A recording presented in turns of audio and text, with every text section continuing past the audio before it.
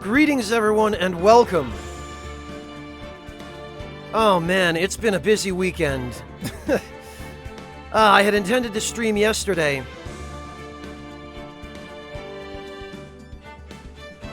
but long story short, things happened, and here we are.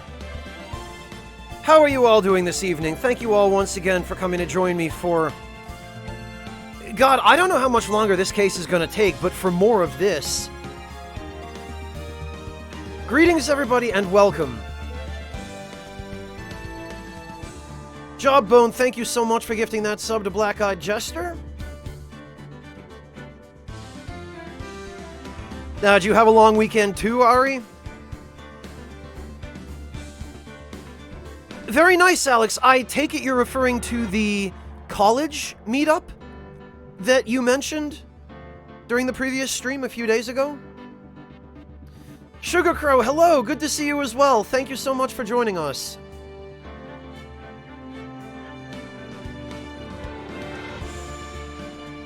Ah, very nice, Black-Eyed Jester.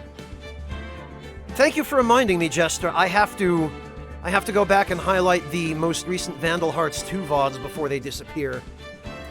Hello, Piranha Guppy. Well, join the club. The Tired Club.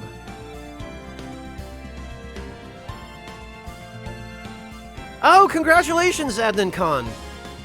But definitely make the most of that last 2 weeks. Believe me, I know how that is. I've been there way more times than I ought to have.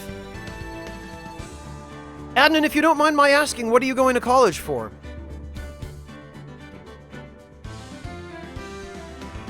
Oh, okay, Spectral Alex. I'm glad to hear that went well. Those kinds of events can be a mixed bag sometimes. They can be either really nice and fun, or they can be really awkward and uncomfortable. I've experienced both. Hello, Nestorados. Welcome back. Oh, computer science, Adnan. Good for you. I really hope you enjoy it.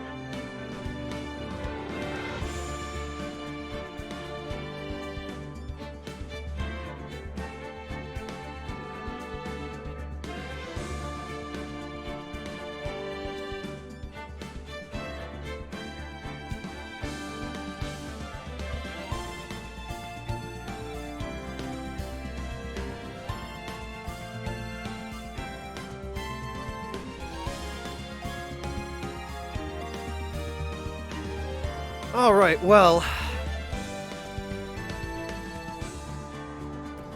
Good, Alex. I'm glad to hear that. That's always a plus when things don't end up on fire.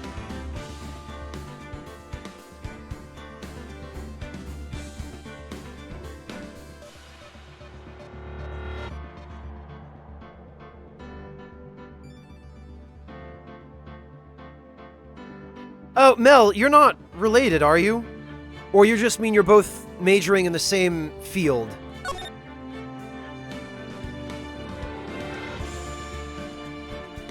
Alright, where did we leave off? I think it was here. I think it automatically sets the cursor. Yeah, it does. Same field, gotcha. Okay, actually... Oh, I don't think...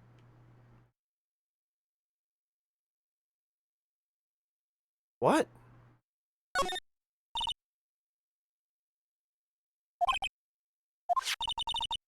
The person who took out this knife had to have been Detective Goodman. But why was it wrapped in the scarf muffler and stuck inside the car muffler? Okay, did we get this already? It was almost my dream to push through the crowd and just step over the tape. It's a little daunting to encounter it again so soon. I think maybe you're over yet. Okay. I could have sworn we examined this stuff already, though. Or is there just more? Blue and yellow paint. That's all I'd need to paint a portrait of you, Mr. Wright. I am wearing a red necktie, you know. Oh, yeah, that's a good point. Hello, RMS Rachel. Welcome back.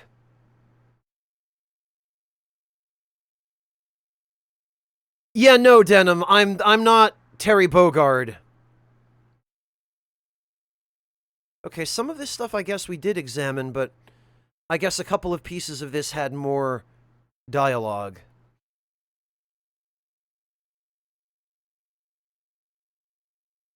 I'm pretty sure we did, Alex.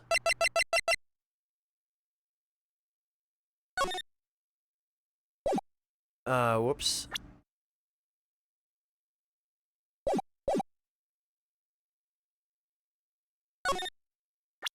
Hang on. Come on. What the heck was that? There it is. Yeah, we did, because we identified all of this stuff, and then we found this. And I think we still need to examine whatever that is hanging out of this locker.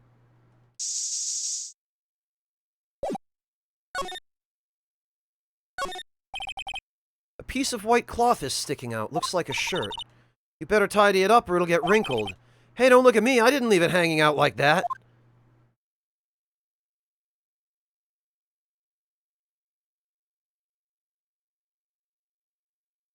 I can't think of anything off the top of my head, Adnan, unfortunately, but, I do know that... Oh, Ari beat me to it. I was gonna say, The Legend of Korra, I think, takes place long, long afterward, and is a direct sequel. But that might just be a game. Is there actually a series? Like a show? For The Legend of Korra, Ari? Or is it just the video game? I'm not sure. There is, okay. I mean, I don't know how similar it is. It's set in the same universe, supposedly, so, I mean, it should be.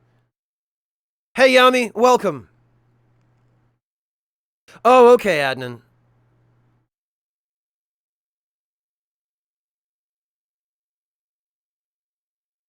Alright, well, I guess... Hello, bad guy. Welcome. Good to see you. And Void, welcome as well. Glad you could make it, man. How have you been, Void? It has been a while. Everything going okay? Oh, no kidding, Ari. I didn't realize there was so much. Then again, I guess considering how popular the original series was, it shouldn't be a surprise.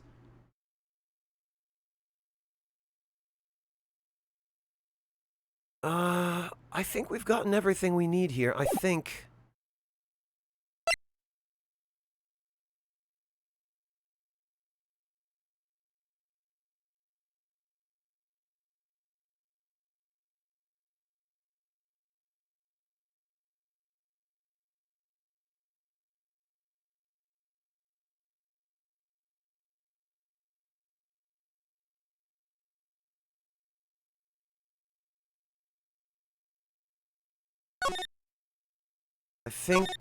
I think we can leave. But I guess Marshall has nothing else to say. Wait a minute, can we... We sure have a lot of monitors in here. There's 8 cameras in the evidence room in all, 1 for each section. Which monitor shows the section where the crime took place? Why did cattle sit before the rains come? It's not for a man to know. Unless you're the security guard yes, seriously! You are literally in charge of this station, Marshall. You're the one who's supposed to know. Except he hates technology, so of course he doesn't freaking know. Alright,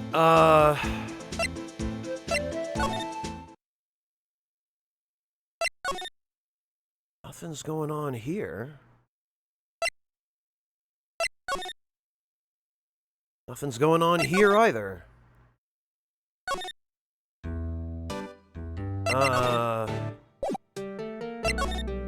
well, where the hell do we need to go?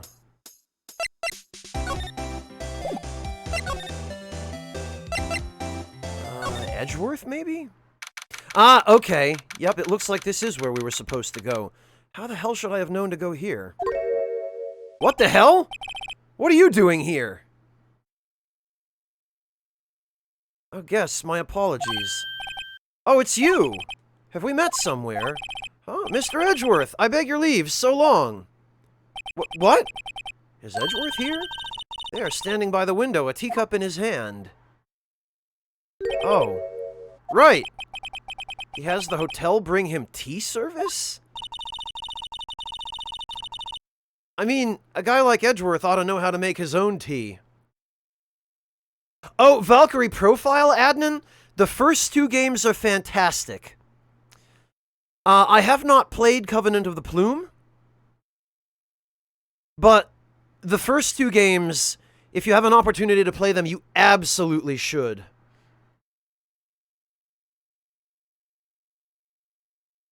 Denim, I'm beginning to think they put him there on purpose, due to his specific inability to properly monitor the crime.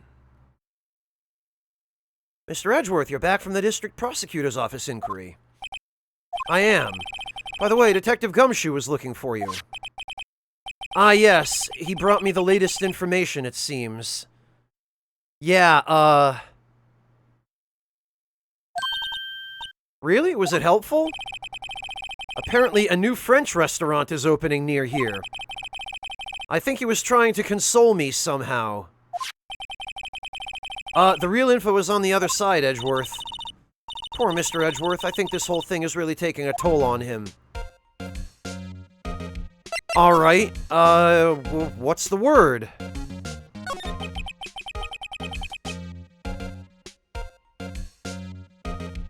So how did the inquiry committee go? Actually, they decided to treat this not as a case of concealing evidence, but as a communications error during the investigation. Concealing evidence? Yes, apparently there are some who believe that I concealed evidence. They gave me a warning. You were lucky this time. Again. Again? I've heard them say that so many times. Ever since that case 2 years ago. Are you okay for the trial tomorrow? Well, I'm still the presiding prosecuting attorney. However, something happened? They gave control of the investigation over to the police department. The police department? Yes, any further investigation for this case will be directed by Police Chief Gant. I can do nothing but wait for his results. I see. Why, I ask you? Why? All along, I've only done what I believe is right. I have nothing to be ashamed of. But still, I've never seen him this out of sorts. Okay, so this makes me think even more that Gant is manipulating the evidence and trying very hard to guide us to a certain conclusion that probably isn't true.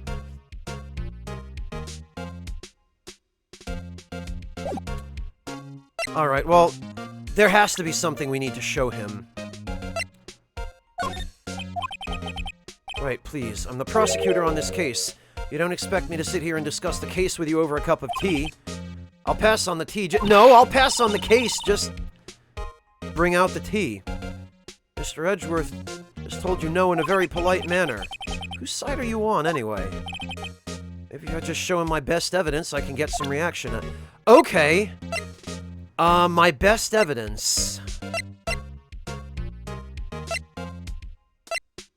What is my best evidence? It's gotta be something new. This, maybe? This seems important. I know you. You probably got a hold of some information already, right? It all has to do with that case you were on. The SL9 incident. And some dark suspicion you were wrapped up in. You are the man who revived the worst memory of my life. I figured I'd be telling you about this sooner or later. You must be talking about his father's murder in that elevator. Okay, Edgeworth, why don't you tell me about it? Tell me the truth. Oh, I have to give him more? Maybe the ID card record, since we found out his name is on it? Alright, I'd better check this now. As I was saying, Huh? What's this? A record of ID card usage. Edgeworth, you went into the evidence room that day, didn't you? Just before the incident occurred, no less. Yes, that's true. Why, Mr. Edgeworth? Please don't look at me like that. I was asked to go by Chief... Oh! See, all of this seems to come back to Chief Gant. Everywhere I look, every stone I turn over, I always find some trace of his involvement.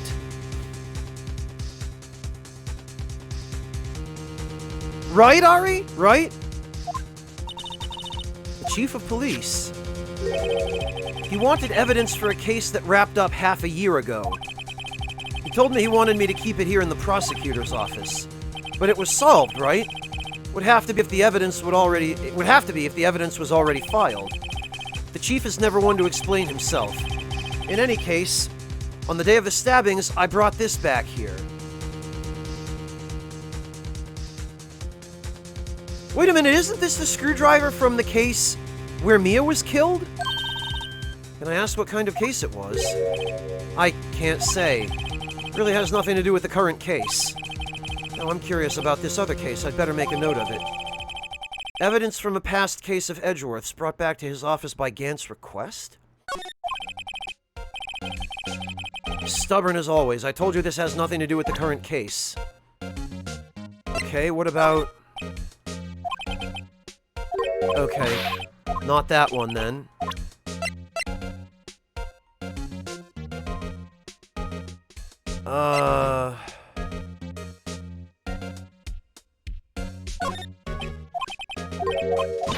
Okay. The glove? No? The vase? Guess not. Okay, tell me about the screwdriver. Okay, or not.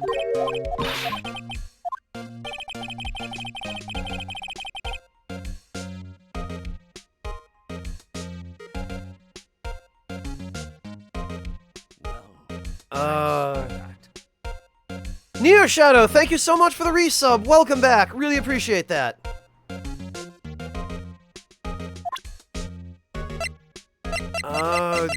I'm running out of stuff I can show him. What about Goodman's note?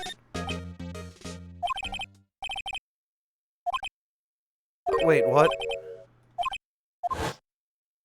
Oh, okay.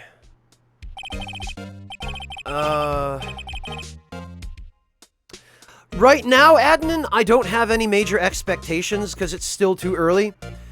But what I've been hearing so far from the official sources and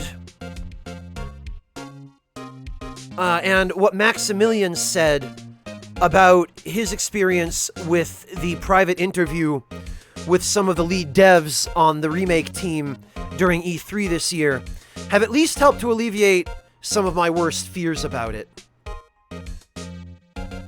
Welcome, Neo Shadow. How are you doing? Okay, we probably have to talk to him. Yeah, okay, allegations of forgery. The SL9 incident was a heinous serial killing case. The head of the investigation was the deputy chief of police at that time, Damon Gant. Oh, okay, Gant again.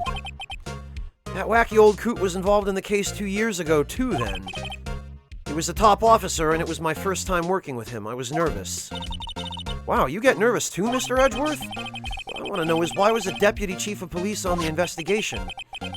In truth, I use slightly more extreme methods than normal. We were dealing with a vicious murderer. If I let him go, the blood would be on my hands. We won our guilty verdict and the killer was executed. Wait, you didn't... Of course not. I didn't touch the evidence. Yes, I will do anything in my power to win a trial. However, I do have a code and I follow it faithfully. By the way, Emma, the chief prosecutor wanted to know something. My sister? What? If you were still studying forensic science...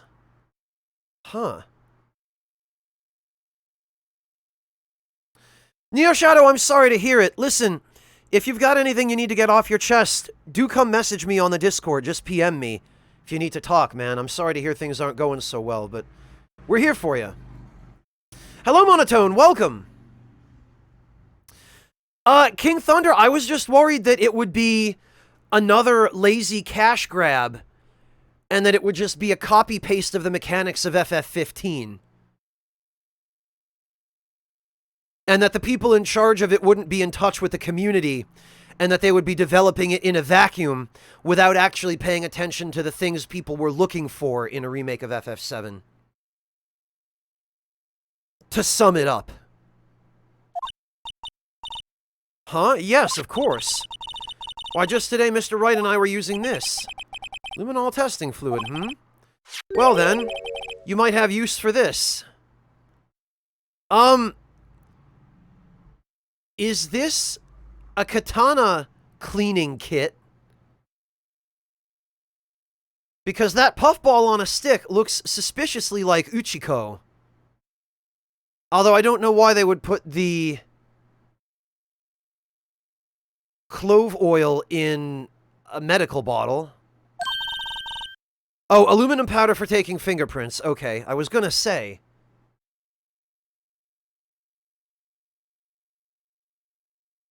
Really? FF1, Saxon.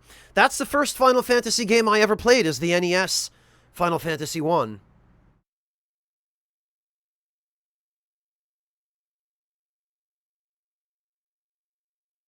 Bad guy. Let me show you something.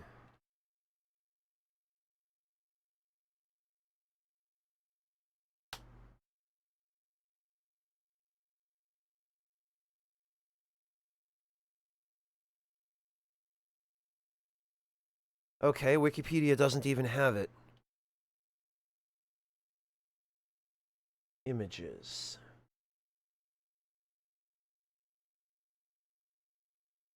Come on.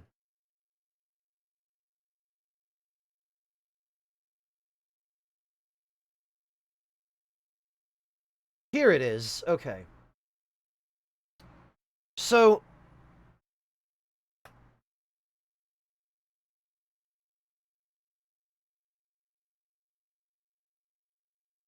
come on, internet.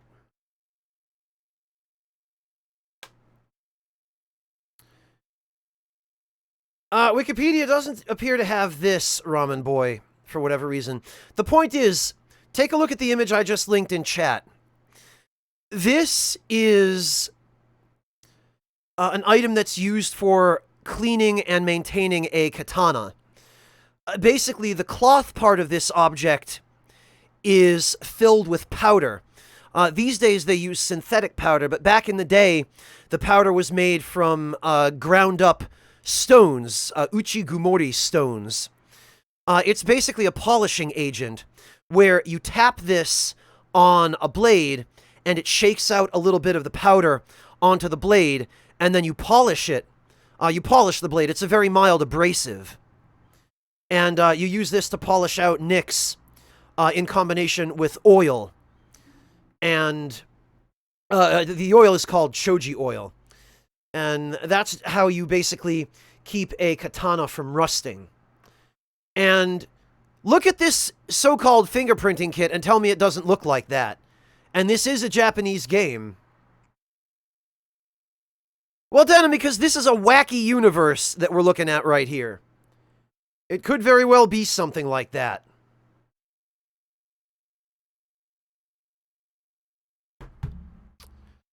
But no, I guess it's just a fingerprinting kit. It's been chemically treated for better adhesion. For me? Are you sure? We are the enemy, you know. I've no say in today's investigation. Do as you... Oh! Oh, okay. Edgeworth was going to use this himself, but because they relieved him of his authority in the investigation and Gant took over, now he's like, fuck it, I'm going to help Phoenix. Okay. GG, Edgeworth. Thanks. Edgeworth, I'm really... No need to thank me. Here, take your powder and these fingerprint files for everyone involved. Thanks. How about giving these to Detective Gumshoe as well?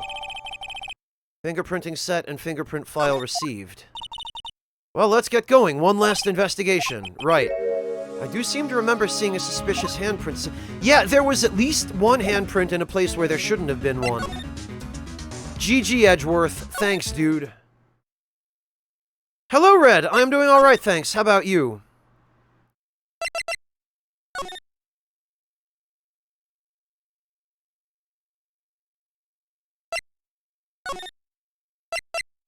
I don't know, Denim. It just... Considering this game is set in Japan, even though in the English localization, it's not. That seemed a logical thing to expect. Very nice, Red. Glad to hear that. Alright. Our investigation turned up a suspicious handprint. Here, in this blood on the detective's evidence locker. Let's use the secret weapon we just borrowed. Right, let's get started. First, choose a finger. A finger. Each finger leaves behind a slightly different imprint. So let's choose the finger that will have left behind the clearest imprint. Well, the thumb will have left it from the side, so probably the pointer finger. Because all the others are smudged. Quit procrastinating and choose a finger. This one. Okay, now it's time to check the prints. Let me show you how it's done. Emma's starting to get that sparkle in her eyes. First, we sprinkle the aluminum powder around. Huh? How do you do that? With the X button, see? Ah, looks like that did the trick. The aluminum powder adheres completely to the print.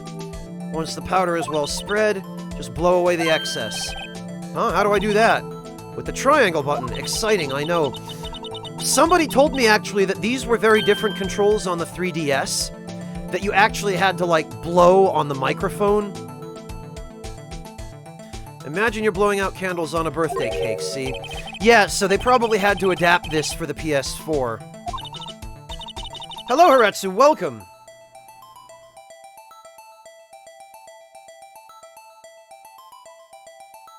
Yeah, Zabroniath. It's fine, it won't go up your nose or anything. You just pour the powder on thick and blow away the extra. Those are the basics of fingerprinting. Okay, well...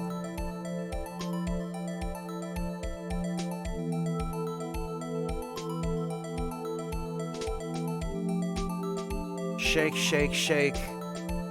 Shake, shake, shake. Shake your fingerprinting powder.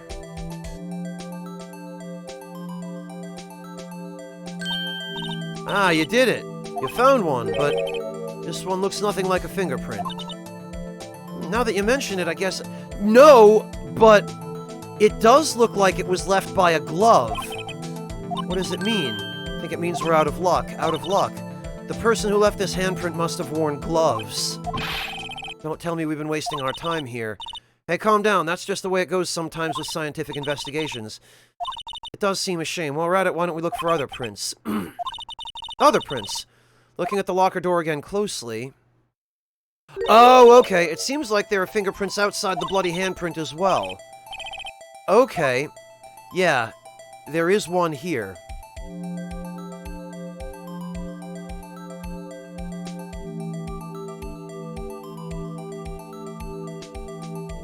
Can you actually do that in the 3DS version of this game, FL5? Like, do you actually have to shout objection into the microphone?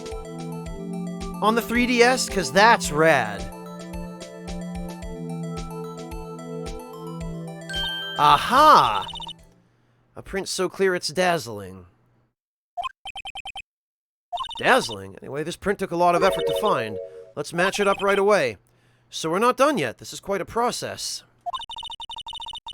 That's fantastic, Hedgehog.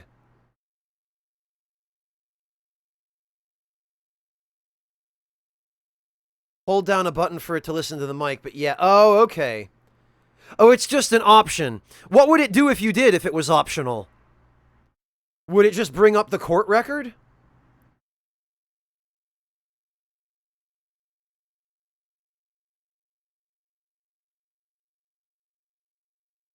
There's no point in finding a fingerprint and not knowing who the owner is, right? I guess she's right. Look at the fingerprint data we got from Mr. Edgeworth and point out the person you think left these prints. How am I supposed to know who it was? I could make a pretty good guess. The bloody handprint and the fingerprints are in different places, right? That means the prints probably don't have anything to do with our case. So whose fingerprints would we most likely find on this evidence locker? Oh yeah, probably gumshoes. Oh, I see.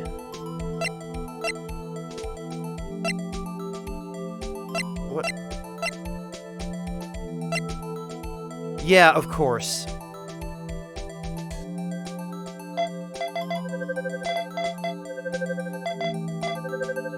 Yep. Because it's his locker. Aha! So these prints belong to Detective Gumshoe. Something wrong, Mr. Wright? You gave me this so what look. I guess that's probably because I was thinking so what. Okay, so we came up with nothing this time, but there's always next time. Sometimes you hit, sometimes you miss. You gotta roll with the punches, Mr. Wright. Thanks for the sympathy. Wait, if I remember correctly, There was one other handprint in this room. Let's go check it out. Yeah, there sure was. This is where we got a luminol fluid reaction, right? Right, there was a handprint here. Okay. Want to try using this? There go her eyes sparkling again.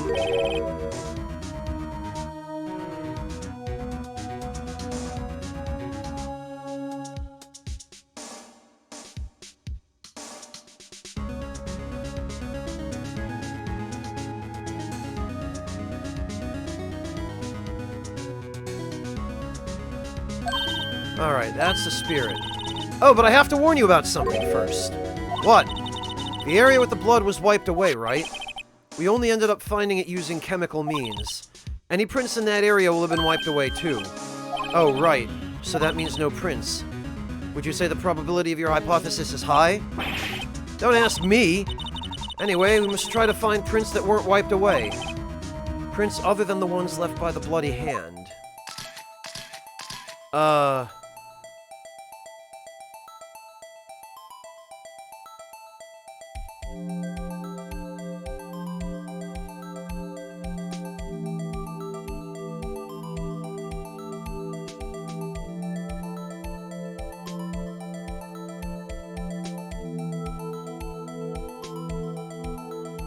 What? Why here?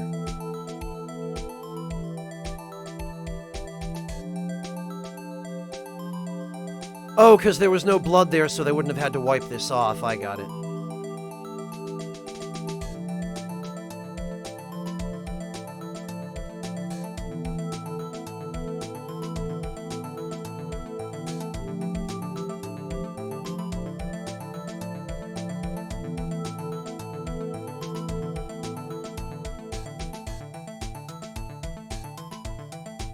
Oh, Erroneous, I didn't realize there was stuff you could do with the microphone in Phantom Hourglass. Oh, we got a print. Okay. Jake Marshall?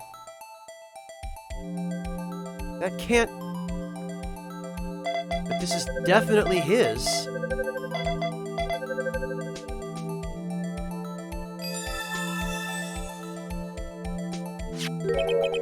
Hey, these fingerprints, they... Whose are they? Whose? Is it someone I know? It's Officer Marshall. What? Officer Jake Marshall? Marshall's fingerprints added to the court record. That's gotta be a coincidence. He's not involved in the crime. Emma. This is decidedly different from Detective Gumshoe's prints. The luminol reaction. The blood and the fingerprints are in the same place. Oh.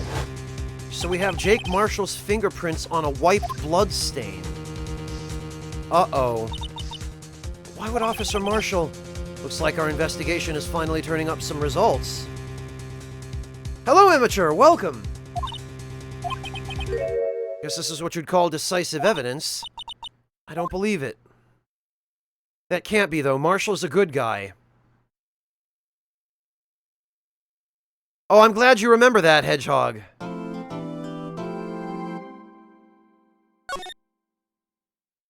Okay.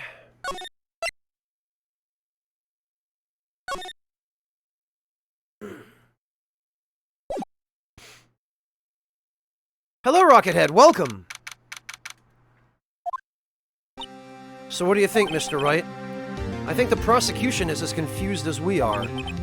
After all, the victim was murdered in 2 different places at the same time, and a different suspect was arrested at each of the crime scenes. Lana! Good morning, Mr. Wright. I apologize for yesterday. I was indisposed. I hope they didn't hold you too long for questioning. We just finished, actually. I'm used to all-nighters, though. So how'd it go?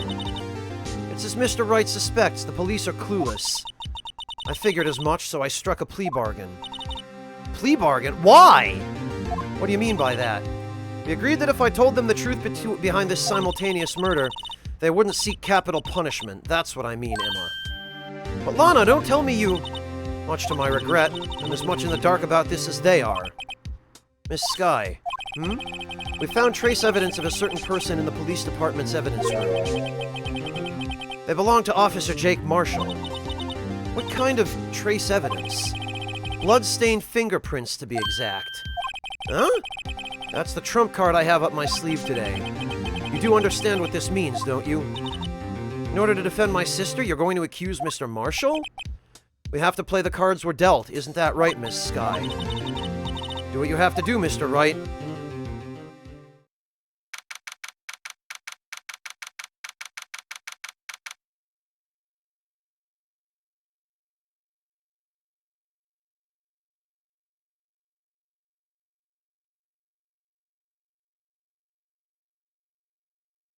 Hazmat Brigade, I see you've been working on your mixtape.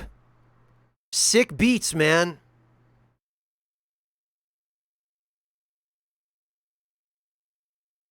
Oh, it's a Brental floss. Okay, I gotcha.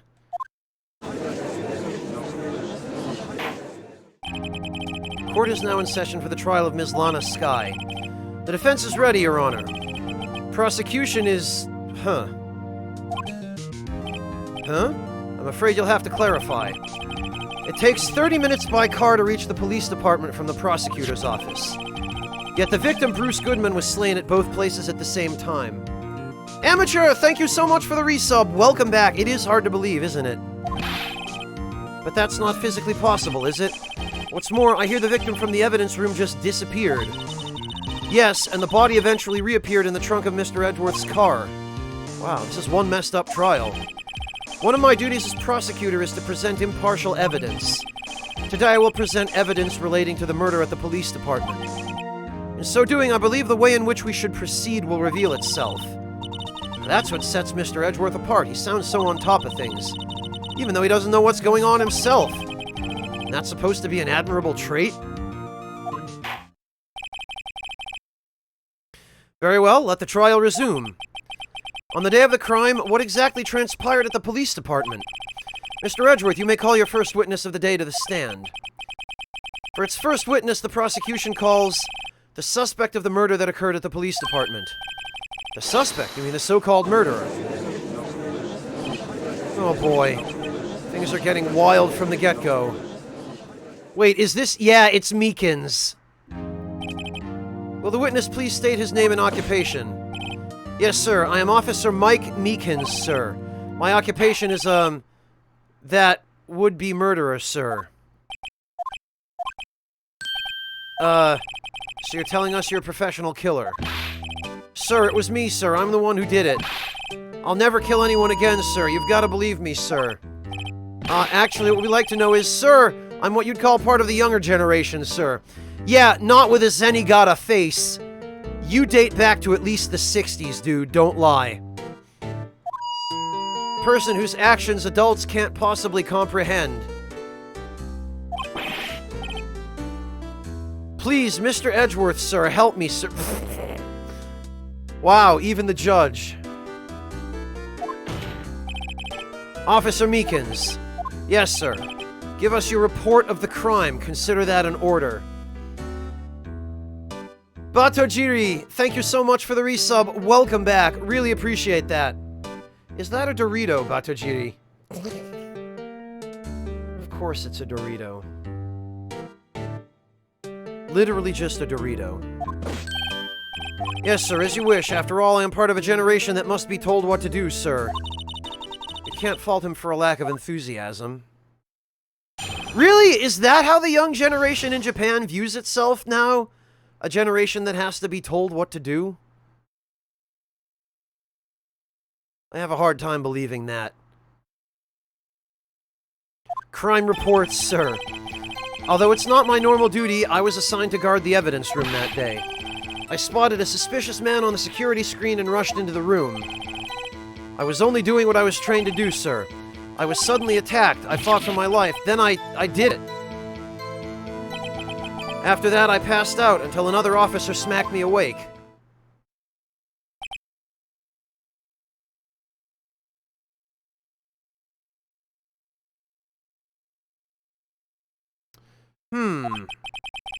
So the victim, Detective Goodman, attacked you. Do unto others before they do unto you. That's the Meekins family motto, sir. I see. Then you fainted and a colleague helped you regain consciousness. Ouch, Artista.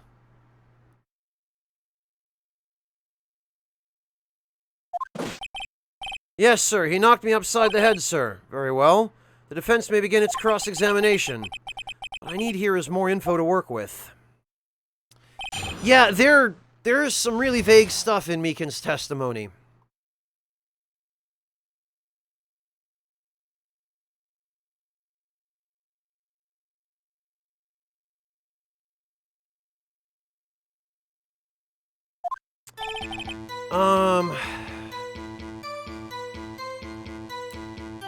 Well, let's just start from the beginning. Mr. Meekins, you work in the General Affairs Department, do you not? Yes, sir. I am in charge of hiring new recruits, sir. Yikes. Now, there's a scary thought. Evidence transferal was taking place on the day of the crime, which meant many officers were given special tasks not ordinarily performed. I was in charge of guarding the Blue Badger, sir. The Blue Badger? Yes, sir. The lovely police mascot created by the Chief of Detectives, sir. Oh, God. I was to ensure it wasn't broken during the transferal process. That was my sole mission for the day, sir. Yeah, no wonder they put you on that duty.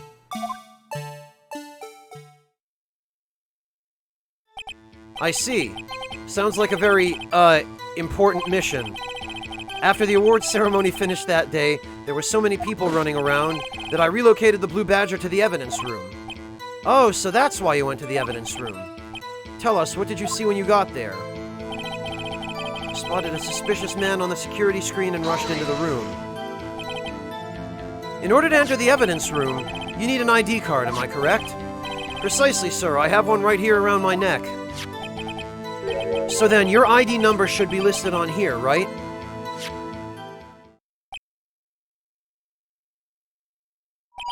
There it is! I found it! This is the one right here. Could you please read us the number? Yes, sir. It's 4989596. That's my number, sir. I see, huh? But the number 4989596 is shown as being used twice. Please explain, witness. It's no real mystery, sir. The first time is when I relocated the Blue Badger to the evidence room. The second time is when I went to go get him after everything settled down. I see. So was it during that second time when... Yes, sir. That's when I spotted the man on the security screen. Okay. I was only doing what I was trained to do, sir. I was suddenly attacked. So you were attacked. Can you please tell us exactly what happened to you?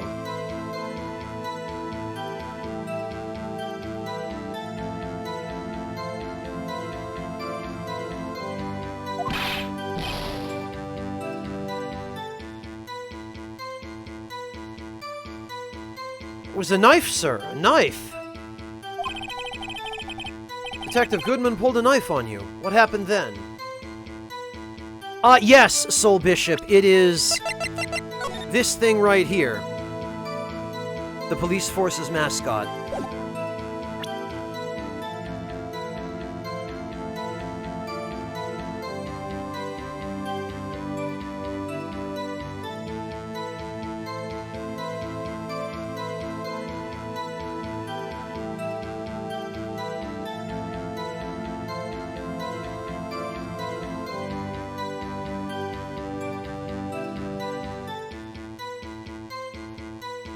I'm not sure what you mean, Redial Nick.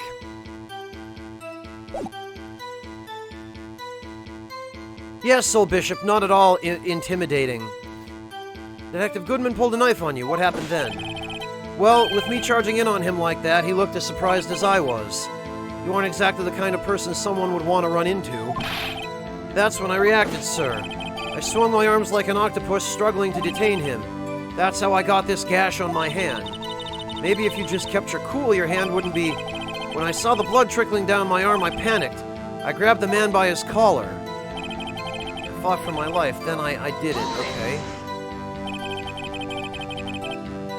Oh, very good, Rockethead. I'm glad to hear you've been enjoying it. He definitely is, Hazmat. He has a heart of gold and bricks for brains.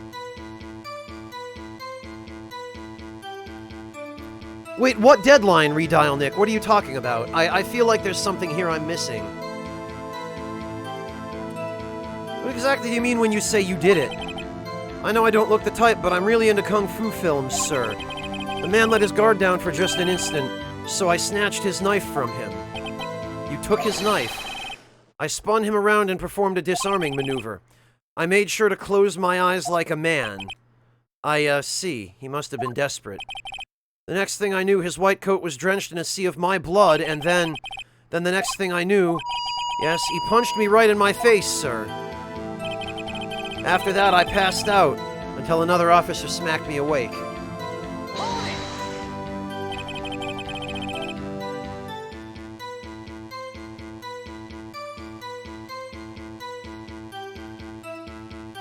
$45 USD, Nick?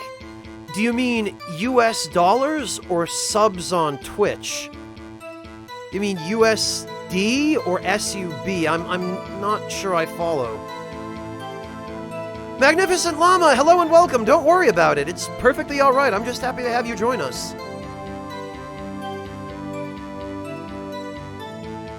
Gather 45 USD? Like, gather it how, Nick? Gather it in Twitch donations? Gather it as in earn it from work?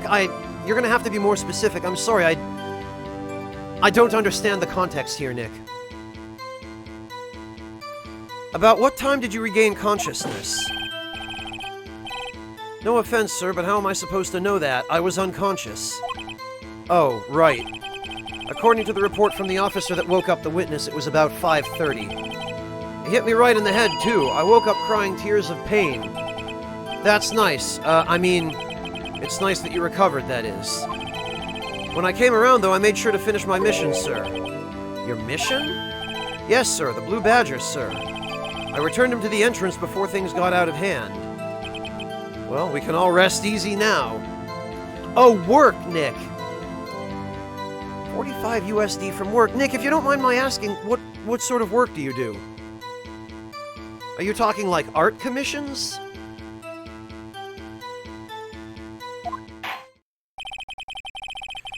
I believe we now have a fairly accurate picture of what happened. Yes, Your Honor. Only one thing remains unclear.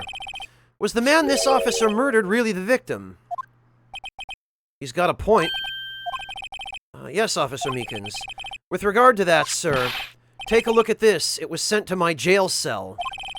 Chief Gant delivered it to me just this morning. Gant again! The Chief delivered it? What is that? A videotape. Yes, sir, that's absolutely right, sir. A videotape, sir. It contains footage from the security camera in the evidence room. What?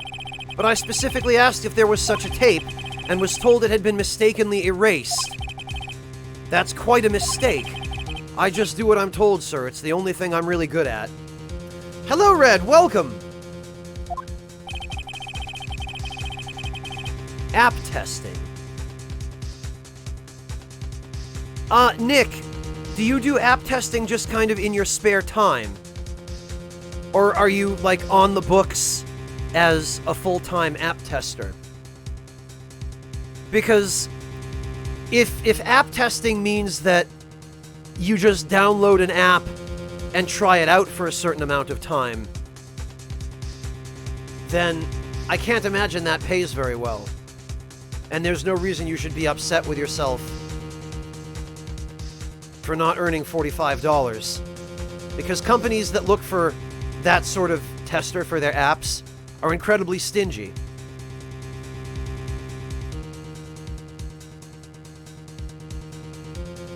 Yeah, Hazmat, somebody linked that to me. I haven't had a chance to watch it yet, but I mean, it's obvious that this game is a mess by comparison to any actual legal system.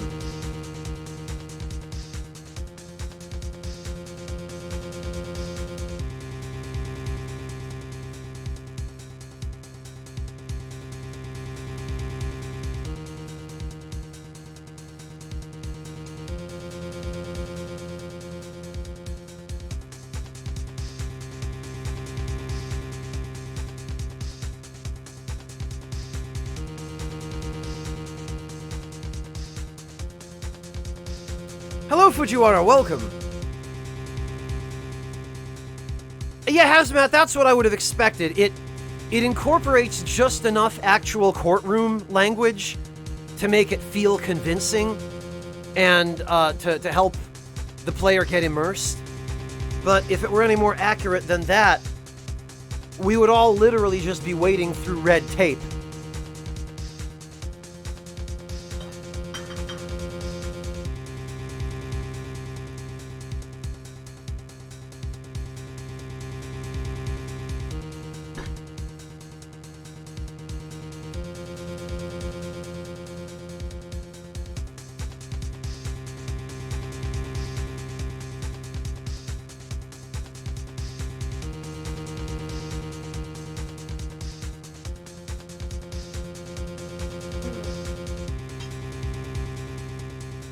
All right, let me just have some tea here before we continue,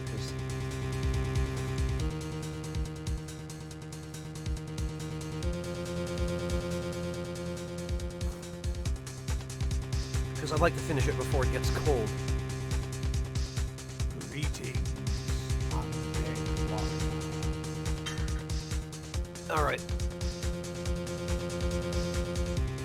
Nightshade Ninja, thank you so much for the resub. I really appreciate that. Welcome back.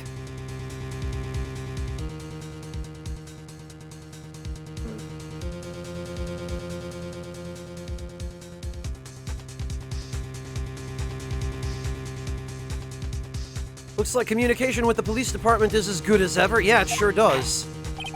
That seems to be by design. Well then, let's have a look.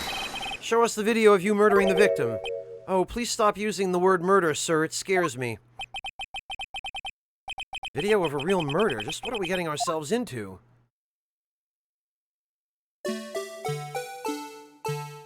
Oh, God.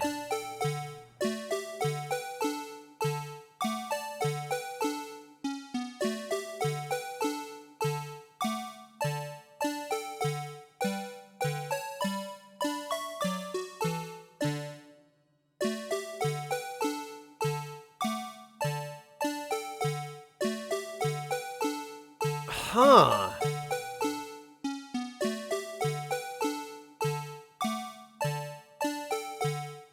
Oh, wow.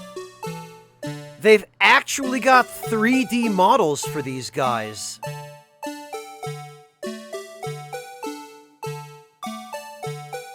Ah, of course. See, if this were a real camera, it would be fixed and covering the location 100% of the time.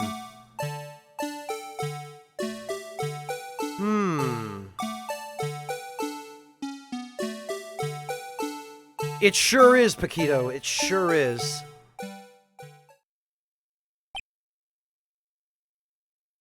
Yeah, and that the camera moves out of the way during the most important part of this, Ari. Well, I believe we're all thinking the same thing. How can we deal with these unsettling feelings stirred within us? Yeah, amen to that, Your Honor. What the hell was that wriggling piece of plywood? Sir, that is the pride and joy of the entire Criminal Affairs Department, sir. It's the Blue Badger, sir.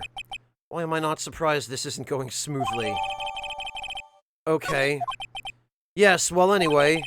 This tape seems to prove that the witness did indeed encounter, someone in the evidence room, and some sort of, activity did take place. Your Honor, instead of relying on clearly incomplete footage, the witness's testimony will suffice. Is that all right with you, Officer Meekins? Yes, sir, as you wish, sir. Oh, come on, amateur. Gumshoe did his best. His face can't be clearly seen in the video, but there's no questioning that the other person was Detective Goodman, sir. I mean, he opened the locker, which required Detective Goodman's fingerprint to do. The locker he opened is unquestionably Detective Goodman's locker, sir. So it must be him. No one else could have unlocked it. What's this about a fingerprint? Each detective has been given a locker equipped with a fingerprint-activated lock. These locks ensure that each locker can only be opened by the detective it belongs to. Intriguing. That would mean the victim at the crime scene would have to have been Detective Goodman. Very well, the defense may begin its cross-examination. I don't know where this cross-examination will lead, but everything begins with contradictions. That's where I have to start. Hello, British Marshmallow, welcome!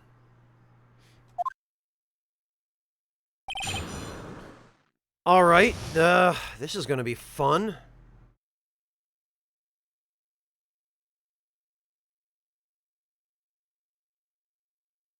But the idea that nobody else could have done it... that can't be.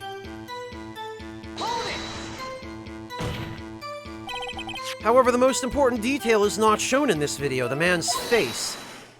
Sir, if I may say something, sir, please do. After all, you are the one being examined. I don't understand why the man's face is so important in this case, sir. Of course you wouldn't. I mean, it was his hand that opened the fingerprint lock. And it was his hand that tried to thrust the knife into my body, sir. My unsettled state can testify enough to this, sir. Yes, you have a point. The footage doesn't lie. That is, unless the defense can find a problem with it. Mr. Wright, let's check the court record again. Is there a problem with the security video? Yes! There must be if they're giving us the option to see if there is one. Regarding the video encountered on this tape, there's one thing in particular that seems rather strange. Strange? This contradiction leads to the possibility that the man may not have been Detective Goodman. What? This video contains such a contradiction? Interesting. Your Honor, I have a proposal. Yes, Mr. Edgeworth. I propose we have the defense point out to us this alleged contradiction in the video. You would want me to point it out? Very well, proposal accepted. Let us further inspect this piece of evidence. I will now play the security tape.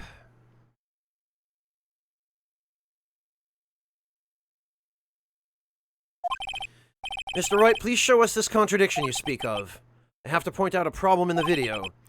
This is the first time I've ever had to do that. You can do it, Mr. Wright. It's set up so you can fast forward, rewind, or pause. Okay. Okay. Just take a good look and be sure to point out the right thing. Please don't play it too many times. I can't stand watching this video. How did this guy ever become a police officer? Probably nepotism. Now then, Mr. Wright, please enlighten us. Where is the contradiction that okay. Alright,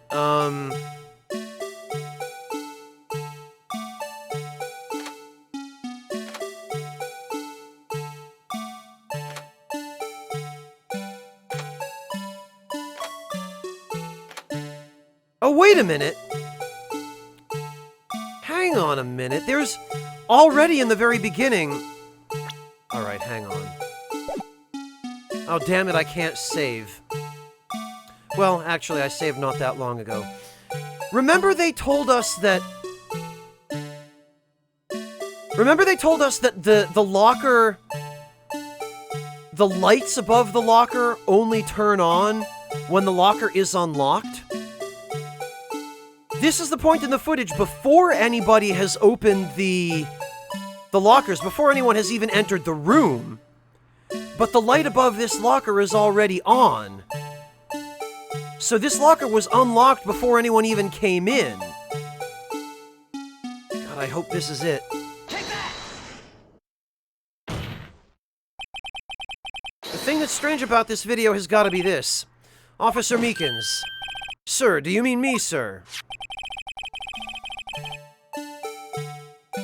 As I understand it, the locker apparatus works like this.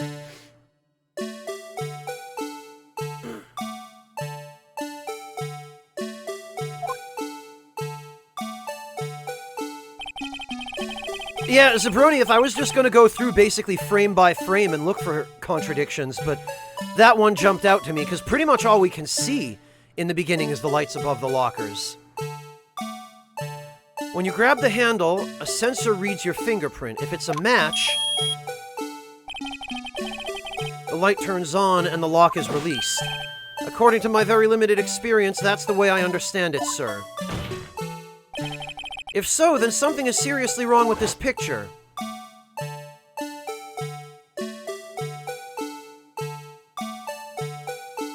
I bet the handprint on the badger is going to be important to this, too.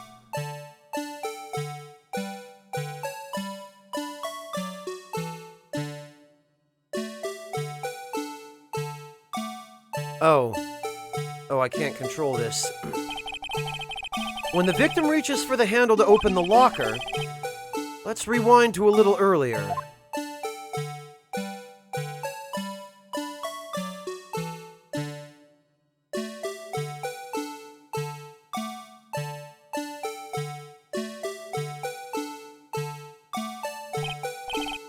Here, notice the light? What's this? It's already lit. Precisely my point, Your Honor. The locker was already open before the victim grabbed the handle. Ugh! Order! What's the meaning of this? It's very simple, Your Honor. The locker wasn't locked on the day of the crime. The locker locks are controlled by an electronic system. When a door is shut, a sensor is triggered, and the locker is automatically locked. Oh, I know, it must have broken down. Of course, I'm not an expert in this. That's not likely, Your Honor. The sensor would detect and report any malfunction. Oh well, it just goes to show novices should keep their mouths shut. So then, Mr. Wright, you have an explanation? Yes, somebody unlocked it remotely. Someone must have had some kind of override. And the only one who would have that would be the Chief of Detectives. Me, Your Honor. Yes, why wasn't the locker locked? Me, Your Honor. Yes, well, you see, this isn't exactly my field. What do you think, Miss Scientific Investigator? Huh? Oh, maybe something like jammed the system's sensor. Something jammed the sensor? Say, there's something else that seems out of place in this video. Yeah, I thought so too. There's gotta be another clue somewhere in this footage. Yeah, I've got it turned down on my end, Drax.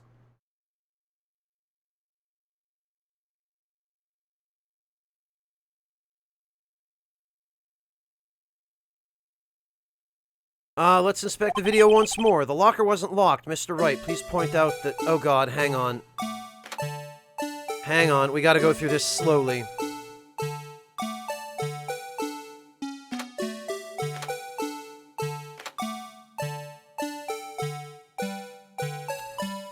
Something could have jammed the sensor. He appears to be wearing gloves?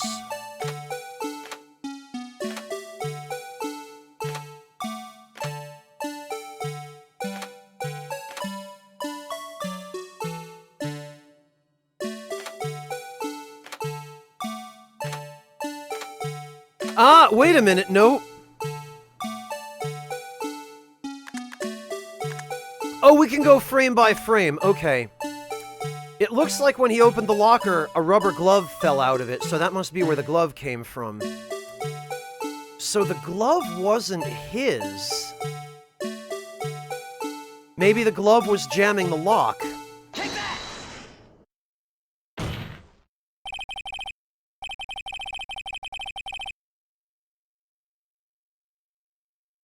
Please watch closely. This is the continuation of the part I showed you earlier.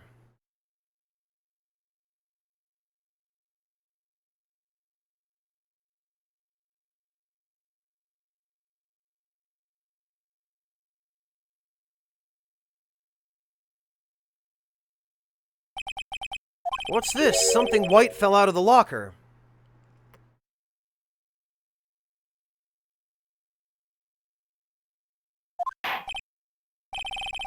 But sir, it's been my experience that things fall out when doors are opened. I often fall and damn it! I hate that, we can't be sure that item was completely inside the locker to begin with. What do you mean? The sensor triggers the lock when the door is shut. What if something was inserted, say, between the sensor and the door? Inserted...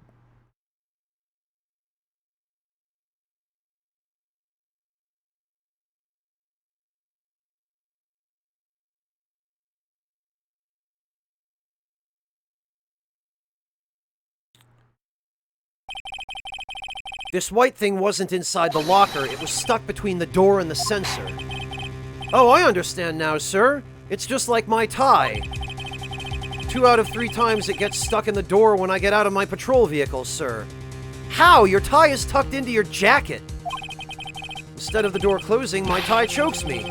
But the object would have to be extremely thin to fit in the door. Not only that, it would also have to block electrical currents. Well, that's what rubber does. It would need to be an insulator. Yes, an insulator, but at the crime scene, there just might have been something that fits the description. But sir, by insulator you don't mean... Yeah, okay. Present the relevant evidence. It was the freaking rubber glove. Take that! I found this near the locker, a thin rubber glove. But we can't be sure that was in the victim's locker. It has a tag that says SL9 incident. The video seems to depict the victim opening the locker, but that isn't the case. The lit lamp attests to this. On the day of the crime, even I could have opened that locker. Is this not so, Officer Meekins? Sir, it would appear so. Oh, he handcuffed it. Wow. Order, order, order. So are we to believe then that the victim, whom this witness stabbed in the evidence room, was not Detective Goodman? Objection!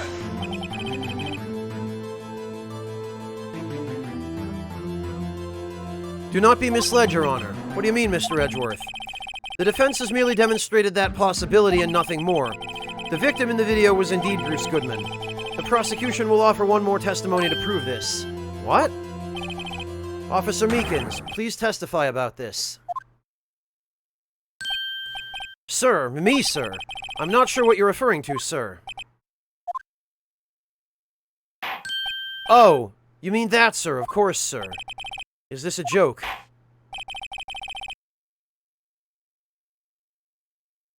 I mean... I don't know if anyone has ever said that before, Haretsu.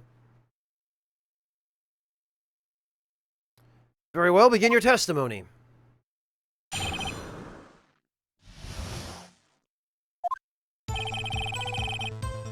There's one other thing that proves the man was Detective Goodman, sir. To enter the evidence room, one must use their ID card. When an ID card is used, there's a record of it. At the time of the crime, the detective had used his ID card. An ID card record, I see. I have the ID card record right here, Your Honor. The ID used at 514 is that of the victim.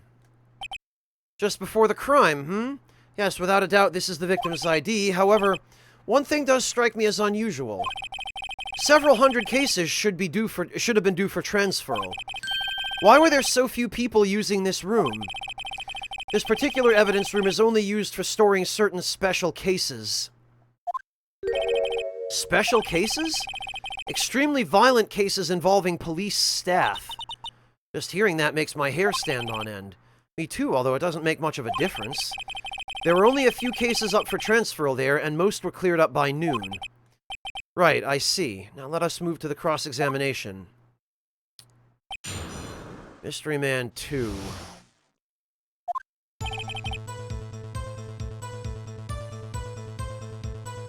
Well, jury, that's what I'm thinking, and the ID appears to have been planted where we found it. It appears to have been left in the garage deliberately next to the body. Like, I'm really thinking somebody at the top is trying to lead us to this, and I'm proceeding under that assumption. So, the thing is, I need to prove that somebody else could have had the ID. What do I have that... Wait a minute.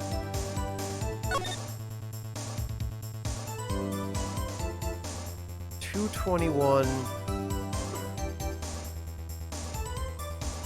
Lost item report. Could this lost item report be for his lost ID? Hang on, let's go through. So unlike your earlier testimony, you believe this to be rock solid, do you? Yes, sir. Solid as a stone, sir. If my hand wasn't wrapped in bandages, I'd even give the V for victory sign, sir. Couldn't he just use his right hand for that? Let's hear him fully. As we've seen, one never knows what he might say until the very last second. Enter the evidence room, one must use the ID card. Is that card hanging from around your neck one of these ID cards? Yes, sir. This card right next to my cuff, sir. I keep it here so I won't ever forget it. What if someone were to steal it from you, keeping it out in the open like that? Maybe I shouldn't wear it around my neck. Remember when I said 2 out of 3 times my tie gets stuck when I get out of my car? Well, the remaining time, it's my ID card that gets stuck. Instead of the doors closing, my ID... Maybe I should just leave this one alone. At any rate, each police officer only has 1 ID card. Both the police department and the prosecutor's office can attest to this. Okay. Yes, old Bishop, I noticed that the other day, too. And it doesn't appear to be his ID number, either. When an ID card is used, there's a record of it.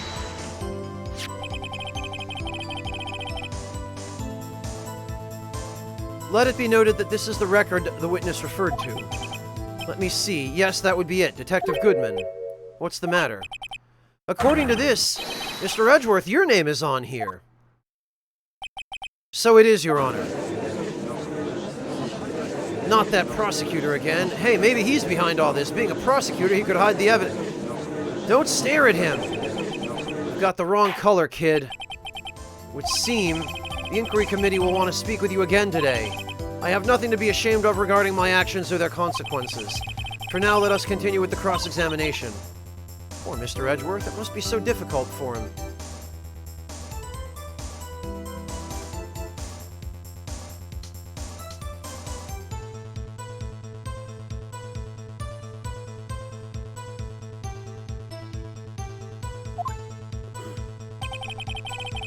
At the time of the crime, the detective had used his ID card. Earlier, I believe you testified that when you asked the man to show his ID card, he pulled a knife on you. Yes, sir. He didn't show me any ID cards, sir. Don't you think that's odd? I mean, if he had his ID card, all he had to do was show it to you. There wouldn't be any reason to draw a knife. Maybe he just panicked. Everything stems from contradictions. Let's point them out. Mr. Wright, what do you think? I'm confused. What? The problem with this ID card testimony is far too obvious. It's not like Edgeworth's to miss something like this. You're thinking too hard about it. Come on then, let's show him what we've got.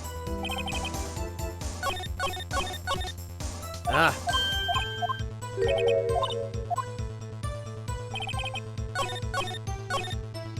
Alright, we probably are gonna have to... The only thing I can think, because we don't have any other evidence that's really relevant to this point, the only thing I can think is that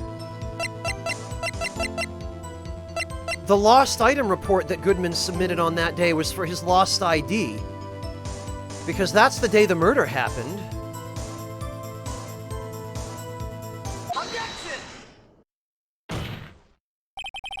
Wait one moment, Officer Meekins. I'm not good at waiting, sir. I have the victim's ID card right here. I found it at the crime scene. That makes sense. When I say crime scene, I'm not referring to the evidence room at the police department. I mean the other crime scene, the underground parking lot at the prosecutor's office. Your Honor, I have one more piece of evidence to present. It's a very important clue regarding the victim's ID card. A lost item report? It's only half completed. But it shows that Detective Goodman had lost something on the day of the crime. Something important enough to fill out this report. Let me guess, you believe this something to be his ID card, right? I can't say for sure, but there is a high probability. On the day of the crime, Detective Goodman was not carrying his card. Order! Order! So now, what does this all mean? It can only mean one thing. It doesn't even require much thought. The man Officer Meekins encountered in the evidence room was not Detective Goodman, but rather the man who stole his ID card. Order! Order! Order! Does the prosecution have a response? I have only one thing to say to the defense. Eh? Bravo, Mr. Wright. Bravo? Allow me to summarize the defense's argument. At 5:15 p.m. on the day of the crime, the man in the evidence room Officer Meekins encountered was not Detective Goodman. There are 2 grounds to support this. First, the locker in the evidence room was already unlocked. Second, the victim lost his ID card. Am I correct so far, Mr. Wright? Yes, what's he up to? That being the case, we must inevitably arrive at a single conclusion. If the victim in this video is a fake, then the murder in the evidence room is also a fake. In other words, the security camera does not show the instant of the murder. That is, well, I guess that's right. Is something wrong, Mr. Wright? Only moments ago you seemed content to be pointing your finger around. This isn't going to end well? Well, it seems you finally realized exactly what you've gone to such lengths to prove. Explain yourself, Mr. Edgeworth. The defense has already done the explaining for me. The victim in this video is a fake, which means a murder did not take place at the police department at 5:15 on the day of the crime. So the real crime could only take place at one location, the underground parking lot at the prosecutor's office. The murderer being Ms. Lana Skye, the defendant. The evidence is compelling. A trustworthy witness observed the moment the defendant used the murder weapon. Oh, that's what he meant.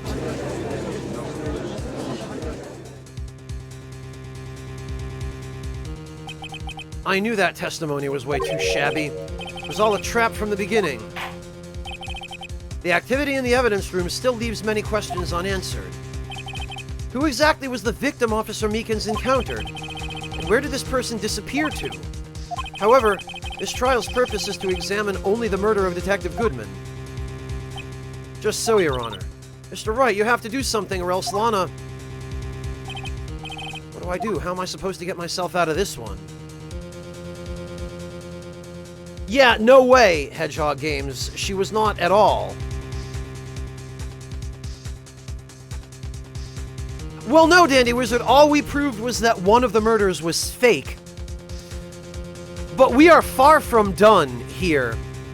Because if we can tie the fake murder to the real one and prove that Lana was framed, if we can find whoever it was that pulled the fake murder and connect the two, we might be able to get her off the hook.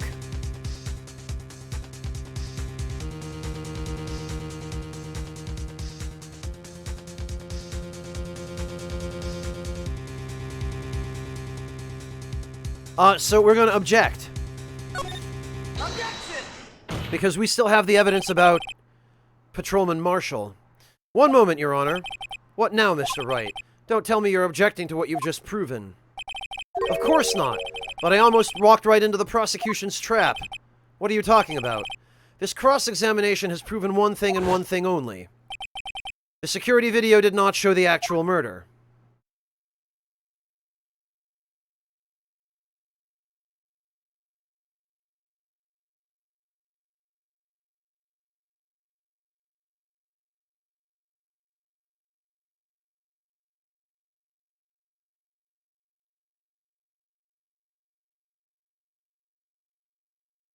Oh, okay, I see.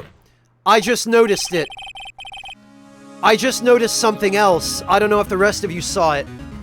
The first time the camera panned back to the door on the left, the locker where we found the suspicious bloody handprint and the white thing hanging out was empty. But the second time it panned back, it looked like Detective Goodman's clothes had been stuffed into that locker.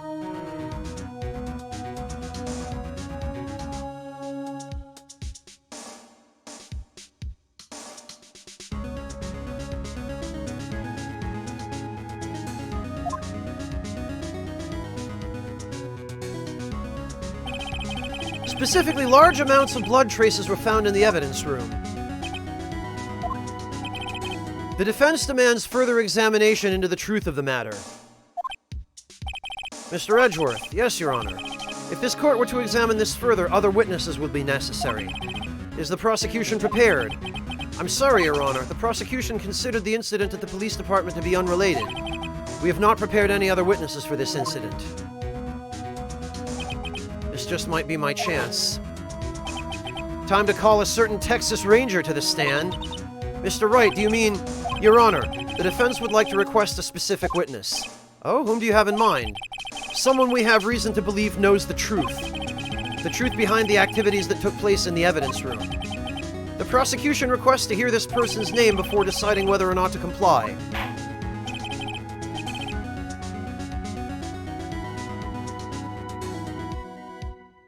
Well then, Mr. Wright. This person whom you would have testify, what is his or her name? It's our good buddy, Yee-haw! Officer Jake Marshall. Why him? Can't let Edgeworth know everything just yet. He's in charge of the evidence room. I feel we should hear what he has to say. The prosecution agrees to the defense's request. Since he was responsible for guarding the room, we should hear his testimony. Fortunately, he works in the police department. We shouldn't need longer than 20 minutes to prepare.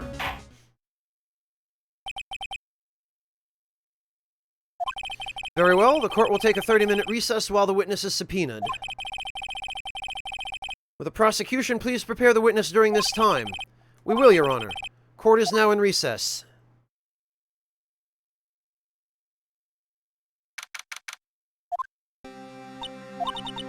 There's no stopping you, is there, Mr. Wright? Huh? What do you mean? You called for Jake Marshall. It seems you figured everything out. What do you know that you're not telling me, Lana? I haven't figured anything out. Lana, you're the one who knows everything. Emma, you always know everything. Why don't you just tell us? Mr. Wright is trying his hardest to protect you. I don't recall ever asking for his protection. How can you be so cold? Don't you trust us? Don't you trust me? Hope I'm not interrupting anything, pals. Oh, hey! Oh, guess I am. I'll come back later. Wait, Detective Gumshoe, what is it? You've got a lot of nerve, pal, making a detective run all around while on duty. And to top it off, you call me here. I've seen happier people at funerals. Sorry, Detective. You'd better be, pal. Hey! Hey! I didn't see you in there, Chief Prosecutor Skye. That's okay. So have you brought what I asked? Oh. You mean this, right? My apologies, Detective. Due to my present circumstances, I was forced to use Mr. Wright's name when making my request. My name? Never in a million years would I have thought it was you who asked me. Could I bother you to bring me the SL9 incident case files? I'll need them by noon. Talk about crazy. The SL9 incident? But Lana, that's... I thought Mr. Wright might need them, so I had them brought here. Here, you might do well to read them. Can't believe you, the chief prosecutor, were a witness in that case. Miss Skye was a witness? SL9 incident. Okay. Wow, that's a lot of files. Files for the Joe Dark killings. Solved 2 years ago.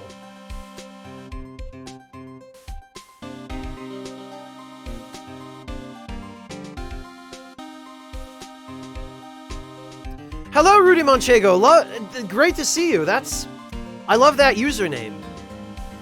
Rudy Manchego. You must be Spanish then, huh? Yeah, a lot, Crown. Also, welcome back, Crown. It's good to see you again.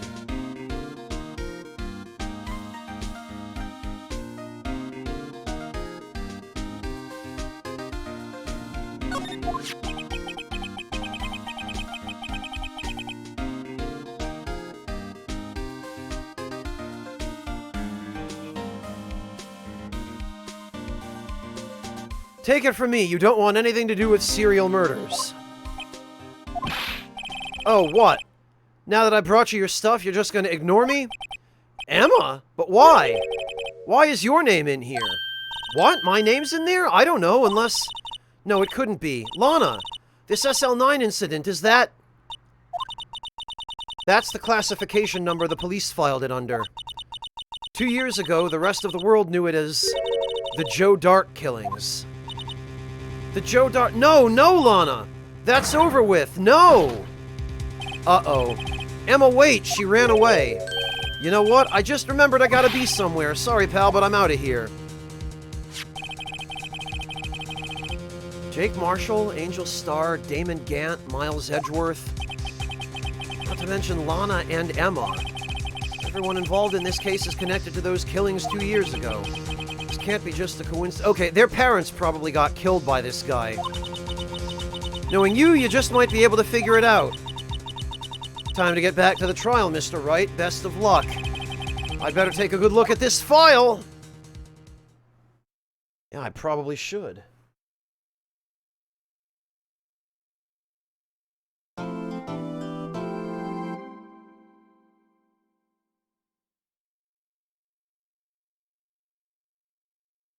Oh, okay, Rudy, gotcha.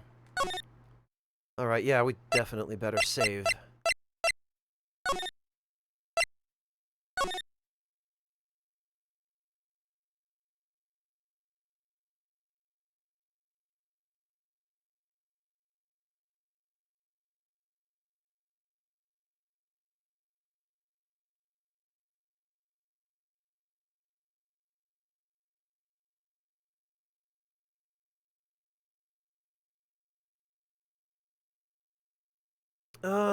Let's see.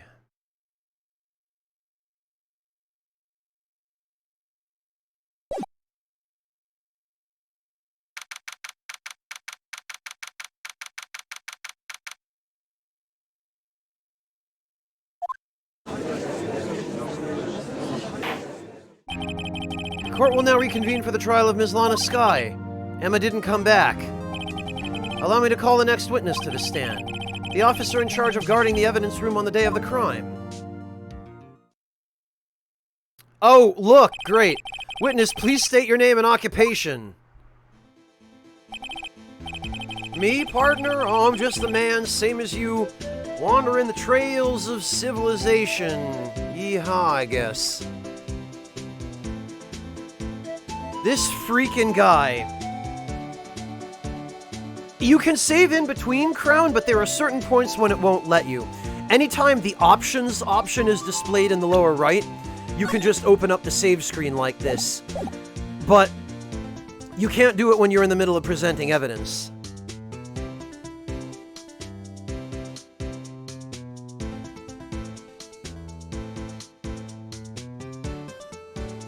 Duh, yeah, right. Sustained, Haretsu.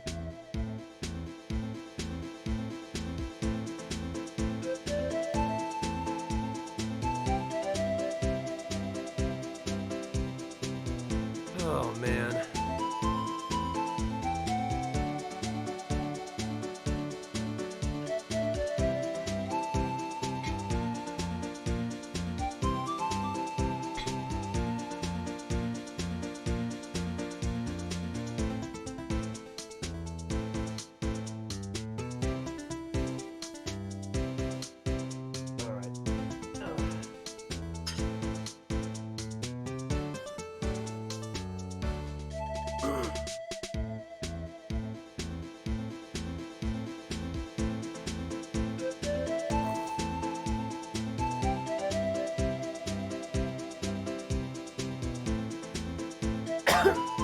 Oh god, really, Hazmat? Wow.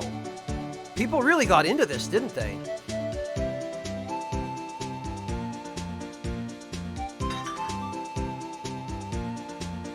Alright.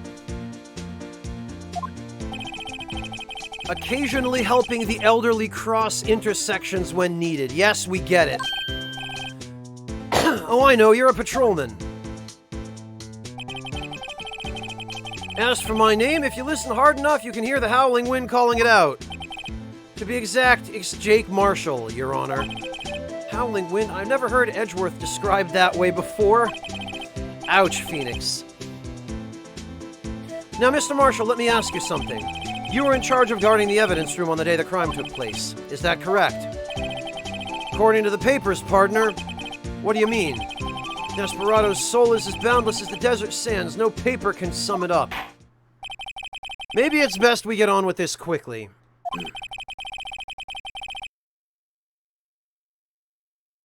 Present evidence to the court. Let's see, Hazmat. This is so small I can't even read it. Oh wait, hang on.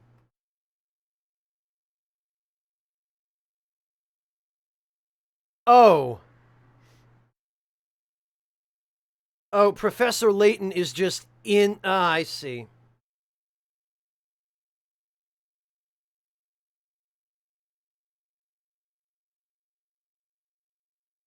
Please share with us your testimony of the day of the crime. In plain old English. Thank you, Your Honor.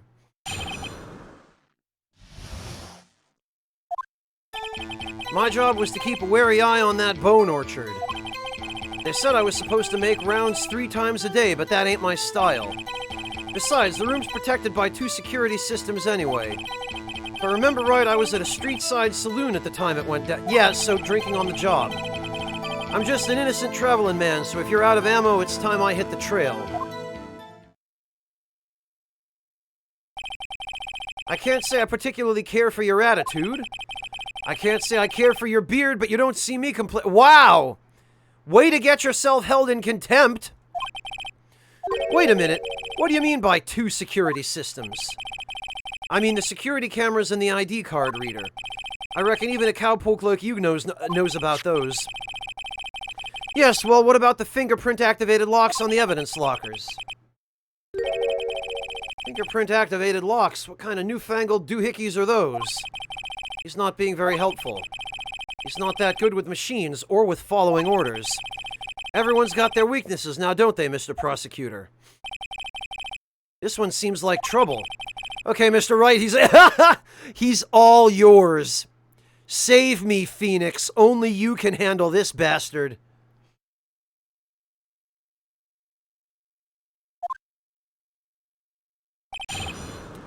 All right, then.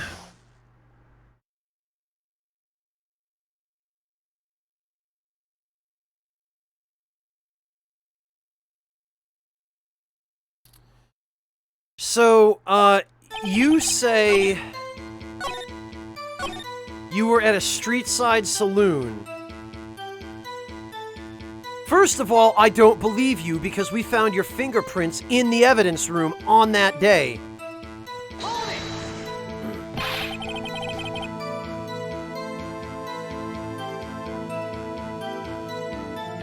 What were you doing in a place like that? I was eating spaghetti. Not even Angel's steak lunches can beat that parlor's vongole sepia spaghetti. Oh, squid ink spaghetti. Huh. Well, at least you have good taste.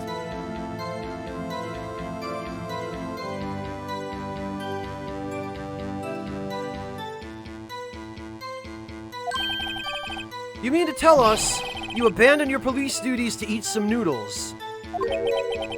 Not all desperados eat tacos, partner. Why do I suspect that in the Japanese localization it was actually ramen? Unless he's making some kind of really dumb reference to a spaghetti western. Not all desperados eat tacos, partner. That's not what I meant. I hope this has at least taught you a lesson. That's strange. This is usually where Edgeworth says, "Did you not want a raise this year?" Okay, look. We've got your fingerprints. Officer Marshall, doesn't it strike you as odd? That is, you being called to testify like this. After all, you weren't in the security room at the time of the crime. And yet you dragged me down here. Explain yourself, partner. It's quite simple. You left a very large trail behind at the scene. Or to be exact, a handprint. Huh. Listen real good, partner. Like I said, I'm the caretaker of that crypt. I pay my respects. That is, I make my rounds about once a month. It's only natural my fingerprints would be in there. I only wish it were, officer. But you see, your fingerprints were covered in blood. Oh, he's even wearing cowboy boots. Look at that. What is the meaning of this?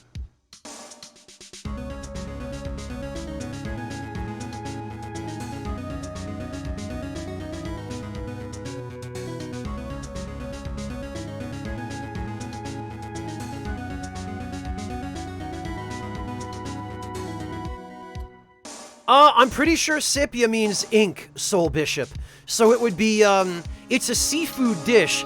Vongole does mean clams, but the pasta itself would be made with squid ink.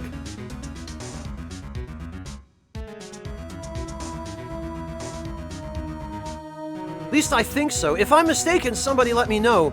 But I'm pretty sure every time I've heard the word sepia, to refer to a pasta dish, it's been a dish with, like, cuttlefish ink.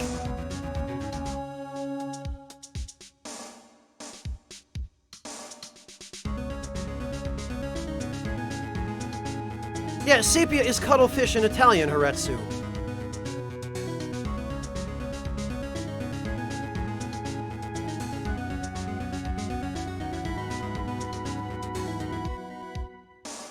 Yeah, it would be clam... what I'm picturing is a spaghetti dish topped with clams, but with cuttlefish ink in the sauce. Hang on a minute. Yeah, exactly. Here it is. It's exactly what I thought it was. Spaghetti nero di sepia alla vongole. So what this is, I'll post a picture of it. The noodles themselves contain cuttlefish ink, and then the spaghetti dish is topped with clams. I don't think the ink actually really adds anything flavor-wise to the spaghetti, Joe205. Because I've had this dish a couple of times before. The spaghetti on its own just tastes like spaghetti. The reason they add it is because it turns the spaghetti black. At least I've never noticed any particular taste from it. But I think it's just for the color.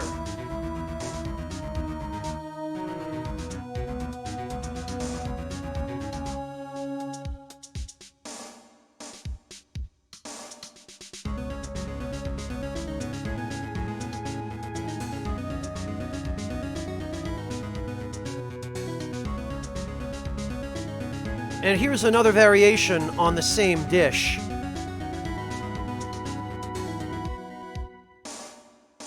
Yeah, it does look really cool, Mel. Yeah, I've never noticed any particular extra taste from the squid ink, but I believe it's used pretty much exclusively for seafood pasta dishes. And it does make sense that, as people are saying in chat, it adds a little bit of saltiness. I could definitely understand that.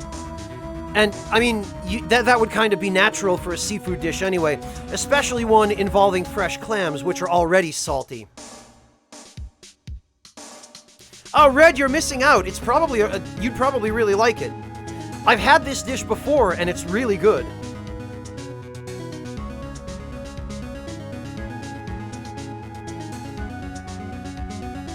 The way this dish would be made is, it'd be done in a clam sauce, probably with white wine and butter and garlic.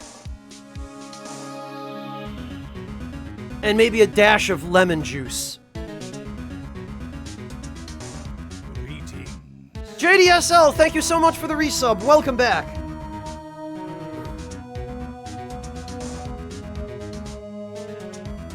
Oh, very good, Nestorados. As you should. Anyway, before we get too sidetracked, Witness, what's the meaning of this? Amateur Sniper, it does look odd, but I can genuinely vouch for it. The squid ink pasta with fresh clams is delicious. It's really, really an excellent dish. And if you ever have an opportunity, I personally recommend that you try it. Because any Italian restaurant that's authentic enough to even offer that dish is probably going to do it well. They're probably going to pride themselves on it. You don't like seafood, Artista?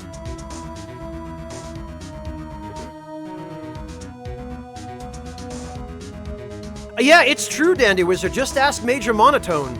He's a marine biologist. He knows how delicious all that stuff is.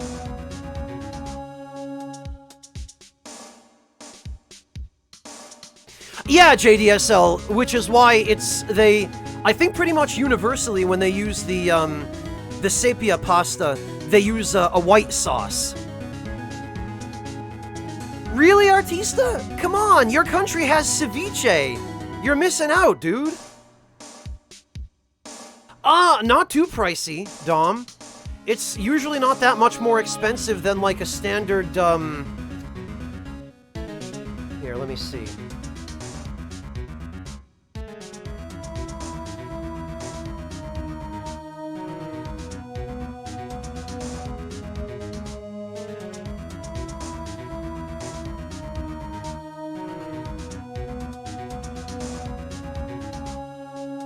Let me see if I can find it on a menu for some Italian restaurant. Oh, look at this. Okay.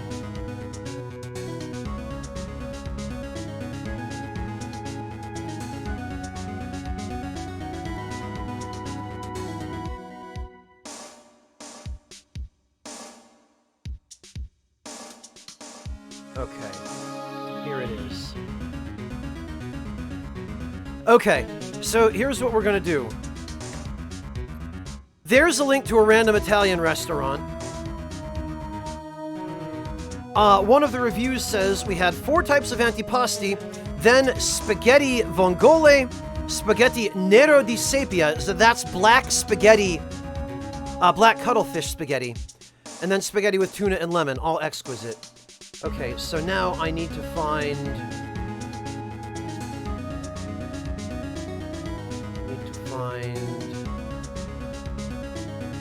Where is their menu? Website, here we go. So let's look at the price of this dish on this restaurant's menu.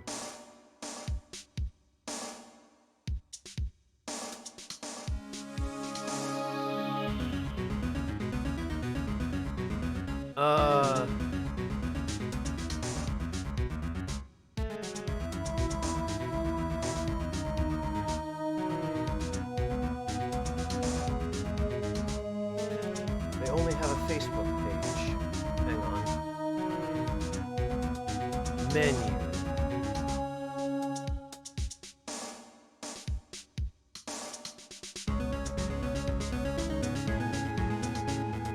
What the hell? Menu price. They say it's on their Facebook page, the prices.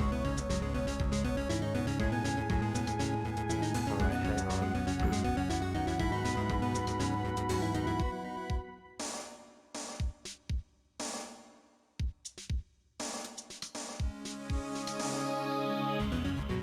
The hell?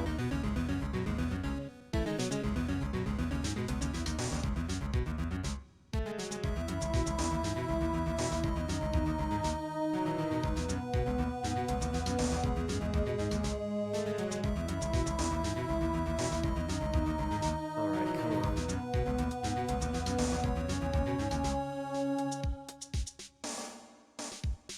I do not see a menu listed for them anywhere. Well, maybe one of you can find it on this website, but that'll give you an idea.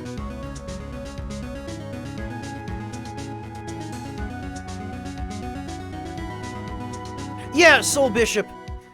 The last couple of times I had it, it was about 16 euros-ish.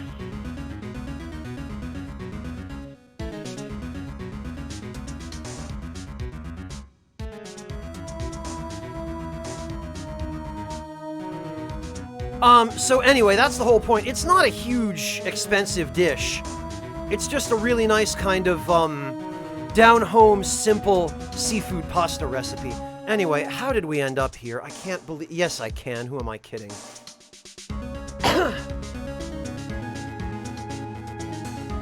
Only on my stream will we get sandbagged like this when a character makes an incidental message of eating a slightly unusual pasta dish. Witness, what's the meaning of this? Hello, Chili Tonic. Welcome. No, Chill Tonic. Sorry. The I's and the L's in this font just... Hey, Lord Louise! Your blood-stained fingerprints were at the crime scene? The blood was wiped away. However, a luminol test clearly revealed this. Well, Officer Marshall? Seems to me there ain't a person in this room with a head on his shoulders. I take it you have an explanation then, Officer Marshall. About the blood-stained fingerprints? Very well, you may begin your testimony about your fingerprints found at the scene of the crime. Oh, that's a good one, Alex. Well, when you think about it, Dandy Wizard, Japan and Italy have a lot in common when it comes to some of their tastes in food. Japan loves their seafood, right? Well, so does Italy. Japan loves their noodles, right? Well, so does Italy. And on that basis alone, there is actually a fair amount of transfer between Japanese tastes and Italian tastes. I've actually had some really good, authentic, what do you call it, Italian spaghetti dishes, pasta dishes in Japan.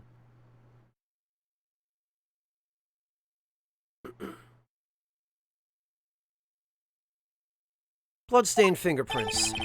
Like I said, it's only natural for my fingerprints to be in that evidence room. One of them just happened to be at the same place as the bloodstained handprint. The murderer touched the locker where my fingerprint was by chance. The bloodstain and the fingerprint are completely unrelated. Or didn't you know the murderer was wearing gloves? See, I had nothing to do with it.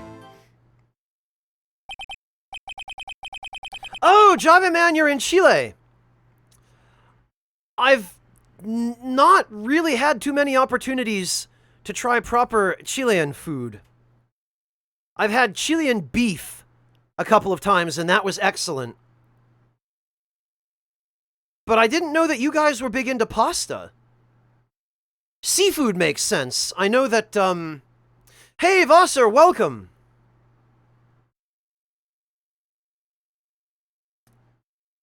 I know that seafood is popular in your country and those bordering it on the coast, but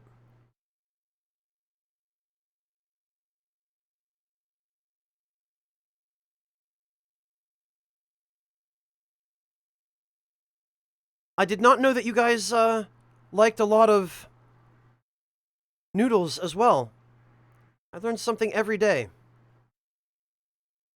How you doing, Vasser?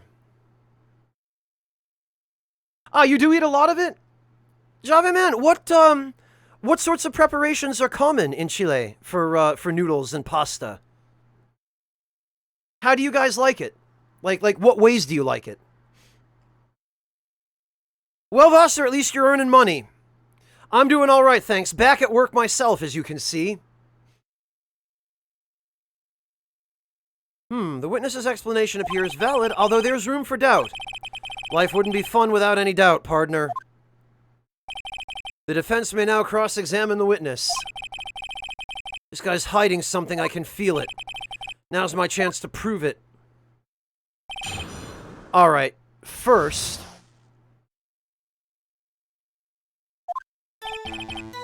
Why is it natural? You never explained this. That's because you, how did you put it? Pay your respects once a month? Yeah, that's right. That and one more thing. That locker happens to be mine. What? How do you mean? I mean what I said.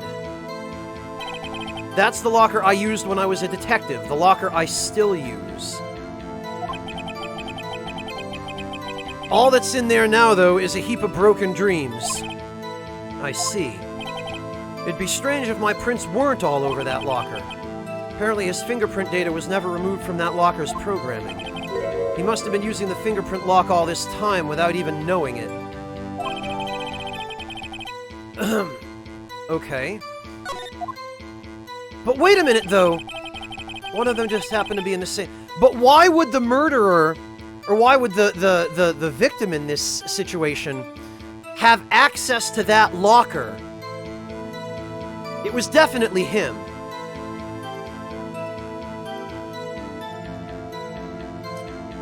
Also, the murderer wearing gloves.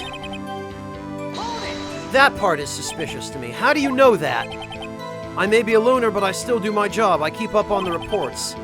There was a blood stain at the scene thought to be left by the murderer. That's right. It was found on Detective Gumshoe's locker.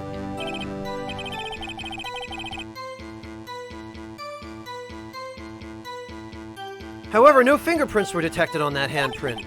Oh yeah, I think we tried that too. So that would mean the murderer wearing gloves happened to place their hand on top of Officer Marshall's fingerprint. That's the only logical conclusion. You're starting to get the picture, partner? The picture? This seal of blood in the desert, it's just food for the buzzards. There's only one reality, and that's this. The security tape. So long as my trail isn't in there, you can't say otherwise. But your trail is in there. This isn't getting us anywhere. Please consider carefully where you're going with this cross-examination. Yes, Your Honor. Now then, continue your testimony.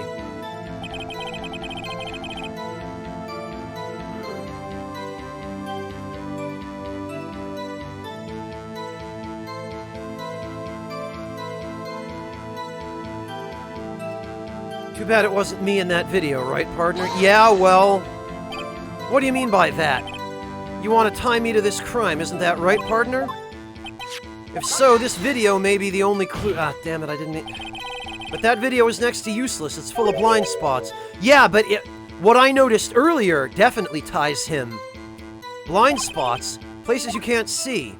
The camera's panning back and forth, so the floor isn't shown. If someone was familiar with the camera's position, they could leave the room without being caught on tape. We don't have time for your speculations, Mr. Wright. Well, Mr. Wright, if you can show us evidence that in this video that indicates Officer Marshall was present, I'd better save now, because I'm not sure how they're going to want me to do this. But I know we have evidence that ties him to the case.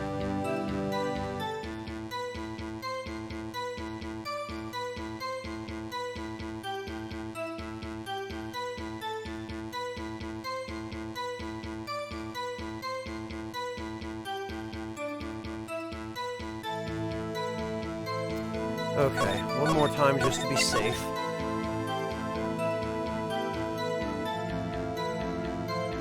I am, Decoy, you better believe it. If this is a long case, I might not be able to afford to make that many mistakes. Yes, we're going to show evidence. Very well. Allow me to point out your mistake, Officer Marshall. Tread carefully, Mr. Wright, or you might wind up being the one making the mistake. Oh, it does, Decoy? Soul Bishop, this is not a mind goblin. Rotating my saves has genuinely saved me, literally, on countless occasions. Countless. Let's have another look at the video. Show us the incriminating evidence. Okay, what we're going to do here is fast forward. Now look. What I noticed before was, look at this locker over here. This is supposedly Marshall's locker. Right? Nothing out of the ordinary stands out about this locker right now, right? However, when we fast forward...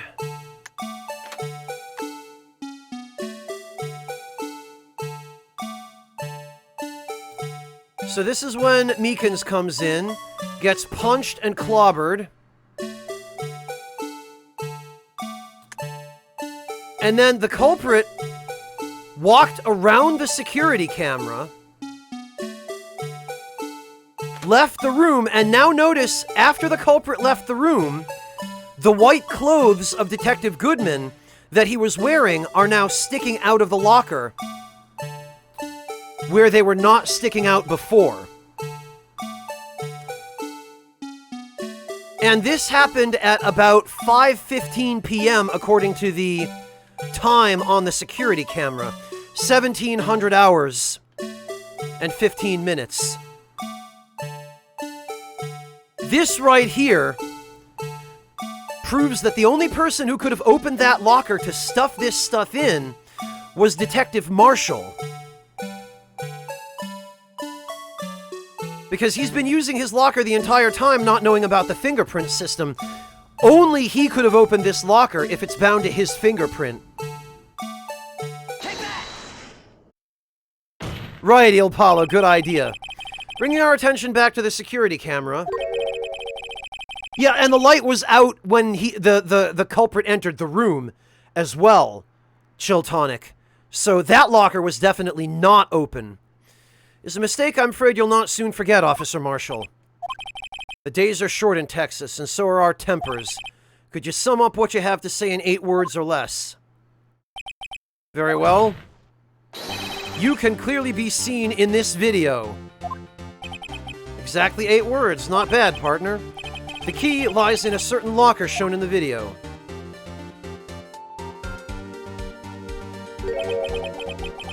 That locker with the white cloth sticking out. That was the witnesses, I believe. Now then, let's rewind the video a bit.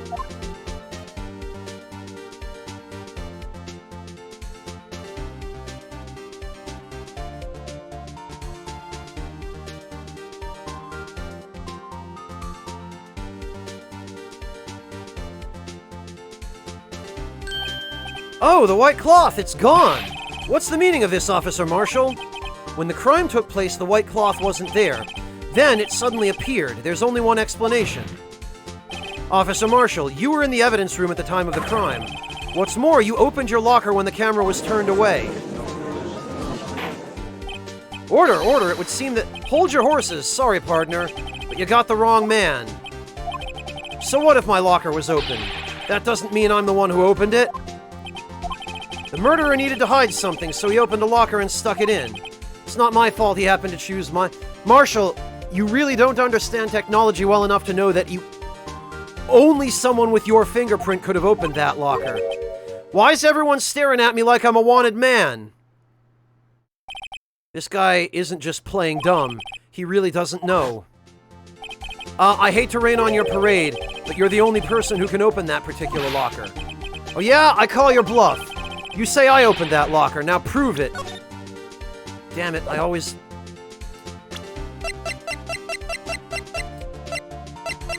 Where the hell... There. Only the assigned detective's prints can unlock it. Indicator lamp lights up when it's open. Take that! A fingerprint sensor? We talked about this earlier today. The lockers can only be opened by the detectives they belong to. What kind of crazy talk is this? Well, Detective Gumshoe did mention something about this. In any case, the locks aren't that obvious. There are even some people on the force that don't know about the fingerprint locks. So, Sheriff, what do you have to say in 8 words or less?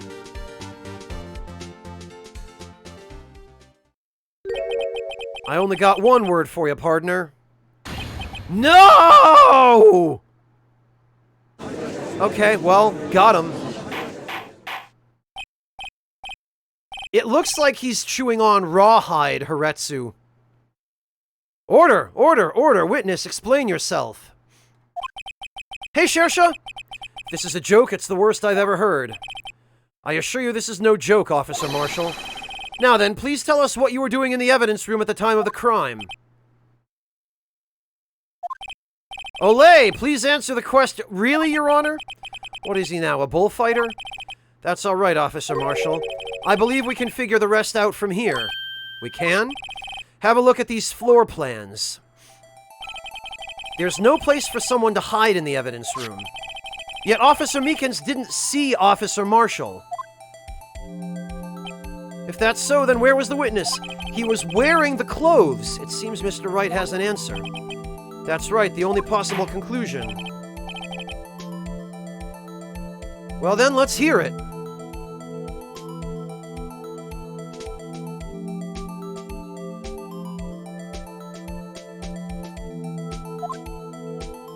As I believe we've already established, where was Officer Marshall at the time of the crime? He was disguised as the victim, Detective Goodman. Take that! Officer Marshall was standing right here. There, but that's where the victim, Detective Goodman, was. Correct, unless the man wasn't Detective Goodman. I believe the victim in the video is Officer Marshall. It was you dressed up like Detective Goodman. But that's preposterous. Officer Meekins witnessed the detective at the crime. Once he saw the man's face, he'd know for sure. But he didn't. May I point out, though, that Officer Meekins did not know Detective Goodman. He also testified about the man's reaction when confronted. When I entered the evidence room, I asked him to show his cards, sir. Yes, and how did Detective Goodman respond? He suddenly pulled a knife on me. Something about the officer's story puzzled me. The man had had his ID card, why didn't he just show it? Yes, he would have needed it to enter the evidence room, so he must have been carrying it. The answer is simple, he couldn't show it. As you can see, Detective Goodman's picture is on his ID card. Oh, I get it. If he showed that, his cover would have been blown. Officer Meekins would have realized the man wasn't Detective Goodman. Do you have anything to say to this, Officer Marshall? You've got quite an imagination, partner. We got a term for that. It's called circumstantial... This is not circumstantial evidence. This is very solid proof.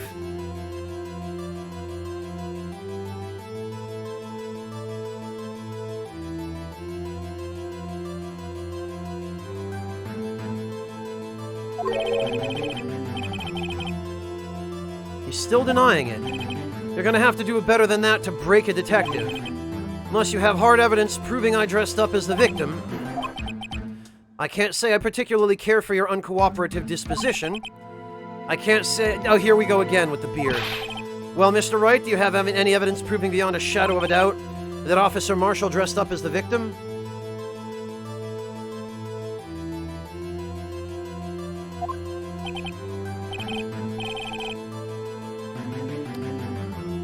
Actually, I can see the fear in your eyes, partner. Seems you're the one who couldn't take the desert heat. This can't be happening. It's so obvious he's the one. What can I do? Huh. It looks like your lack of experience has finally been exposed. I'll pass on to you what someone told me when I was just starting out. When you've run into a wall with no place to go, return to the basics. The basics? For me, that would be what Mia used to tell me. Try thinking outside the box. Shouldn't look for proof that Officer Marshall was in disguise, but rather, I should look for evidence that came about because he was in disguise. Why do you think this locker was opened in the first place? What do you mean? There's no reason for Officer Marshall to open his locker at the time of the crime. Yet he did, despite the chance it might be discovered later as it has been. Which means he didn't originally plan to open his locker. According to the defense's argument, Officer Jake Marshall dressed up as Detective Goodman at the time of the crime. Then, after the crime was committed, he opened his own locker for some unknown reason. The fact that a white cloth is sticking out of the locker seems to indicate that he opened it in order to put the cloth inside. So just what exactly is this piece of cloth? Perhaps the video is the key to all our unanswered questions. I don't have any evidence, so this video is my only shot. Let's take yet another look at the security tape. After committing the crime, the witness opened the locker to put away the white cloth. Please show us why the witness had to... Okay.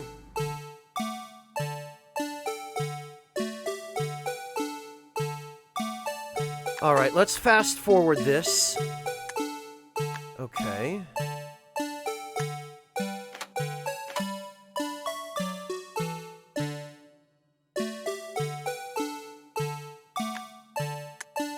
There's Meekins.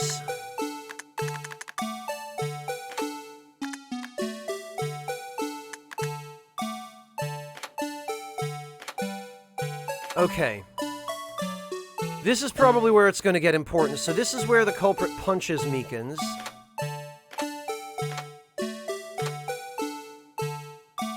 Oh, the knife wasn't broken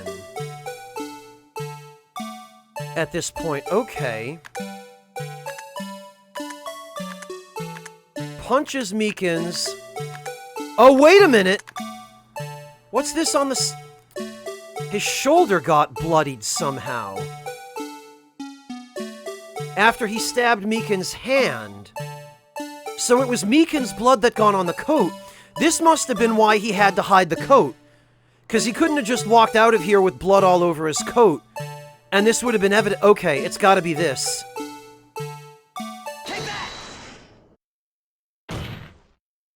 For some reason, you disguised yourself as Detective Goodman and entered the evidence room, though I don't know to what end, yet. Yet? However, something unexpected happened. Officer Meekins barged in on you. When asked to show your ID card, you pulled a knife on him. However, Officer Meekins panicked, and the white coat you were wearing was soiled with blood. A bloody white coat. You couldn't just walk out like that, so you hid the coat in your locker. Not bad, partner.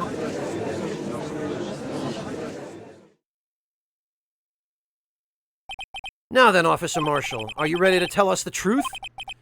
Looks like I underestimated y'all. I hope you're happy now, Mr. Edgeworth. 2 years ago, if you were only half as persistent then as you are today, we all wouldn't have to be here now would we?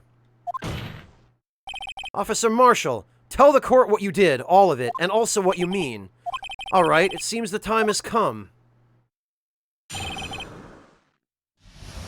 Marshall's confession. I had to do it that day. I couldn't just stand by and let it die. I stole the detective's ID and dressed like him. I planned to take out the evidence. I wasn't expecting Officer Meekins. I knocked him out and managed to escape. I knew which areas I wouldn't be caught on the camera. There wasn't any murder in the evidence room at 5:15. So the supposed victim was really you. But there's one thing I still don't understand. Traces of a large quantity of blood were found on the floor of the... Yeah, that's Meekins' blood, isn't it? We established that already. If no one was murdered, then how could that be? Officer Meekins managed to cut his own hand. My guess is he's the donor. It was way too much blood for such a small donation. Okay. This is interesting.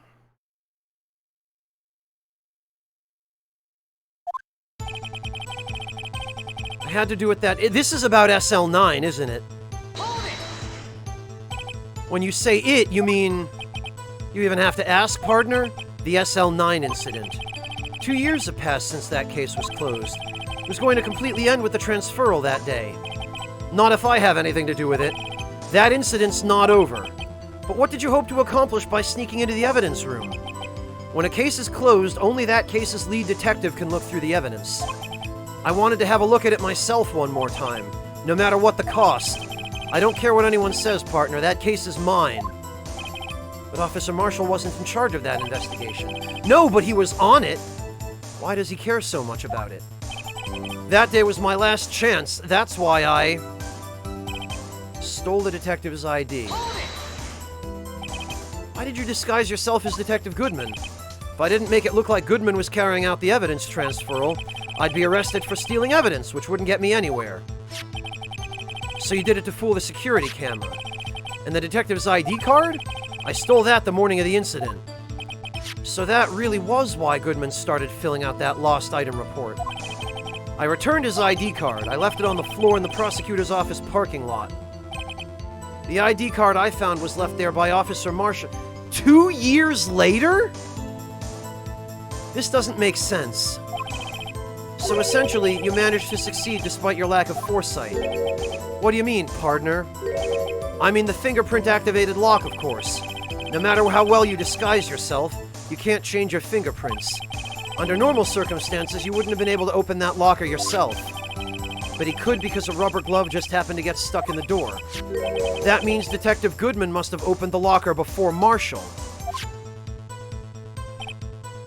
Okay, you weren't expecting Meekins.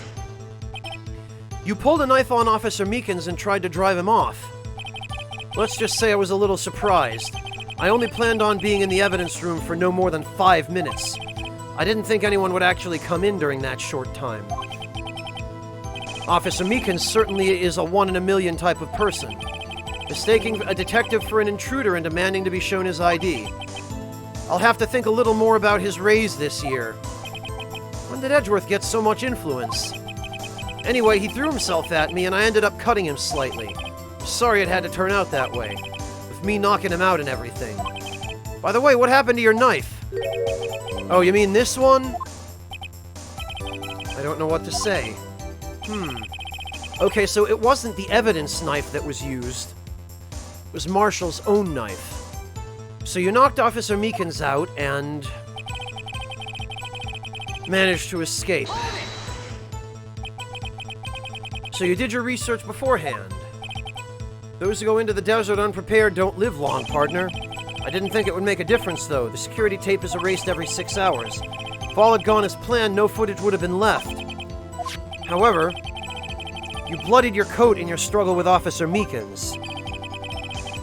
If someone was in the security room when I came out, the jig would have been up.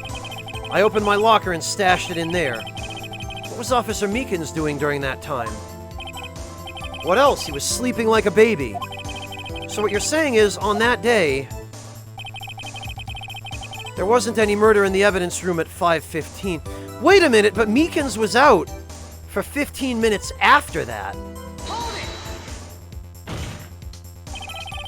But the blood found at the scene certainly indicates a crime took place. What are you, blind? The victim shown on that tape is me, and I'm not dead yet, partner. So you stole the evidence from the locker? Actually, no, I didn't. Why not? When I opened the locker, the evidence was already gone. What? Mr. Edgeworth, where is that evidence? It's still missing, Your Honor. Detective Goodman's locker was already empty. Someone else stole the evidence. Officer Marshall, may I ask you one thing? Fire away, partner. It's a free country. Japan's not. Just remember, I'm free to decide whether or not to answer. Why did you do this? Stealing a detective's ID, injuring a police officer. This is no small offense. Moreover, you're an officer yourself. This will have serious consequences. It can't just be forgiven with a simple cut in salary. Not that salary cuts are ever a valid solution. Like I said, this isn't your case. This one is mine. And I'll do anything it takes to get an answer I'm satisfied with. The witness has an unusual amount of zeal. Let's hear more. I can't just forget the SL9 incident. You know why?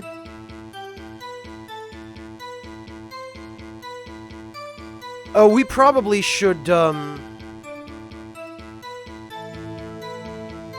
check those files, shouldn't we?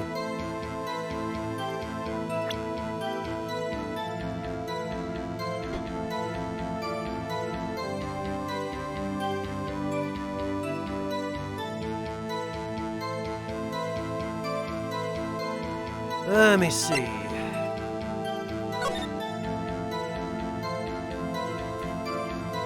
Perpetrator Joe Dark. Serial murder, sentence death.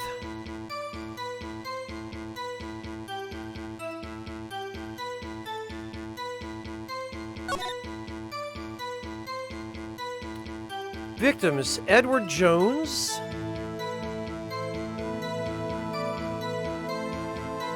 Jason Knight, Edith Kirby, Rachel Moss, Jeb Bates, Neil Marshall. Interesting, so I wonder if that's a relative of Jake Marshall. Head Prosecutor Miles Edgeworth, witnesses Lana Skye. Oh, they were witnesses! Investigation Task Force, Executive Investigators, Damon Gant and Lana Skye. Head Investigator Bruce Goodman. Investigators Jake Marshall, Angel Starr. Okay, Alright, you have some explaining to do then. Objection! Officer Marshall, I think I understand. I think I know why you care so much about the SL9 incident. Sounds like you've been sipping too much cactus juice, partner. I have the SL9 incident file here. The name Marshall is mentioned in here. In a list of murder victims. Neil Marshall, are you related to this man? Neil Marshall? Yeah, I'm sure you've heard the name. 2 years ago. What the? He received the same lousy prosecutor award you got. What? A prosecutor? He must be talking about the King of Prosecutors Award. Now I remember, Prosecutor Neil Marshall. He handled the SL9 case before I did. That's right, he was killed. And the case fell into your hands. But what's his relation to you? He was my brother. Oh! Oof. Ooh, taking his hat off. Rip. He was investigating the murders with Damon Gant, the then Deputy Chief of Police.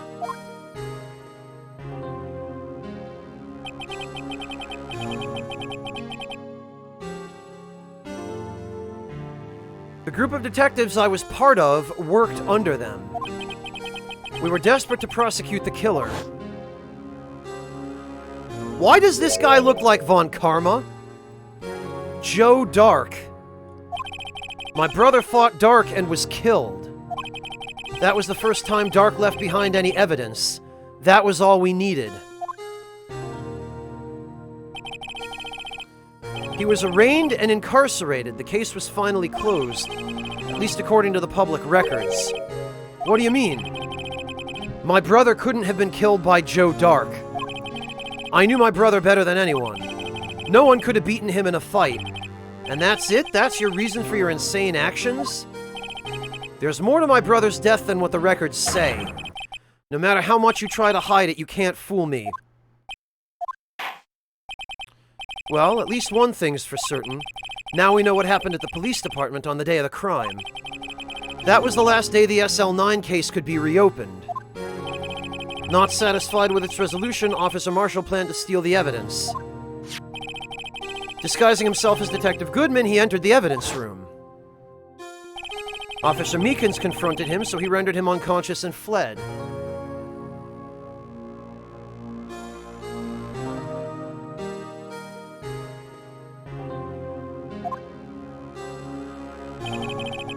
Yes, this mystery has finally been cleared up. No murder took place at the police department that day. The things that happen by chance never cease to amaze. At exactly the same time as the murder at the prosecutor's office, this fake murder was going on at the police department. Chance? It's gotta be more than just that.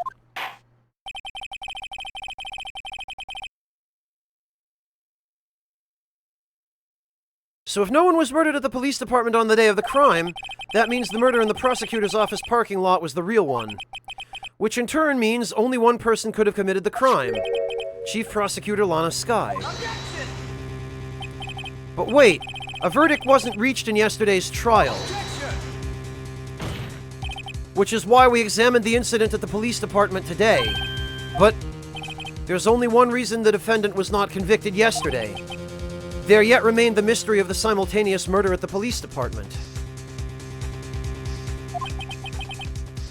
It seems to me this boy's got the draw on you, partner. All of the mysteries at the police department have been resolved, no doubt about it. Yeah, except one, though. The amount of blood there. Our sole murder took place at the prosecutor's office. The only suspect is Lana Skye. The testimony of one Miss Angel Starr is completely incontestable. If you have a response, make it a single word or less. Arg. I rest my case. Seems this trial has reached its conclusion. There is no room for oh crap, not this again.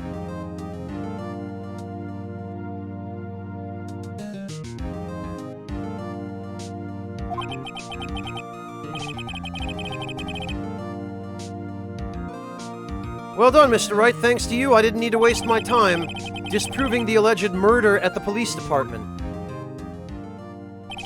There's no doubt what I proved today is true. The apparent murder on the security camera's tape really was fake, but I didn't realize that would end up proving Lana guilty. Now then, the time for the verdict has arrived. This court finds the defendant... Oh, here we go. Hold it. This always happens just at the last moment. Your Honor, wait! Emma, the defense has an objection, a scientific objection. Right? What do you mean, right? Mr. Wright, are you this girl's guardian? Your Honor? Oh, in a sense. Please, Your Honor, all I'm asking is for a minute of your time. Please hear me out. Mr. Edgeworth, please. I don't want to leave any loose ends. You want a minute? I'll give you 3. Good guy Edgeworth over there. I was kind of in shock. I mean, finding out the SL9 incident referred to the Joe Dark killings. Now that she mentions it, the names of both Skye sisters were in that file. But that's when I figured it out. I mean, what Officer Marshall was trying to do that day. So I knew his fingerprint had nothing to do with the crime. That left only one thing, the other handprint. You mean the traces of blood found on Detective Gumshoe's locker?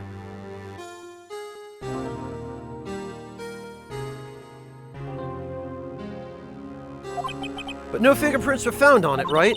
No, but I figured if I examined it scientifically, I'd be sure to find a clue. So I ran over there and looked at it again. So you did find something? No. Huh? Sorry, I guess I'm not much of a scientific investigator at all. Is that all? Please don't be mad. I'm just a high school student. And I'm just an attorney. But Mr. Wright, those traces of blood are the only clue we have. If we can't find something wrong with them, please, Mr. Wright, you're a professional. If anyone can save Lana, it's you. Me? Oh, boy. Time's up. Now then, Mr. Wright. With regard to the incident at the police department, does any reasonable doubt remain?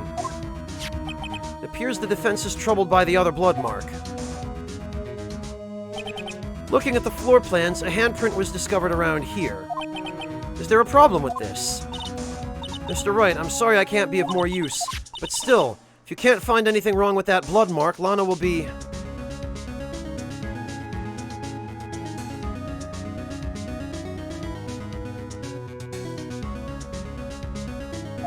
Please answer my question, Mr. Wright. We don't have all day. Yes, Your Honor. If ever I've needed to concentrate, it's now. What could be wrong with that handprint on Detective Gumshoe's locker? Could there be something I'm missing? Yes! Clearly there is, but I'm gonna have to figure it out as we go. This handprint left at the crime scene clearly shows a contradiction. The only thing that seems clear is your grasping, Mr. Wright. You've been staring pretty intently at those floor plans. Tell me, is there a problem with them? Yes, this is strange. Take a good look at these floor plans. Something is missing. Missing? You mean something hasn't been drawn on there? Yes, something that, when drawn, will completely change the meaning of the blood mark. Let us pray the defense isn't simply trying to buy time. Very well, Mr. Wright. Alright, I think maybe we need to review the video again.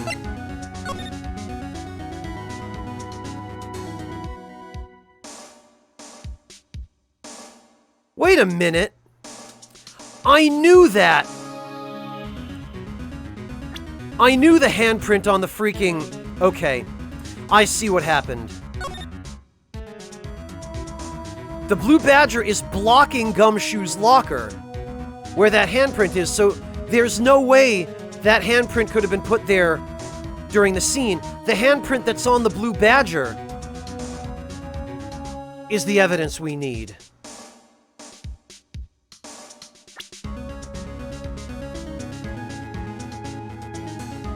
That handprint is out of place. Okay.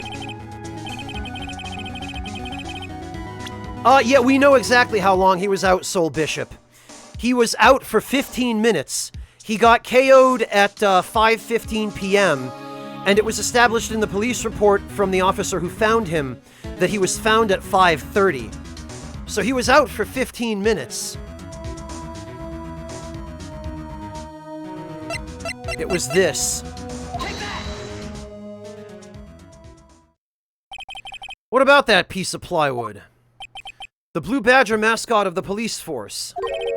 Defender of truth, guardian of proof. Oh, GG, Phoenix.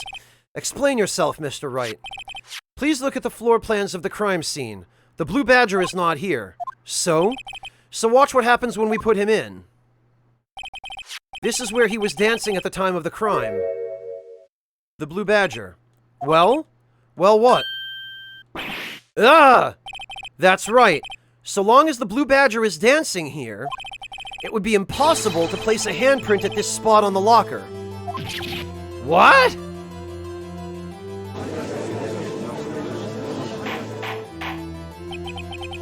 So that means, just exactly what does that mean?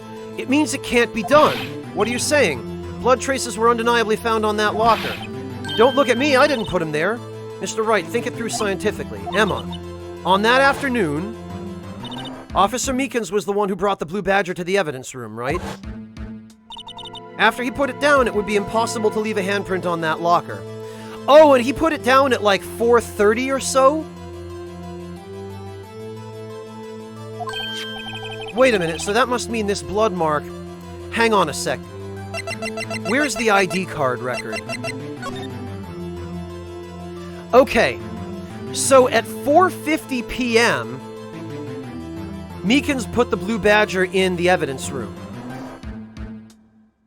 At 5:14 p.m., Meekins went in and got his ass knocked out by Marshall. And although it doesn't say it here, at 5:30 p.m., Meekins woke up, left the evidence room, and removed the Blue Badger. So, whatever other crime appears to have happened there that isn't related to this, whatever other crime left that bloodstain, could not have happened between 4:50 and 5:30 p.m. So the only people that leaves who could have committed this other crime are Edgeworth at 4:40, and we already know what he was in there for and that no one else was in there with him. Or this mysterious 777 person at 4:20 p.m. So there was one other person in there who could have committed a crime and left that handprint before the Blue Badger was left there. And that ID number itself is suspicious, because that looks like it was a guest ID. Or perhaps an administrative ID. Such as an ID held by somebody like Chief Gant, who's been trying very hard to lead us to the conclusion that Lana is guilty.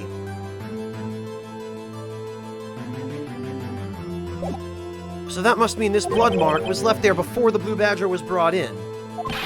Just one moment. I will not allow such far-fetched balderdash in my courtroom. It may sound far-fetched, Your Honor, but it's the only possible explanation. On February 21st, in the police department's evidence room, blood was spilled not once, but twice. But how? One time was captured on this tape taken by the security camera.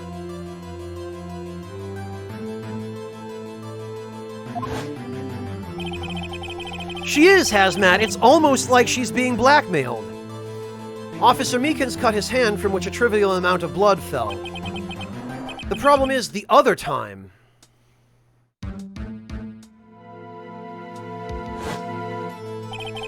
Someone bled prior to the struggle shown on this tape. It had to have been Detective Goodman when he was really murdered. That's ridiculous. I refuse to accept your absurd claim. The murder portrayed in the security tape has been proven to be a fake. However, that does not explain the blood mark found on the locker.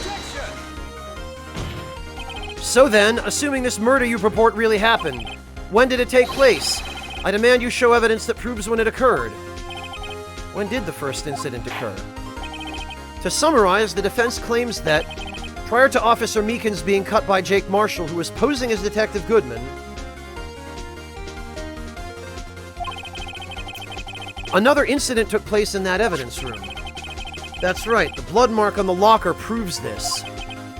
Very well, then tell us. When did this first incident occur? As Mr. Edgeworth said, proof must be presented. Proof that shows where the murder took place.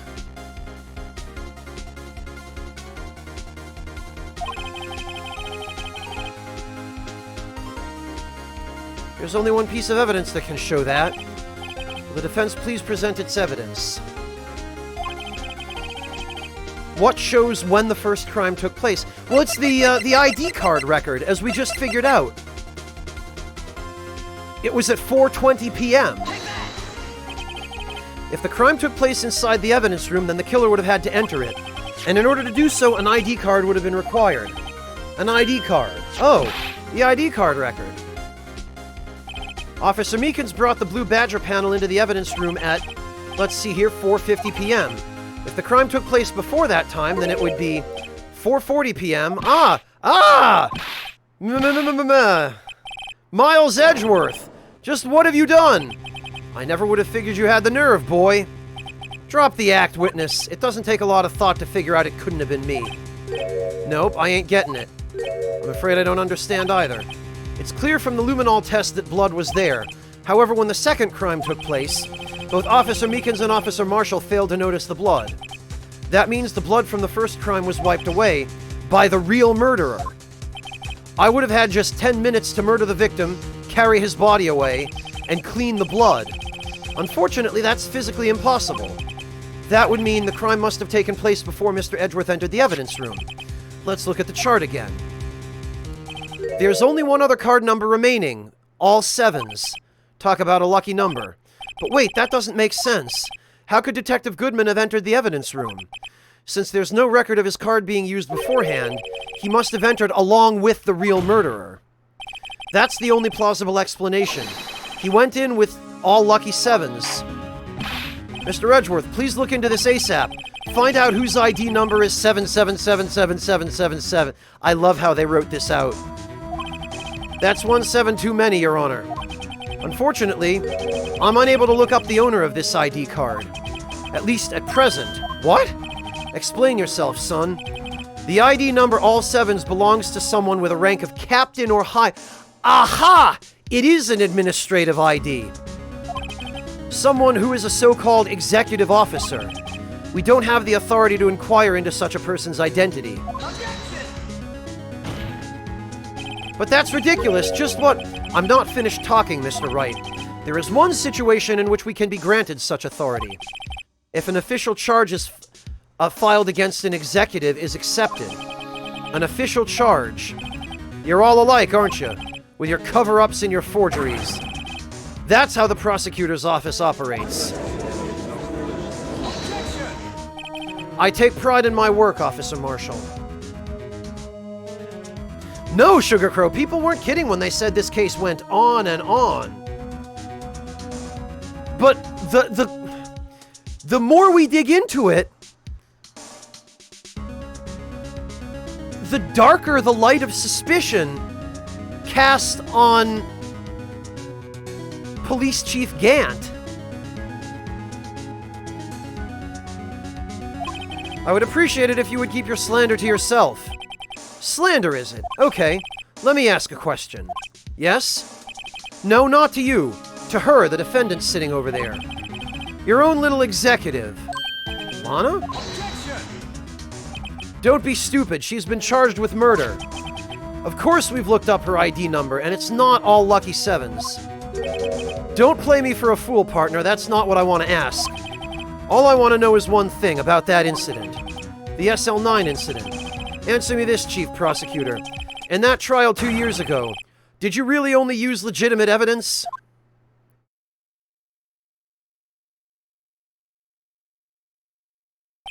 Do you need the witness to repeat his question, Chief Prosecutor? I heard him fine, Mr. Edgeworth. 2 years ago, I was in charge of the prosecution for that trial. At the time, occasionally we felt the powerlessness of the law. At least I did. Lana, I became a prosecutor in order to suppress crime with the law. But before I realized it, we were the ones being suppressed by the law. Defendant, just what are you saying? I'll ask you again, Chief Prosecutor.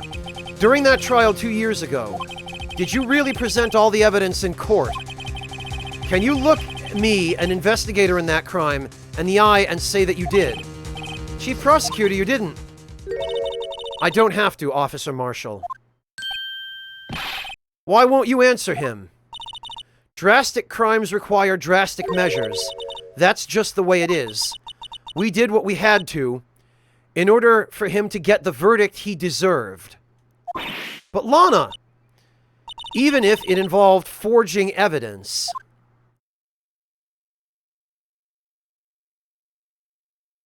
it is hazmat.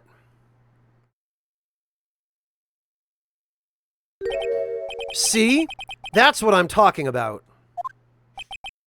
No! No! Order! Order! Order! Order! Lana's remarks caused such a stir that chaos in the courtroom could not be quelled. The containment would have to wait till the following day.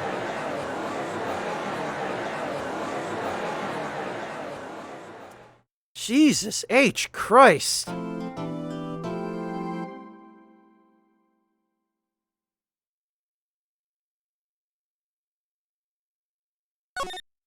Well...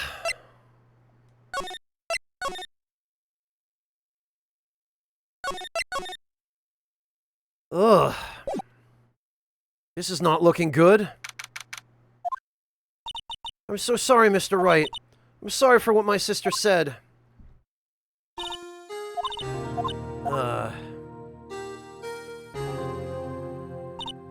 I didn't know. I never knew the SL9 incident was just another name for the Joe Dark killings. Sounds like everyone's heard about these killings but me. Lana wanted Dark convicted so badly. That's why she used me. That's why she used what happened. Okay, Emma, you have some explaining to do. What do you mean, what happened to you? It's all there in the file. Joe Dark's last victim was Prosecutor Neil Marshall. When he murdered Officer Marshall's brother, he left behind an incriminating piece of evidence. But what did you have to do with those killings, Emma? On the night Prosecutor Neil Marshall was murdered, Joe Dark tried to kill me. What? He tried to kill you? Officer Marshall's brother, Neil, was only trying to save me. Ah, so that means you, yes, I was a witness in the Joe Dark trial. I didn't see that one coming. Alright, you'd better spill it, girl, because this is important. It happened 2 years ago. It was right about this time of the year, too. There was a terrible thunderstorm that day, unusual for the season, because of freaking course there was.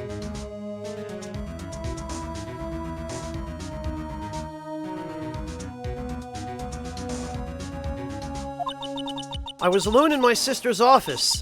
We were planning to eat dinner together once she finished her work. Then suddenly, this terrifying man came bursting into the office. Joe Dark. It seemed like he was running from someone. He pulled out a knife and screamed at me. I didn't know what was going on. Just then, Prosecutor Marshall showed up. Jake Marshall's brother. Joe Dark tried to take me hostage, but before he could, Mr. Marshall tackled him. Then, what happened? I'll never forget it. Lightning struck and the lights went out. Suddenly, a bolt of lightning flashed outside the window, lighting up the office for an instant. What I saw then burned a permanent picture in my mind. I can still see it now. A permanent picture. I don't remember the moment when Dark stabbed Mr. Marshall, so you weren't able to testify about that. No, I was only asked about when I was attacked. That must be why she made up the crime. Made it up? You mean provided bogus evidence? The prosecutor's office wanted that guilty verdict so badly. Lana forged the evidence, and Mr. Edgeworth used it. Edgeworth, yes, but I'm sure he didn't know anything about it. He couldn't have known he was being given false evidence. Even so, that's when it all started. The rumors about Mr. Edgeworth, I mean. It's all my fault. If I could have just testified properly, none of this would have happened. So it's true, even though he may not have known it, Edgeworth really was involved in falsifying evidence. After that case ended, Lana was never the same. She became cold like she is today. She must not have been able to face up to what she did, especially not to Emma. Okay, yeah, I feel for Emma here, but this might finally be our opportunity to straighten all of this out. And I definitely understand why Star and Marshall were so keen on bringing all of this to light. What did you see in the instant that crime occurred? Dark knocked down Mr. Marshall and raised his knife. Neil Marshall was stabbed right in front of this poor girl.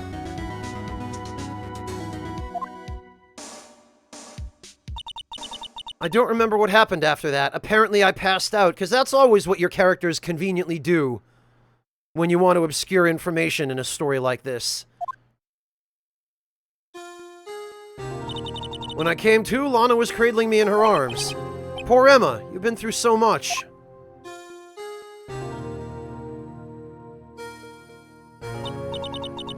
I couldn't bring myself to testify about that instant. I tried, but the words just wouldn't come out. I drew a picture, but it wasn't any good. 2 years ago, you must have been 14. That's understandable.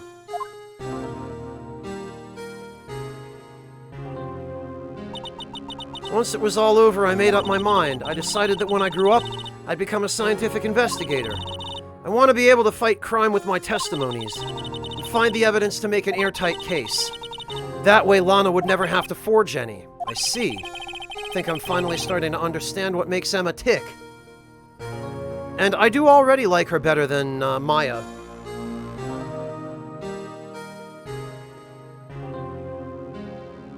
Well, no, Drax, but at that age, it's a lot easier to get traumatized by seeing someone killed right in front of you.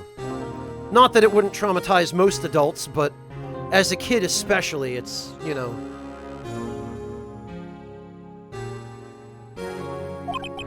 But there's still something that bothers me about that crime. There's something that's puzzling me, Emma. What is it? You said you were in Lana's office at that time, right? That's right. Why would there be a serial killer running in there? Not only that, but he was being chased by a prosecutor? There's no mystery there. Joe Dark had been taken in for questioning that day. Taken in for questioning? You mean by the police? Of course, this happened at the police department. He tried to run away halfway through the interview and fled into my sister's office. But why did he run all the way over to your sister's office? Because the detective offices and the questioning room are right across from the elevator. Across from the elevator? But Lana was the chief prosecutor, wasn't she? No, silly, didn't I tell you? 2 years ago, Lana was a detective. She was the best in the entire force. What? Why were we not told about this any time literally before now?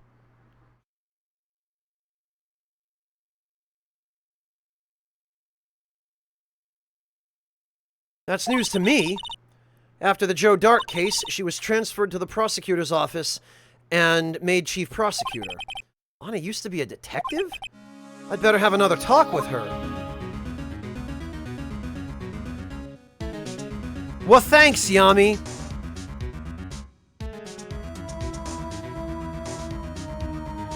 No, it doesn't, Haretsu. Being a good detective doesn't get you medals. Not medals like that. Those are military medals.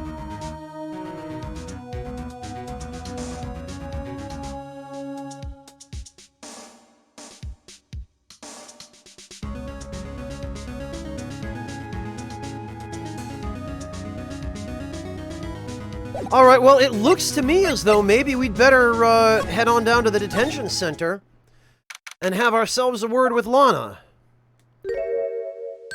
Lana, Mr. Wright, it seems I keep causing you trouble. Falsifying evidence. I didn't think you were the type. Criminals don't mind playing foul, why should we? But Lana, if you're wrong, an innocent person might be found guilty. Believe me, I understand the risks. Lana, Emma told me about you. Oh? About how you were a detective 2 years ago, and how the SL9 incident was the reason for your transfer to the prosecutor's office. That's right. Could you fill me in on the details, especially about that unusual change of jobs? I suppose you have a right to know, Mr. Wright?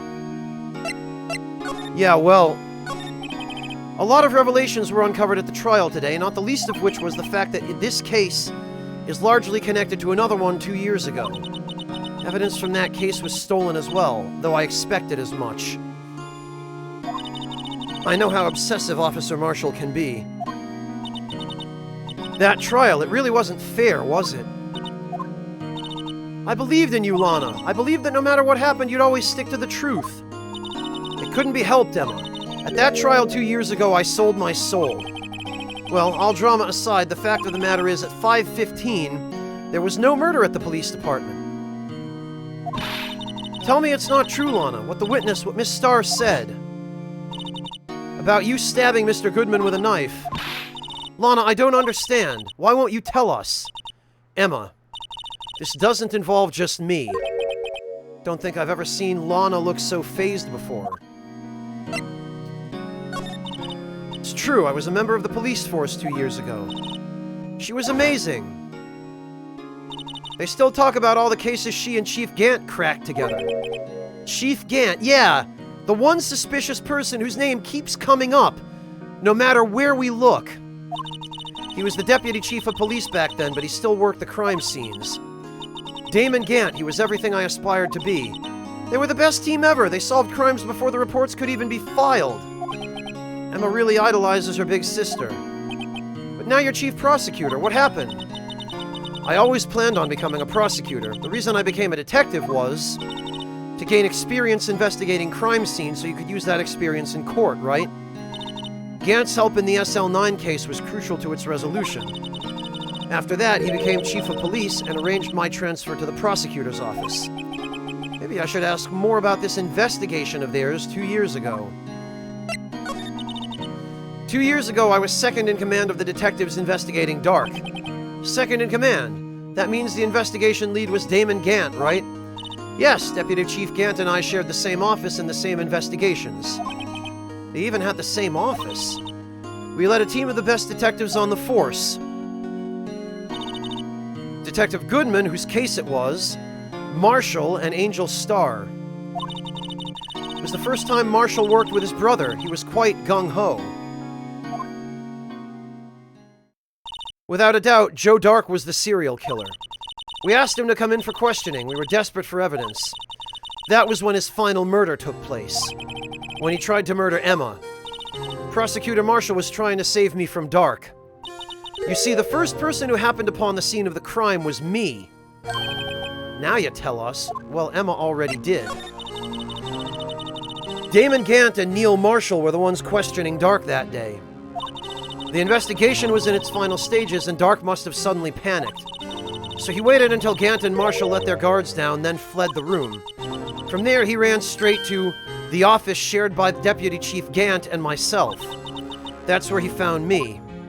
So you were the first person to run to the scene, Lana. It appeared so. I was filing some papers while Gant and Marshall were questioning Dark. When I returned to my office, I saw 3 bodies on the floor and smelled blood. 3 bodies.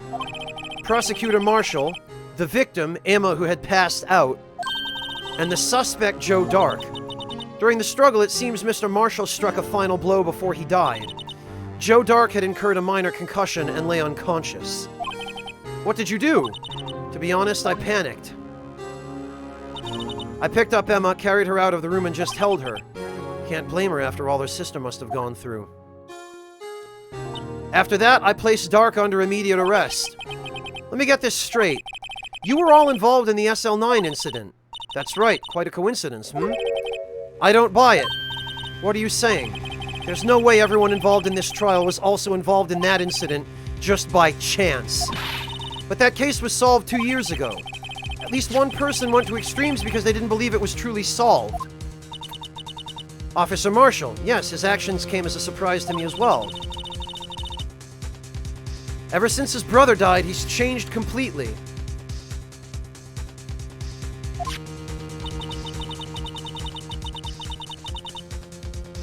Yeah, it is an enormously long case, Hazmat Brigade.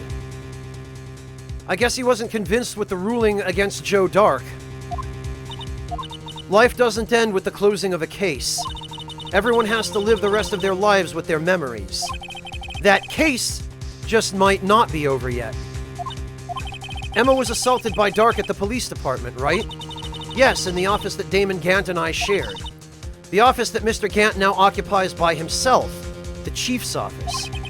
Maybe we should have a look at the Chief's office. The site of the final SL9 murder. Hello, Knox! Very interesting. It seems like we are slowly zeroing in on Damon Gant.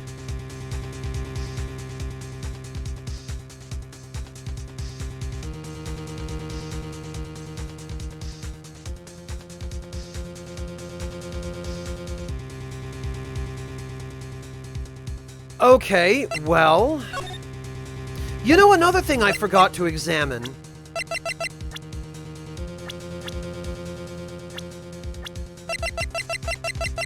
Hang on a minute. Joe Dark, deceased. Was given the death penalty. Mike Meekins is 22? Holy hell.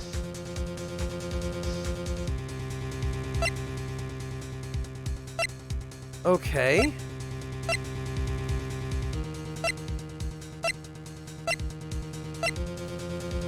These people are all far younger than they look. But what I forgot to examine was this. AI-16. The tag says AI-16. What's that got to do with anything? Nothing, apparently. At least that's what Edgeworth said. That makes it seem all the more suspicious. Who knows, this might turn out to be the clue that breaks the case. Which, if they're telling us that outright, then it probably will. Because why would Gant ask Edgeworth to take this? There had to have been a reason.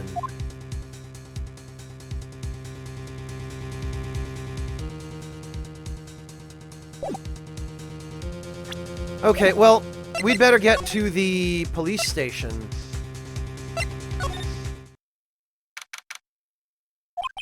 I don't see Detective Gumshoe anywhere. Things seem kinda quiet around here today. You're right, the chief of detectives seems the same, though. Why don't we go look for some other people to talk to? Right, we can come back here later. Okay. Oh! Howdy, Bambino. Oh, Mr. Marshall. I never thought things would turn out this way when I woke up this morning. Que sera, sera, which, for those of you who don't Spanish, it means whatever will be, will be. You never know where life will lead you, eh, Bambina? I should have known my luck had run out when old Billy dried up this morning. Billy?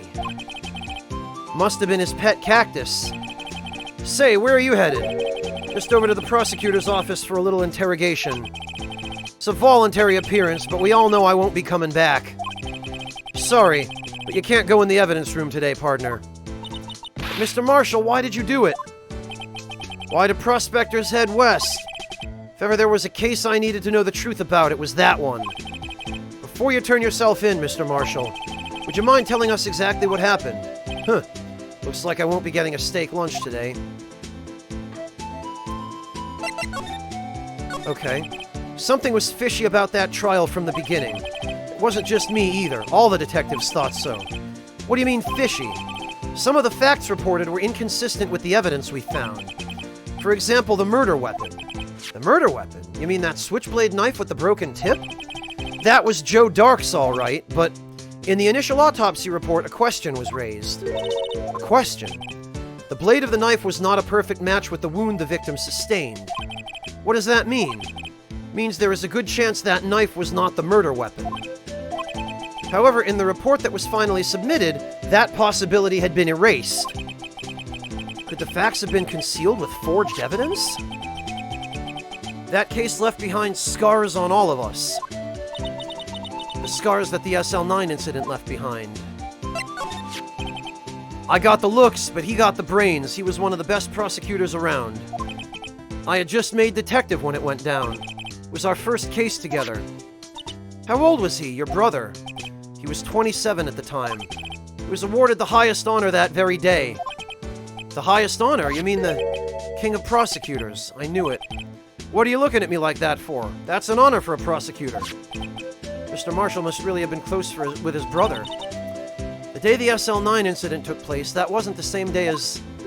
That's right, it was the day of the evidence transferal.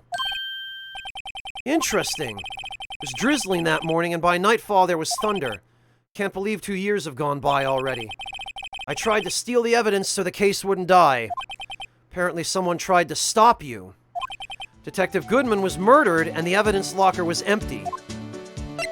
Who would want to stop him from stealing the evidence? Well, who was in charge of the cover-up?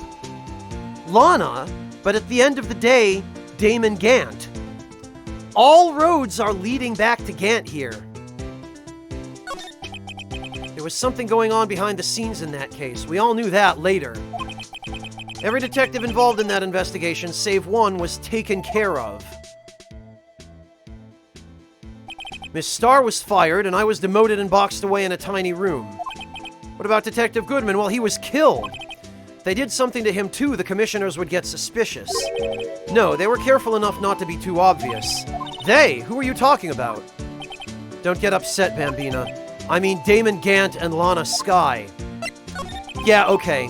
The investigation lead, Damon Gant, and his second-in-command, Lana Skye, it's all starting to fall together now. In order to hide the fact that they falsified evidence, they eliminated everyone... Okay. There wasn't a person on the force who hadn't heard of that duo. The case was the biggest step in both of their careers.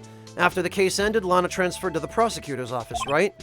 Yeah, Damon Gant, the new chief of police, arranged for that to happen. Yeah, Ixa, we are. I am. And hello, Ixa. Hello, Jumbo Man. Welcome.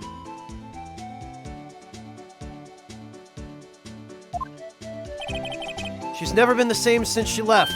Huh? Everyone who knew her said so. Chief Prosecutor Skye was totally different when she was a detective. Now that he mentions it, Emma said something like that too. Tell me, what happened to my sister? Sorry, Bambina, but her secret is too well guarded. I never found out. Lana's secret. It all started 2 years ago. So there you have it. Alright, Sugar Crow, what is this?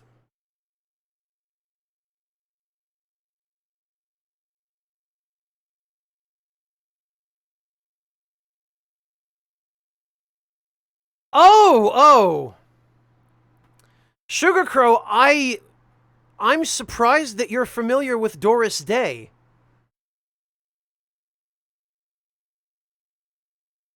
That's going way back.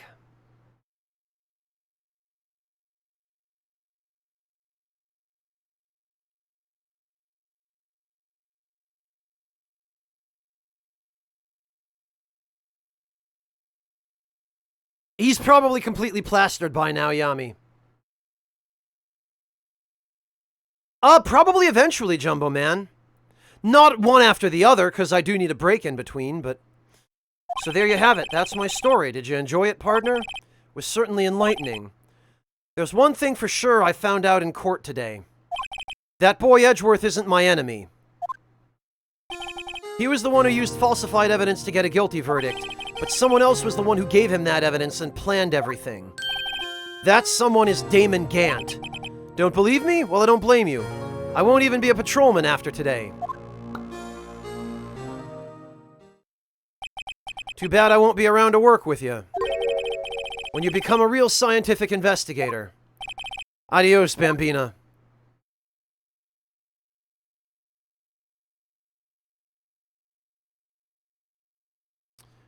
You know, Blue Badger is still writhing around today. However,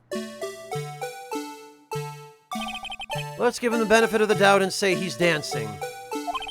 Speaking of dancing, the whole police department has been dancing about like crazy since the other day. Can I take out his batteries? Just can't help but feel he's going to do something naughty. I really hate the fact that I can't examine the handprint on the Blue Badger. It's got to be important. Hello, the other Mooncry. Welcome. Well, I guess...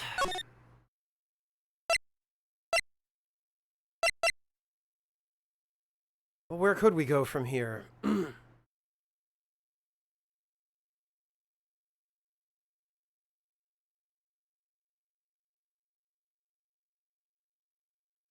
Maybe criminal affairs again, I guess. This place is always pretty empty, but today it's deserted. That must mean everyone's busy solving crimes. Oh, if you're looking for the others, they're all in the conference room. Thanks. Wow, he actually talked to us. With the chief prosecutor saying what she did and the decision about what to do about Mr. Edgeworth, not to mention our statement to the media and tomorrow's trial...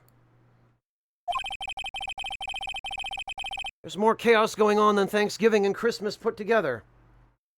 And believe me, I know that's a lot of chaos. I think festive is the word usually used for those.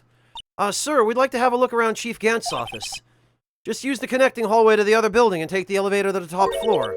Really? You mean it's okay for us to go in there? Mean, we aren't police officers. Emma, shut up!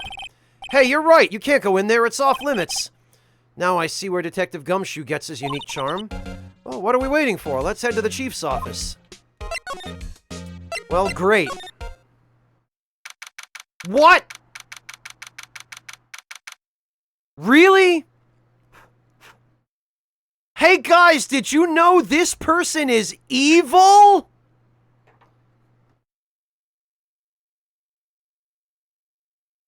Hang on a minute. Hang on. Hang on just a damn minute.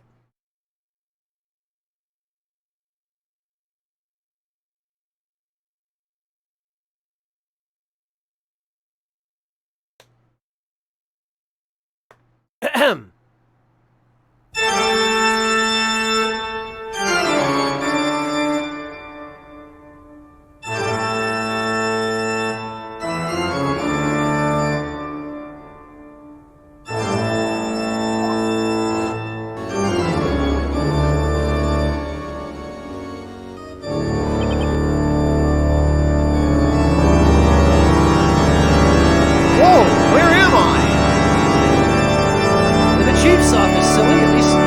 said on the door. No, actually, this looks like... This looks like it is definitely not an office.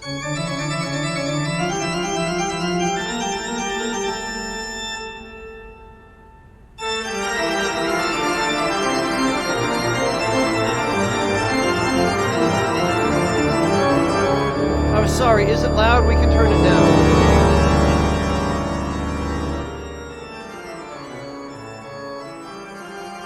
Yummy, this is called Toccata and Fugue in D minor.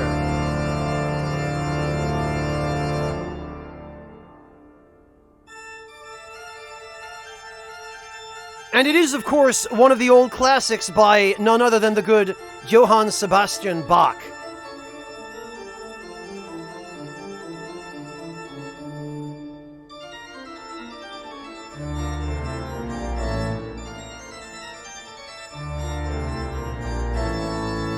Favorite character in Ace Attorney so far?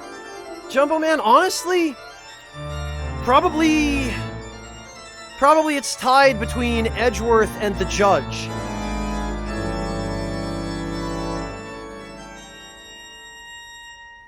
Yeah, sorry, Fujiwara, that it was way too loud.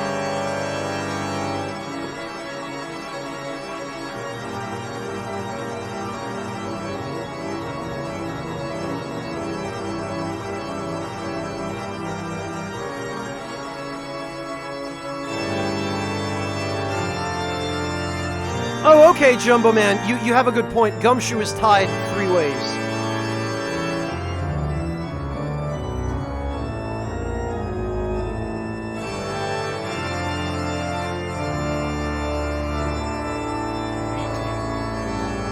Zeta Plus, thank you so much for the resub. Welcome back.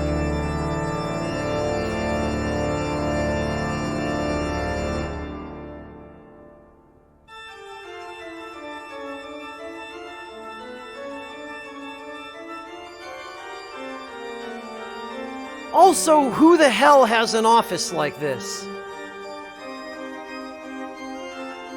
This is nonsense.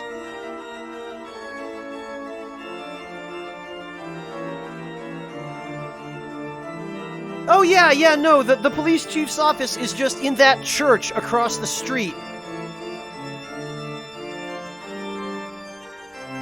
You know, Cybertron, that never occurred to me before, but now that you mention it, maybe, since this is a Capcom game, maybe Chief Gant is based on Brian Irons. Because this is a very, very Brian Irons police chief office.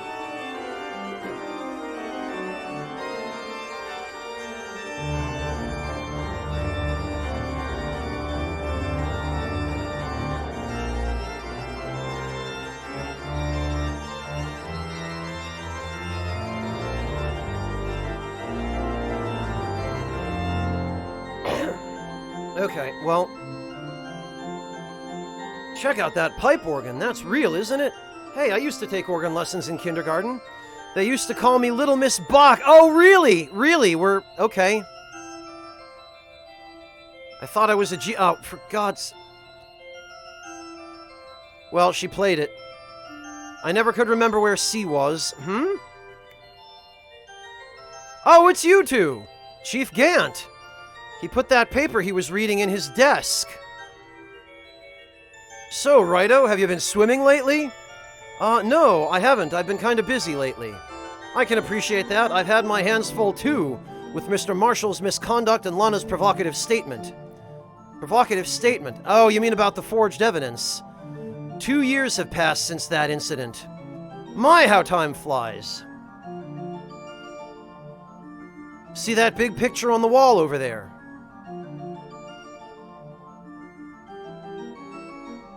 That's a picture of Lana, Neil, and me.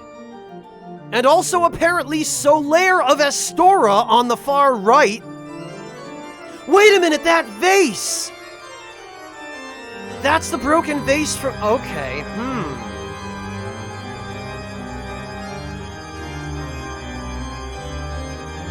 Okay. And also, that suit of armor appears to be wielding a spear. Yeah, the jolly cooperator over there does appear to have a weapon in his hand. Very interesting.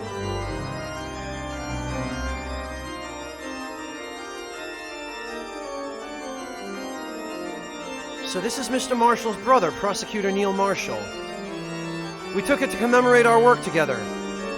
Something's not right with this picture. I can't seem to put my yeah, I can put my finger on several things. Gantt team picture.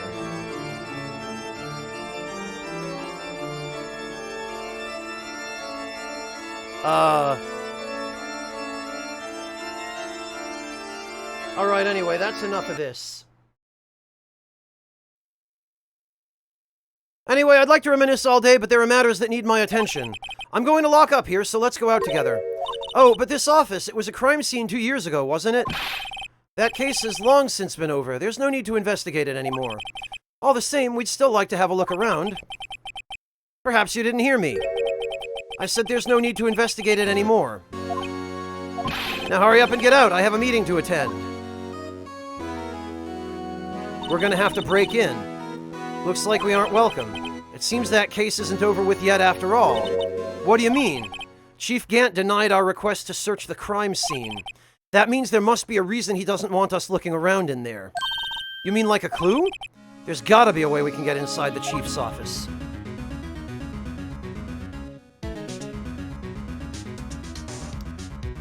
Mel, I have been to Phoenix, actually. Many years ago, probably about 12 years ago now. And I never heard of such a restaurant. A pizza place that has a Wurlitzer organ. Organ Stop Pizza. Well, if I'm ever in the area again, I'll have to remember that. Alright, hang on a minute. Let's take a closer look at that picture. Because first of all... Oh, we can't examine it at all. We can't look for anything. Alright, fine.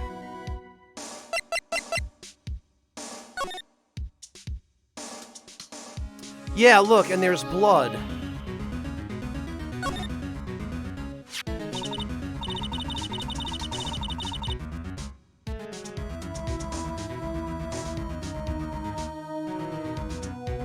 Hey, look, they're hard to make out, but there are some dark red stains here.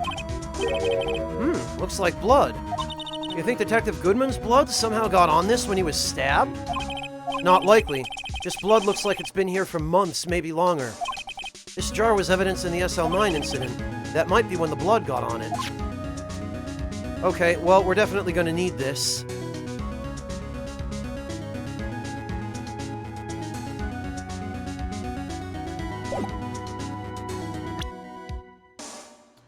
No, Fujiwara, in universe, she probably got them as the chief prosecutor.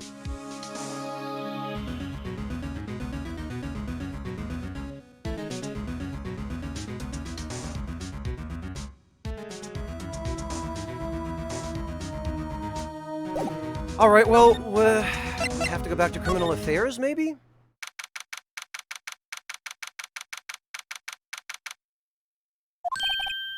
Oh, hey, it's Gumshoe!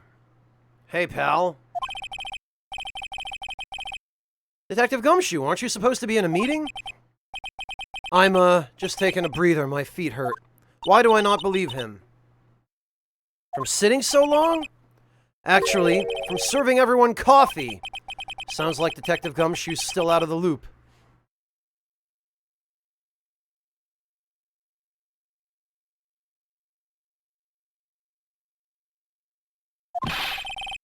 Say, have either of you seen Mr. Edgeworth? Edgeworth? No. Why do you ask? He's under fire from both the police department and the prosecutor's office. It's almost like the battles between you two in court. That sounds serious. Is it because of what my sister said? That's basically what it all boils down to. That falsified evidence 2 years ago. Now Mr. Edgeworth has the whole world after his blood. Yikes! Sheesh.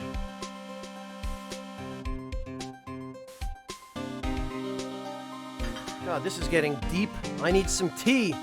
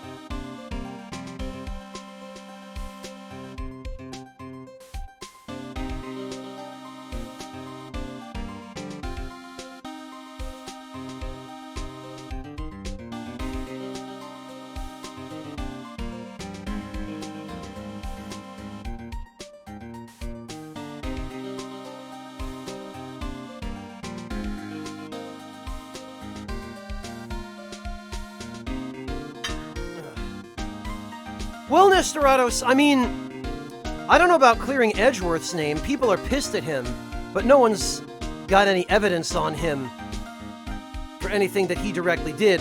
And if we can nail Gant, then Edgeworth will be absolved in the process.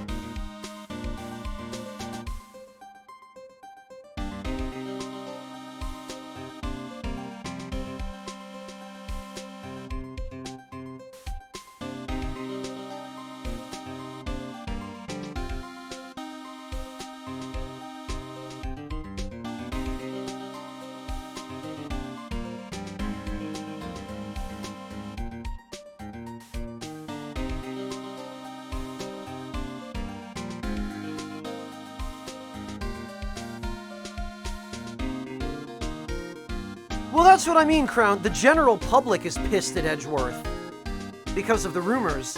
But the guilty parties, as far as forged evidence are concerned, are clearly Lana and probably ultimately Gant. In fact, I bet it was Gant's idea, and this is now just him trying to get rid of Lana. In fact, that has to be it, because they, quote-unquote, dealt with every other detective that was on that case. And since Lana was one of the detectives on that case, this is probably Gant trying to get rid of her now, too.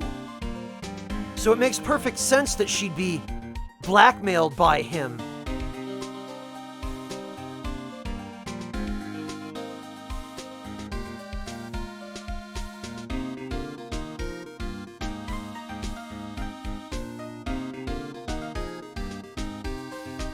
And it seems like he may be trying to take Edgeworth down, too, while he's at it.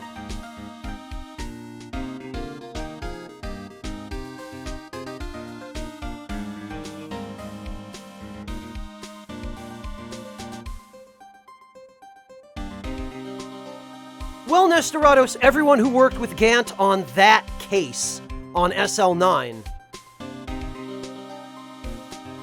well, granted a new job, Crown, because if too many of those people disappeared at once, it would be suspicious. And she was his accomplice. She probably served him very well as chief prosecutor because he had dirt on her. She probably had to forge evidence for him for the entire 2 years she was chief prosecutor. And only now, for whatever reason, he's decided to tie up a loose end.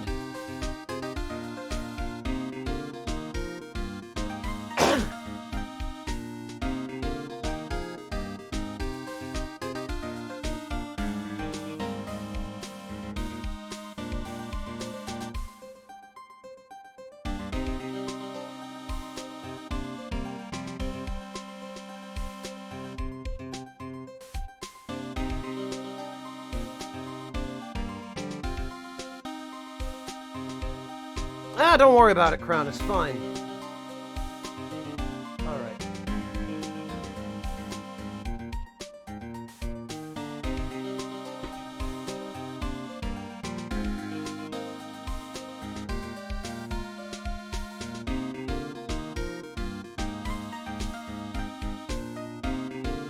Alright then. Why would Edgeworth be blamed? It's not like he knew the evidence was forged. Lana Skye is the guilty party here, isn't she? Regardless, a prosecutor is responsible for the evidence they present in court. Not only that, but as you know, there have been a lot of rumors going around about Mr. Edgeworth. His amazing talent as a prosecutor has kept him safe from those who don't like him. But now, with this, are there really so many people who hate him? In our world, only those with talent rise to the top.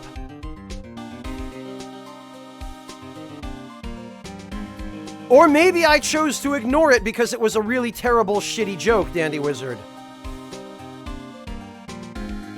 Maybe it's you who are missing what's really going on here. Mr. Edgeworth has not only that, but he's young.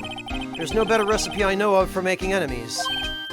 Hey Dick, keep up the good work. Yes, sir. Let's go out for lunch again sometime, my treat. Yes, sir. You gotta take me back to that joint sometime, okay, Dick? Yes, sir. Seems you don't have any problems with enemies. Yeah, well, I'm careful not to stick out. Anyway, I'm a bit worried about him. Under all this pressure, I'm afraid Mr. Edgeworth just might crack.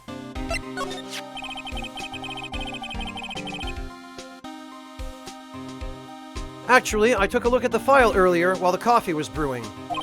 He seems genuinely concerned for Edgeworth. Well, did you find out anything? The only evidence Dark left behind was during his final attack. His final attack, you mean when he killed Prosecutor Marshall, who was trying to protect some girl? Me. It seems Detective Gumshoe never realized Emma was the girl. That's when he left the most incriminating evidence of all. Well, what was it? Oh, well, let's see. I think it was something to do with the murder weapon. Oh, I forget. Look, it's all written somewhere in here, okay? His power of recollection never fails to impress. Maybe we should show him the murder weapon. It might jog his memory.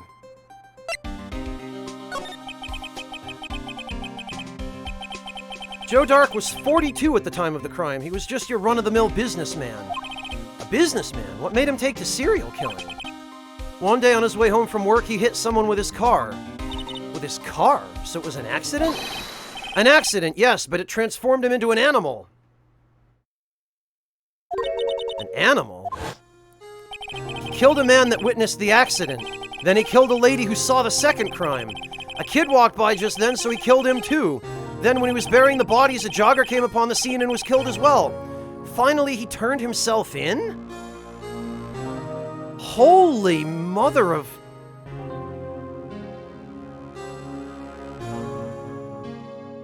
Yummy, that is a serial murder if I've ever heard one. It is literally a series.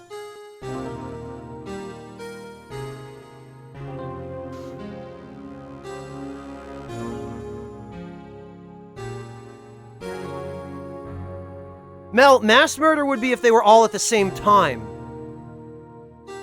This is quite literally a serial murder because they happened one after the other.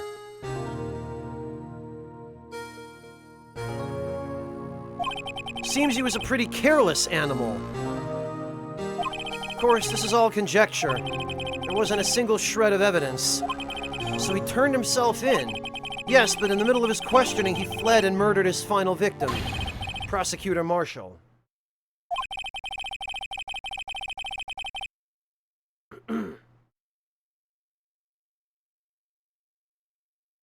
That crime was witnessed by someone too, but luckily Dark was arrested on the spot. It's a good thing that last witness wasn't killed. That last witness, also known as Emma. Alright.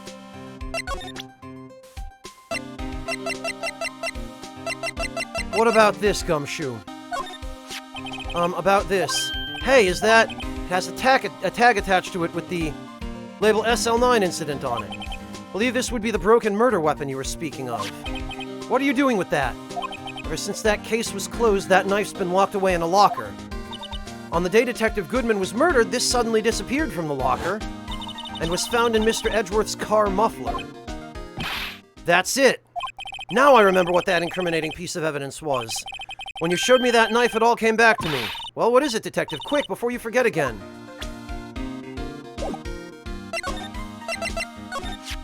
This knife, it was Joe Dark's, wasn't it?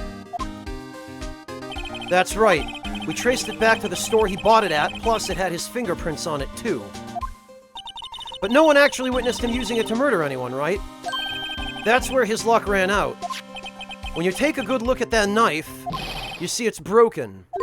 You don't have to take a good look to notice that. Yeah, well anyway, take a guess where the broken off tip of the knife was found. That's what did him in. Where was it? The victim, Neil Marshall, was carrying it inside his own body. It was found deep inside the stab wound. Did it match Dark's knife? You bet, down to the last fiber. That's pretty conclusive. Oh, we get Neil's autopsy report. Stabbed in the back, died from a punctured heart and lung.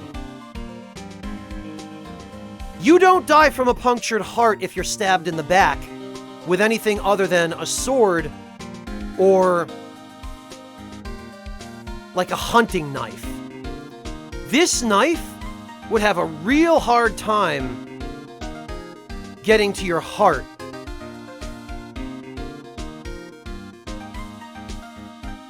This little switchblade, there's no way. If it were like... Well, yeah, okay, or a Souls game or Dark Heart, yes. The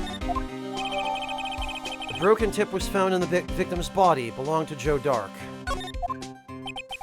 There you have it in a nutshell. That's all I know. Can I ask you one more thing? What is it? If it's money you need, you should ask Chief Gant. It's not money, but it does concern the Chief. His office is a crime scene, right? It's where Prosecutor Neil Marshall was murdered. The Chief's out now and his office is locked, but we'd like to have a look around if that's okay. Well, any detective's ID card can unlock the door. Oh, we could use Goodman's ID! Really? But if I let a civilian in there, I'd be charged with breach of trust. Breach of trust? Simply put, I'd be canned. Oh. Sorry, pal. I don't plan on getting fired because of you. How about this ID card? It was Detective Goodman's. That won't work either. The data was deleted the day he... Oh, well, shit. Meekins, maybe? So in other words, Gumshoe is our only chance of getting into that office. Wonder if there's something we could show him that would make him change his mind.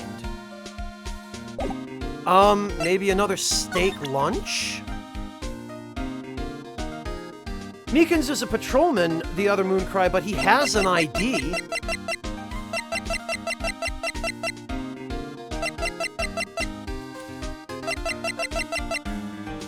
We got the autopsy report.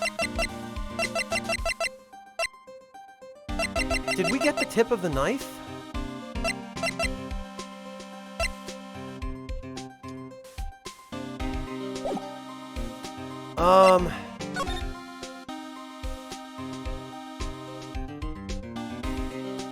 Oh, that's true, Darkheart. He did say you need a detective ID.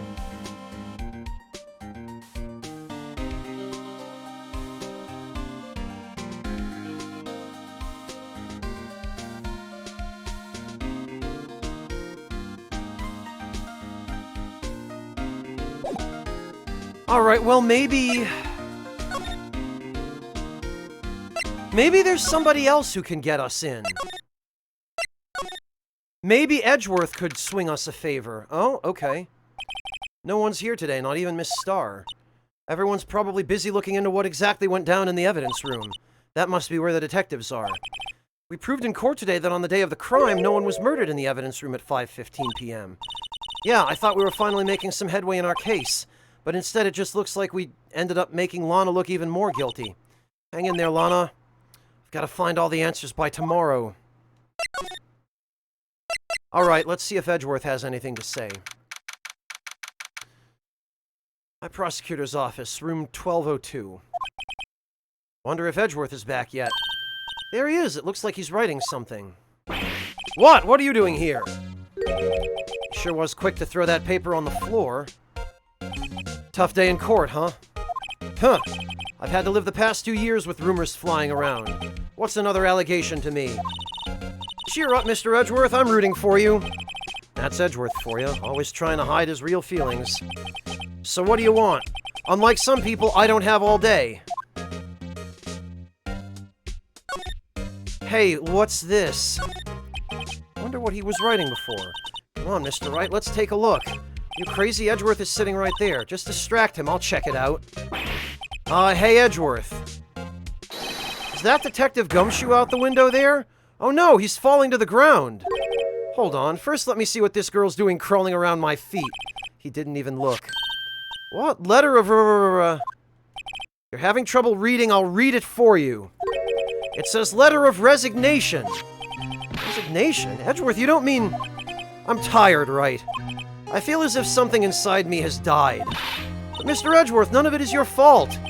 I know the path I've walked, you don't need to tell me. And the path I've walked hasn't been just the one. I can't forgive myself for what I've done, and no one else should forgive me either. Uh-oh, I think he's serious. Mr. Wright, please, you have to do something. This letter of resignation, I wonder if I can use it for anything. Edgeworth discarded letter of resignation. He's serious. Okay, well, that's depressing.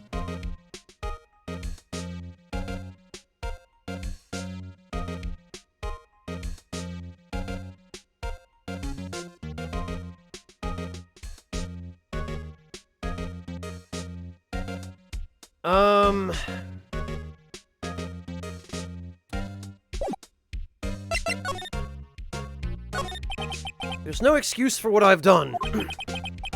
2 years ago, I used false evidence to obtain a guilty verdict. That's what it all breaks down to, and nothing I do can erase that fact. But you didn't know, did you? I mean that the evidence was falsified. The police department and the prosecutor's office share a bond of trust. If that bond is broken, we stand to lose everything.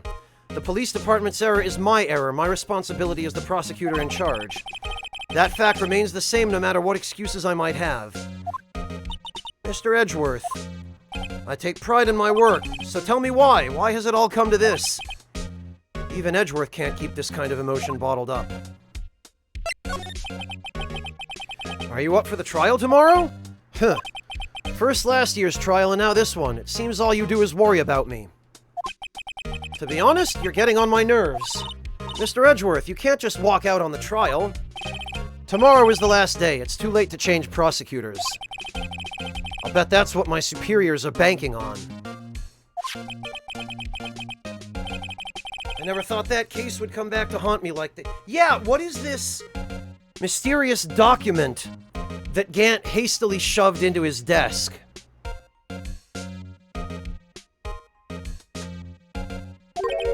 What do you mean? The list of evidence, it seems too short. Most lists run twice as long. It's only half as long as most lists? That is odd. After Near Marshall was murdered, I became prosecutor for that case. I may not have been part of the investigation, but I knew what I had to do. Use the evidence I was given to prove the suspect guilty. That was really the only thing on my mind at that time. Say, we just saw a picture taken around that time. That picture, something seemed strange about it. Oh, we probably have to show it to Edgeworth.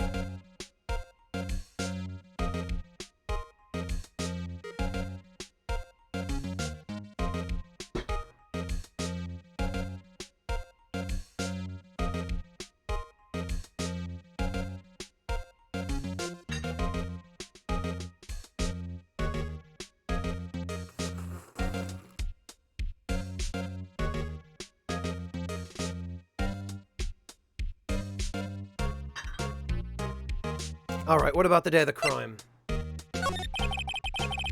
Would you tell us again about what happened that day? The day Detective Goodman was murdered. You were participating in a ceremony over at the station, right? I've never cared for ceremonies, but I had to attend that one. Because you were awarded this? Those receiving awards can't exactly skip out on the ceremony. I finished up at the office in the morning, then drove over to the police department. You finished up at the office? Yes, just odds and ends clerical stuff. I didn't plan on returning to the office that day. That is, until I was asked to take something back. Yeah, that screwdriver. This! Oh yeah, Chief Gant asked you to hold on to that, didn't he? Yes. There's a piece of evidence in a case that was closed half a year ago. He asked me to bring it back to the prosecutor's office. That's the story we heard yesterday, and it's still just as suspicious today. So you came back here to the prosecutor's office because the chief asked you to.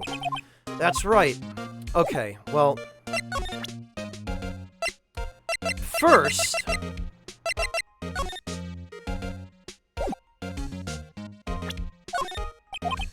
Come now, Wright. You can't seriously expect me to just sit down. Oh. But this isn't related to the case, remember? You said so yourself. So I did. Chief Gant gave this to you that day, didn't he? He asked you to bring it here from the police department. The chief is a very competent man, but sometimes he does things that don't make any sense. At least it's better than being incompetent and doing things that don't make sense. A certain detective comes to mind. That had to have been to set Edgeworth up.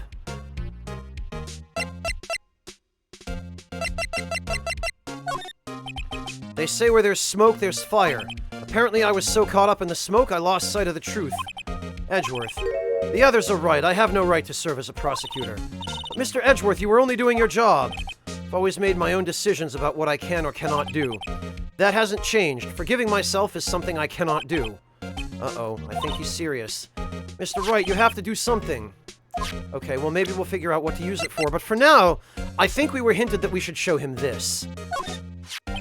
This picture was hanging on the wall in Chief Gant's office. Wait a minute! The trophy that Marshall is holding has a shield and a sword, whereas Edgeworth's is only a shield. Prosecutor Neil Marshall, he had just started making a name for himself. Looks like this was taken when he received the King of Prosecutors trophy. Speaking of that, there's something that bothers me. Yes? The trophy Mr. Marshall is holding, it's a little okay, they're just gonna bring it up. It's a little different than yours. The sword and the shield are both broken. I wonder why that is. Yes, you're right. Ah, I remember now. Remember what? That was what the official prosecutor's trophy looked like until 2 years ago. There's a story behind its design. A story? Sounds interesting. Would you mind telling it to us? It's simple, really. Contradiction. That's what the award's based on. The award is based on contradiction? What? Okay. This award originates from an ancient Chinese tale. In Chinese, the word contradiction is written with 2 characters. The first means halberd, and the same means shield.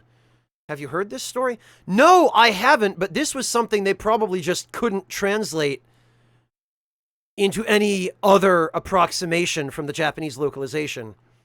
I have not heard this story. Sure, everyone knows that. Why don't you tell it, though? I have, Dandy Wizard. Yeah, Tomska's great.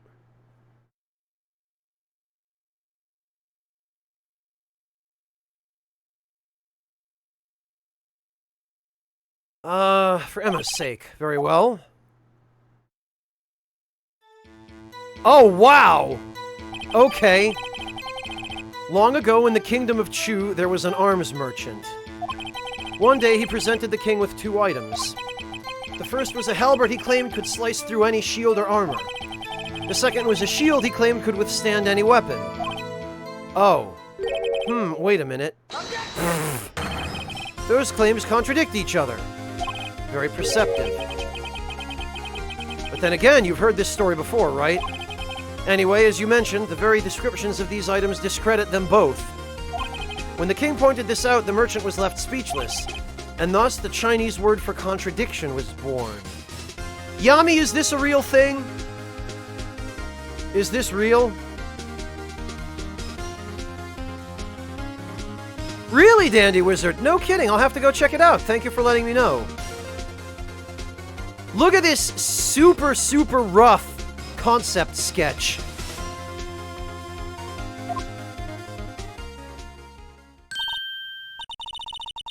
Oh, I see. So the chipped shield and broken knife symbolize... Okay, Nestorados, have a good night. Thank you so much for joining us. We'll catch you next time. Precisely. They symbolize the merchant's items. The ancient tale ends with the merchant at a loss for words, but it's in our nature to pursue matters to their conclusion. Even if it results in something as ugly as this. Wow, thanks, Mr. Edgeworth. I learned something new today. That's funny. If that's so, why were you only given a shield? You'll have to ask Chief Gant. 2 years ago, he had the halberd part of the award abolished. Chief Gant. Huh. So I'm guessing he removed it so that the trophy would symbolize no contradictions and that all the evidence lines up because we forged it, I guess. Oh, it is real. Okay, interesting.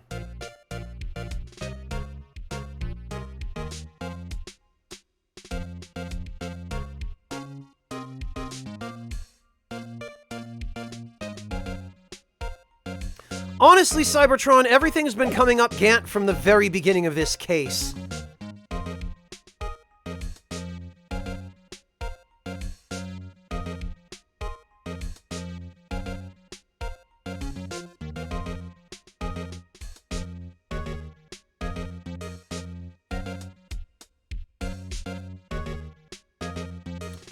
Okay, well, back to the parking lot, I guess? Excuse me. Oh, hey, it's you. Would either of you care for a quarter pound of roast beef? You know? Miss Starr, I guess she's out of lunches. You certainly are the curious sort, aren't you? Kinda like the first person who sucked a cow's nipple to discover milk.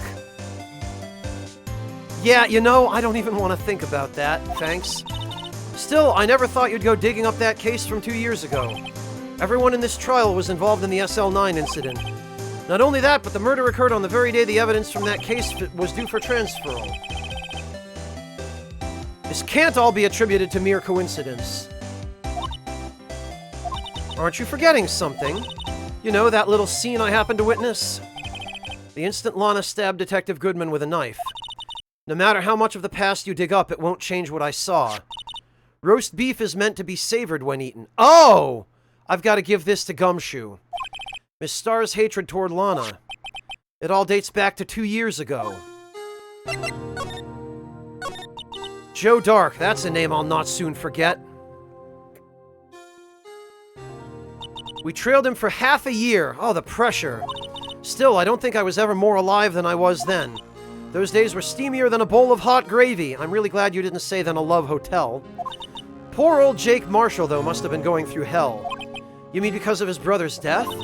They were close, those two. After Neil died, something took over Jake. He became obsessed. Seeing Jake like that made her all the more desperate. Her?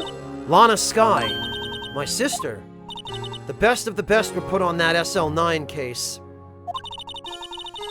Of course, they were led by that legendary duo. Lana and Chief Gant. That legendary pair was the reason we were able to keep up our investigation. That's why we were so shocked over how it turned out. You mean with the forging of the evidence? Don't get me wrong, Joe Dark got what he deserved.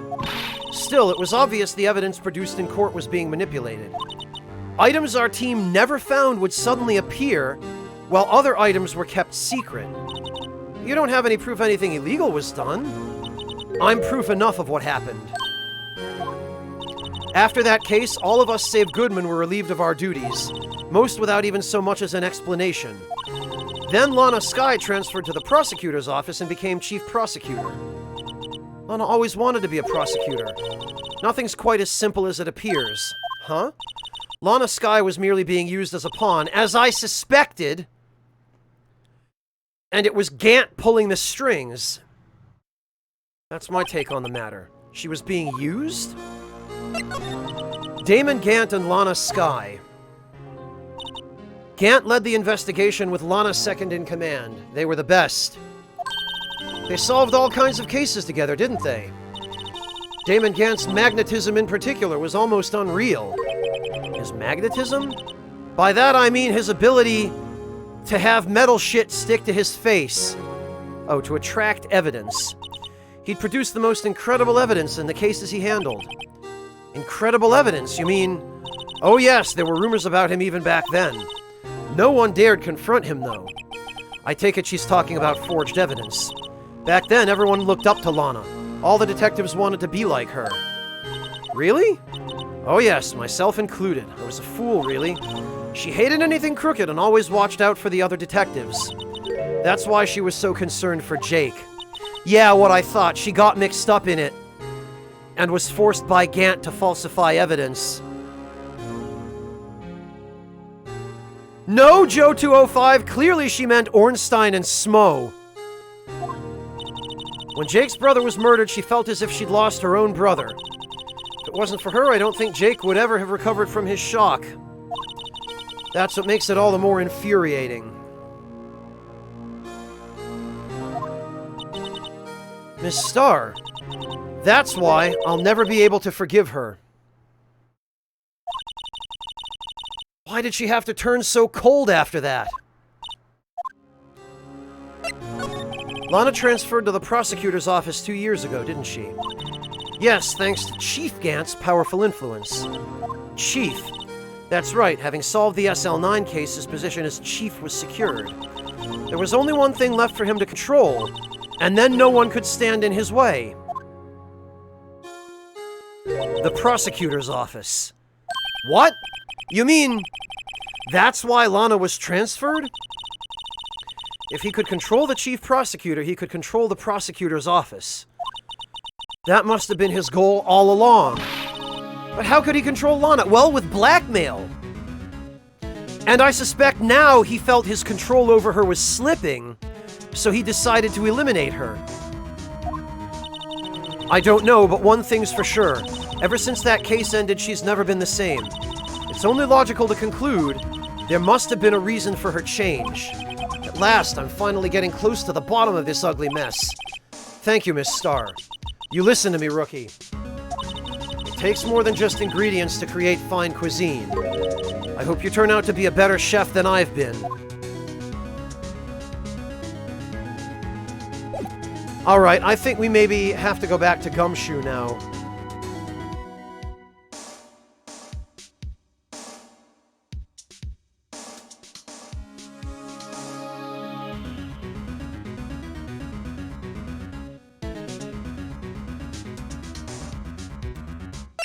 Alright, why did you give us roast beef then? What's that for? Did you actually not give us roast beef? You didn't. Okay. I guess the roast beef was a lie.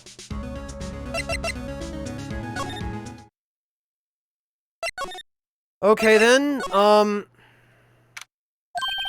Oh, you're back! You're still here. I gotta make 150 copies of these files. Brewing coffee, copying files. I'm turning into a regular DJ. You're a DJ as well? If I'm not mistaken, I think he means disc jockey. Oh, that DJ. We're just gonna gloss over that really suspect joke that was just made. I gotta admire your persistency, but persistence, it should be. But my answer's still no. Not letting you in the chief's office, period. It'd be my neck on the line. That office is the last crime scene in the SL9 incident. I have to take a look in there. There's gotta be something we can do to make the detective change his mind. Well, what if we told him Edgeworth was gonna quit? What's this crumpled up piece of paper? Yup, this was it. No way! Mr. Edgeworth can't be serious! Is he ever not serious? I can't believe they pushed him this far. Mr. Edgeworth really feels responsible.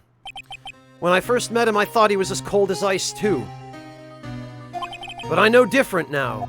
He's trusted us detectives to provide him with sound evidence, but we betrayed him. Detective. That's it, I've made up my mind.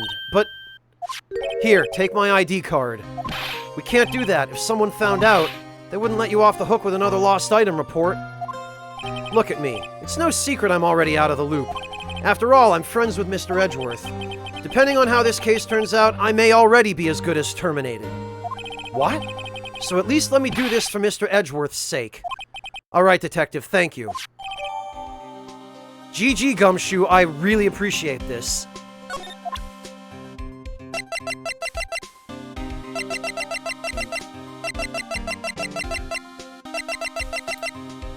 Police Department ID card.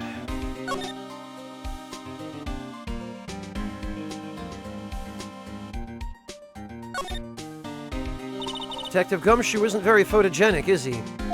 Whatever you do, just don't say that to his face. Look, his eyes are half shut. Yeah, and his mouth is half open. Hey, each of his shirt buttons is off a notch. He's got the narrow end of his tie in front. Oh no! I think this goes beyond being a photogenic issue. Well, I feel bad for him. Police department. I really wish I could read what this says.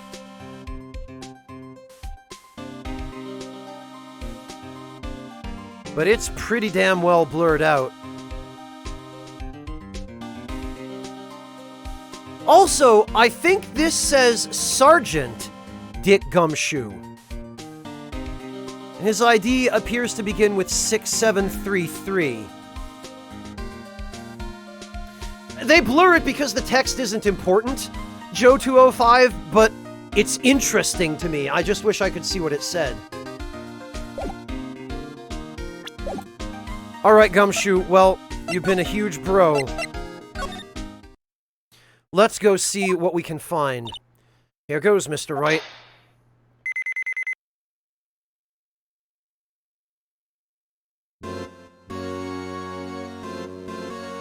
Okay, and there's the safe. We're in. If anyone finds us now, Detective Gumshoe's a goner. If that happens, I'm counting on you to bail me out. Yee! Ah! Oh, he decided to tag along. Sorry, I thought you were a ghost. I didn't even know you could slap a ghost. Ah, Detective Gumshoe. What are you doing sneaking up on us like that? I wasn't sneaking. I was just worried something might go wrong, so I came too. If you're here, then what's the point in giving us your ID card? Gumshoe's ID crushed and rendered unusable in pocket. Hey, don't do that to my card! Well, shit. I hardly ever get a chance to come in here, so I figured I'd have a look around myself. Besides, we're all in this together now. You really do want to get fired, don't you? Not if we're lucky. Now come on, let's see what we can find out. I've got a bad feeling about it. Yeah, I do too! And apparently even Gumshoe must suspect Chief Gant. If he's sneaking in here with us.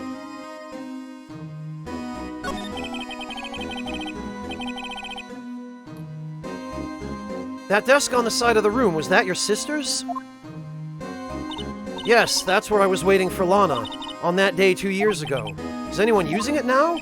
No, sir, this is entirely Chief Gant's office now. He practices a strict policy of preserving the crime scene. That's a strange reason to leave it there. He leaves it as a warning to everyone else. He wants us to always be alert. He told us so himself at our New Year's party. Of course, he was pretty intoxicated at the time. Which is very typical. So ever since Lana left, no one ever touches that desk. No one except Chief Gant and the cleaning lady who's in here each morning. Still, 2 years have passed. There can't possibly be any clues remaining. Or maybe there can. Can I ask you something? Sure. You only came here to look around, right? Because it's one of the SL9 crime scenes. I mean, that's your only reason for coming here, isn't it? Why do you ask? You don't think... Nah, you wouldn't be... No. No, there's no way. Never mind. Don't worry about it. Okay. Now then, let's look around a bit more. Hey, hold on. Not so fast, buddy. Huh? What is it? When someone tells you don't worry about it, you're supposed to start bothering you, pal. You don't just let it go at that. Sorry. This guy's starting to get on my nerves. Okay, so what's bothering you? You two don't think Chief Gant might be a suspect, do you? Of course we do! He's right, Mr. Wright. What do we think of him? Chief Gant, so it's finally come to this. What do I think of him? Perhaps it's best I don't divulge my feelings yet. There you go, ignoring me again. I'm sorry, Gumshoe, it's nothing personal. This is a safe, isn't it? Safe, that word is ripe with intrigue. Okay, if you say so. Looks like a code needs to be entered in this panel to open it. A 7-digit number, You know what it is? I have a hunch. Oh, I know. You want to try my birth date? It's... No, Gumshoe, that's not it. I have a better idea. Here goes nothing.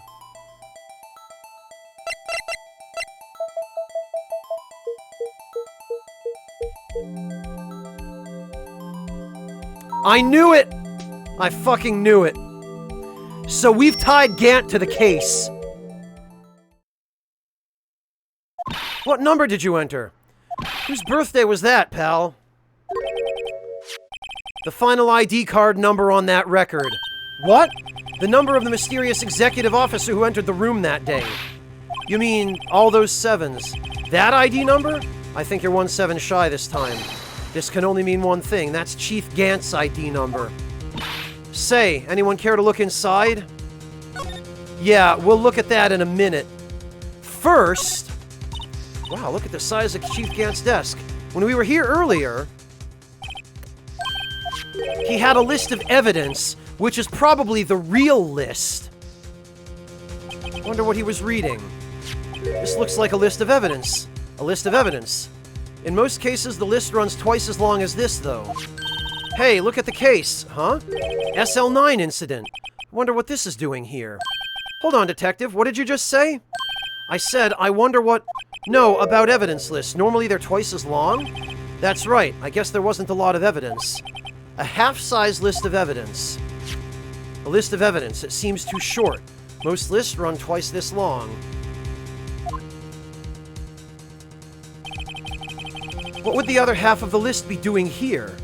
Oh, it's the other half. I knew it. The chief must be hiding something about that case. It would appear so. Evidence list added to the court record. Was ripped in half, so this part is all I've got. We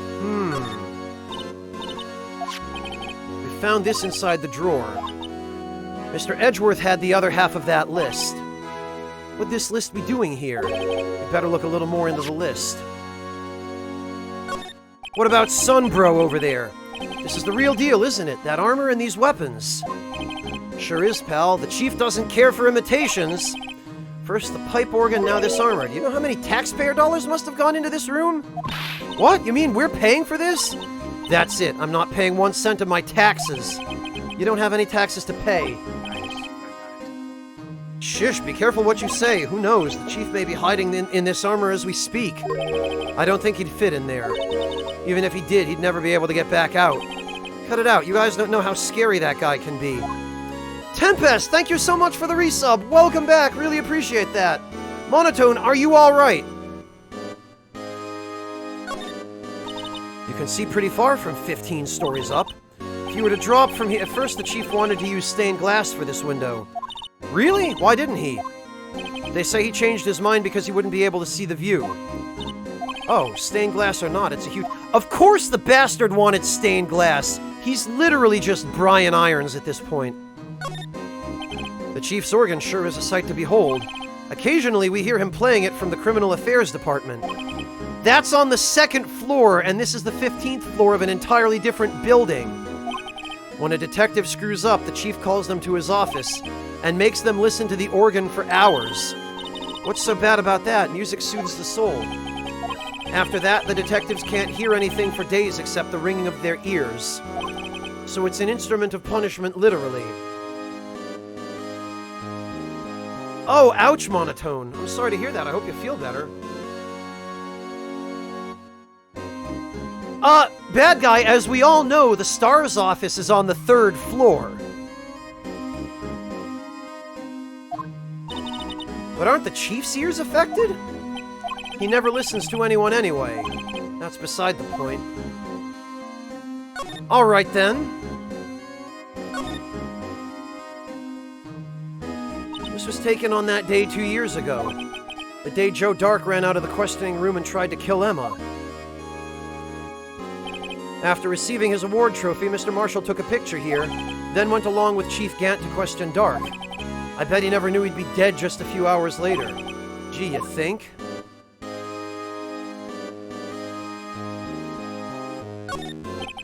This was Lana's desk. It sure is tidy. Lana's always been a meticulous cleaner. There's not even any dust on it. Looks like someone's still keeping it clean. Has Lana ever come back here? No. Chief Gant must still keep it clean in memory of their partnership. They were the stuff legends are made of. Does he keep it in memory of her or in memory of the crime? These shelves are mostly empty. Lana must have cleaned them out when she transferred over to the prosecutor's office. There's a small picture frame on the left shelf. Hey! This is when Lana and I went to that theme park.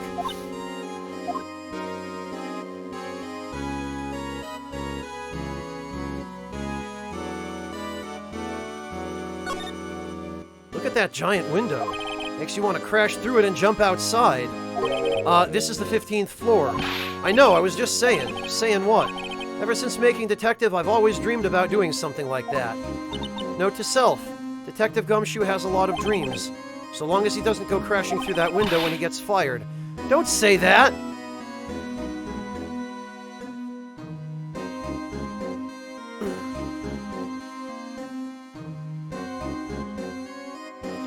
Yeah, it doesn't look like anything else over there that we can examine. So the one last thing left here...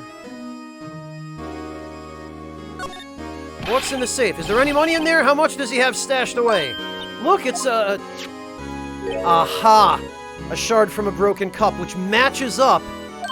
This somehow looks familiar. Where have I seen this? There's something else in here, too. What's this? It looks like a piece of leather cloth. This is a handprint, isn't it? Hey, I saw someone wearing a shirt like that once. You think the chief made up the design? I don't think so. Oh, well, it was just a thought. Is that it? This is all that was in the safe? Apparently, it's so empty now. Piece of cloth with a handprint on it and a broken shard from a cup. They look like pieces of evidence. Yeah, but unless you can prove they have something to do with this case, I'm afraid I can't just let you take them. After all, it's my neck on the line here. Great, now I have to prove their relevancy. Well, first of all, how are they related? Come on. There's got to be something we can show. Okay. Yeah, so first of all... Check this out, Gumshoe. Detective Gumshoe, could you have another look at this jar? I remember when the three of us put that back together. Ah, those were the days. It's kind of early to be nostalgic. Wasn't this jar a piece of evidence from that case? That's right, one of the shards had an SL9 incident sticker on it. Doesn't this ring any bells? You know, that fragment we just found? You mean this one that was in the safe? Yes, that one. That was in the safe. And it fits. Now that you mention it, it's ringing a lot of bells. Let's see if it fits. Here, let me see that shard. I'll take a crack at this. Go ahead, pal. Show us what a rookie can do. Mr. Wright, here's some glue. If I can piece this together again, it'll prove Chief Gant was knowingly hiding evidence. Yeah, well... What we need to do here is... rotate it right. And now we combine.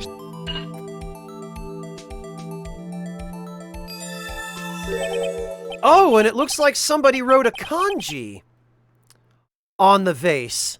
There, it fits like a charm. That, of course, means Chief Gant willingly and knowingly hid a piece of this jar in his safe. In other words, he concealed a piece of the evidence from the SL9 incident. Hey guys, get a load of this. What is it? This piece you just attached, it's different from the others.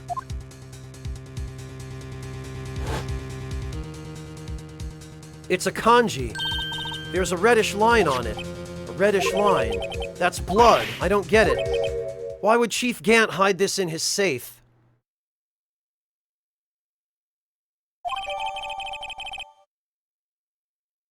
Final fragment found in Chief Gant's safe. Blood traces.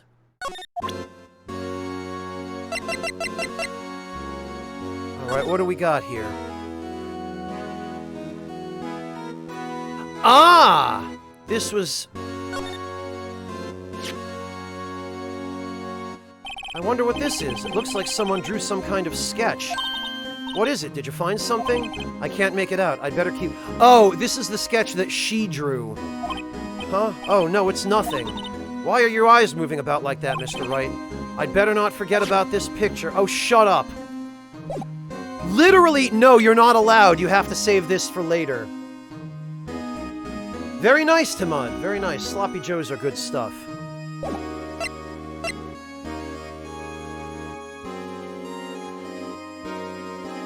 Actually, let me take a closer look at that vase.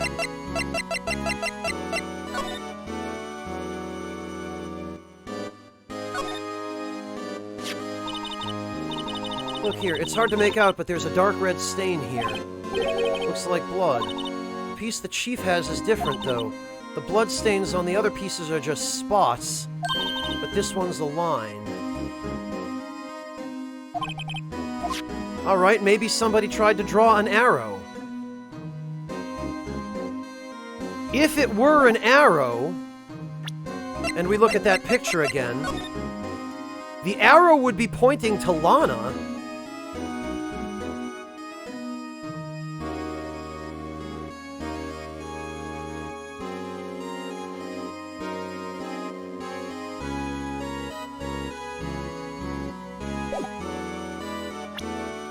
Okay, interesting.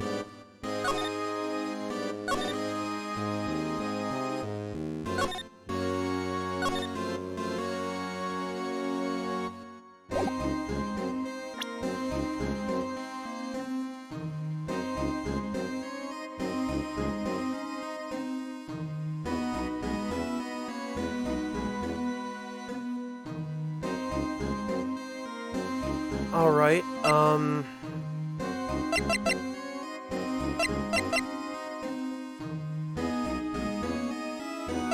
what else do we need to do here?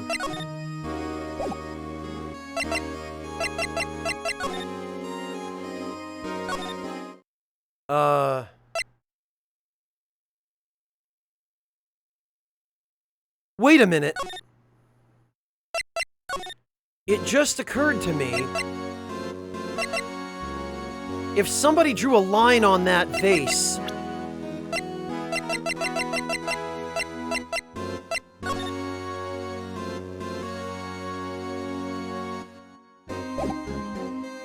Hang on. This is a long shot, but let me try something.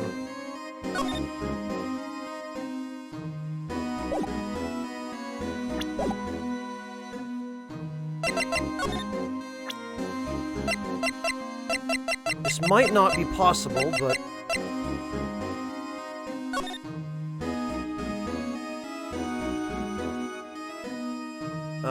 no, okay, I can't.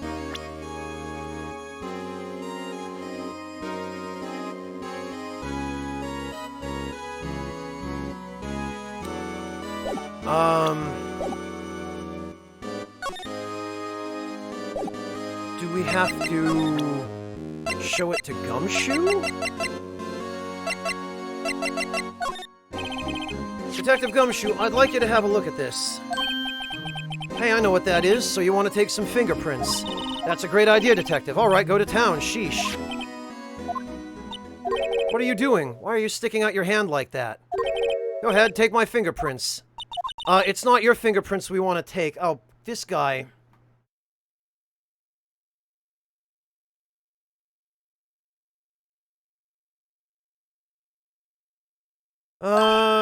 Come on, this isn't the time for jokes. We're talking about that cloth we oh, I forgot about the cloth. I thought we were talking about fingerprinting the vase. Oh, huh, I knew that. That's the one with the handprint on it, right? Sheesh, where's your sense of humor? Okay, Mr. Wright, let's check for prints.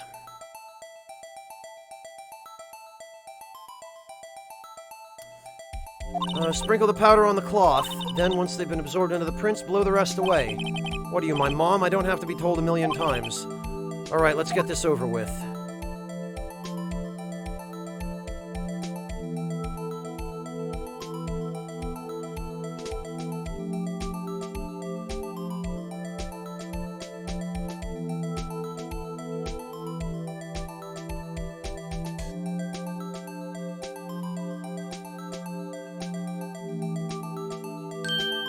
It's not really enough to go on. Kind of result won't be any good for matching prints, will it? But it doesn't look like we'll get a clear result from that print. Let's try a different finger. Okay. Looks like the middle finger is probably the... probably the most intact of these.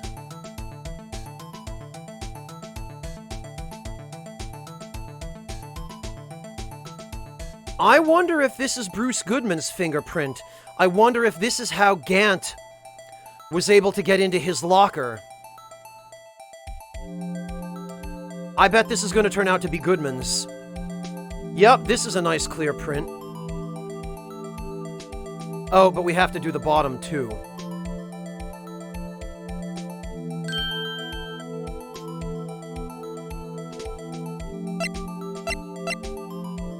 No, it's not Goodman's.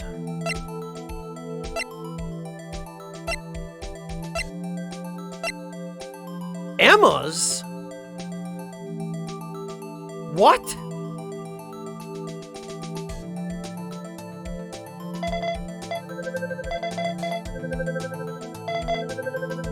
Why the hell? Wait a minute. Wait a minute. Did Emma accidentally kill Prosecutor Marshall? Is this why they covered it up?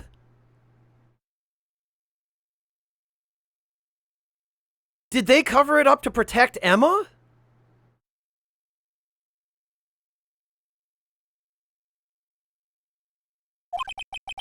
What are Emma's fingerprints doing here? You found a match. Whose fingerprints were they? It seems the prints are too... Phoenix, shut up! Tell the truth! They aren't clear enough to get a match, my ass. Oh, that's too bad. I thought they'd be Dark's prints. Hey, you, over here. What's going on here? Why are all that kid's prints doing inside the chief's safe? Don't ask me. Let's just keep this information from Emma for now. Here, maybe you should hold on to this. Well, shit!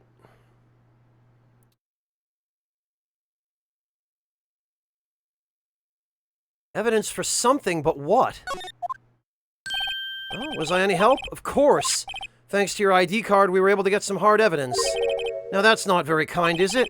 In other words, if it wasn't for his ID card, he would have been useless. Isn't that right, you in the coat? Uh-oh. I knew it was gonna happen. We didn't think you'd be back so soon. Fortunately, I'm a man who believes in signs. As I was walking to my meeting, I happened to look out a window and saw a stray dog run right into a pole. Just then I thought of a certain detective.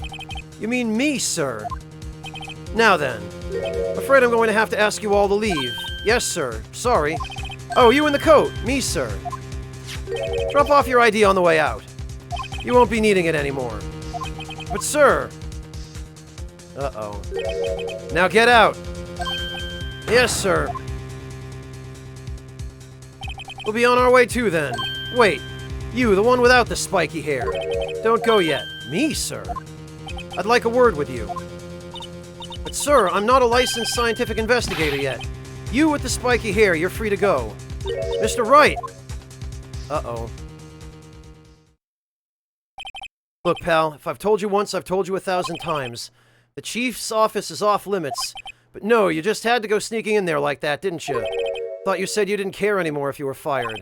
Yeah, but if I knew it'd be like this, I never would have said it. Now that I've seen the evidence Chief Gant was hiding in his office, I think I'm finally starting to get the picture. But why has she kept eerily silent about it all this time? Anyway, you listening to me? Gonna try to smooth things over with the chief again. Later, pal. Good luck, dude. After that, I heard from Emma. She said the police wanted to ask her some questions, so she'll be busy for the rest of the day. Oh, they're gonna accuse her. February 24th, Detention Center. I see, so the chief asked Emma to come in for questioning. It's no use thinking about it. Tomorrow's the final day in court. I'm committed to doing everything I can to defend you, which is why I'm here. But I've already told you all I can. What you've told me over these past couple of days is absolutely nothing. Not a single useful thing. Really, I believe I did mention something quite important. Something I told you right at the beginning. I said that I was the one who stabbed Detective Goodman. You know, I think I've finally figured it out. I know who it is that's lurking behind your words. Mia did a good job mentoring you. I'm rather jealous. It seems Edgeworth was right. Edgeworth? Once you're convinced you know something, no one can persuade you otherwise. Thick-headed is the term he used, I believe. Now's my chance to get her to tell me the rest of the story. All right. Why are your sister's handprints? Oh. Gotta get Lana to tell me everything she's hiding. Starting to see the hunger in your eyes. A clear handprint can be seen on the leather cloth. The print belongs to Emma. Great. All right then, keeping quiet. I have to admit I was more than a little perplexed at first. You insisted you did it, yet there was no incriminating evidence. That's when I hit me. It's not that you're unwilling to tell the truth, it's that you're unable because you're being blackmailed. It's that you're incapable of doing so because of a certain individual. What an intriguing notion, a certain individual, you say. So you think I'm protecting this person? Protecting? No, I think afraid of is more like it. If I'm not mistaken, the person in question may have persuaded you to silence. For argument's sake, Mr. Wright, whom may I ask is this person you're speaking of? The one I'm supposedly so frightened of. Yeah, of course! Of course.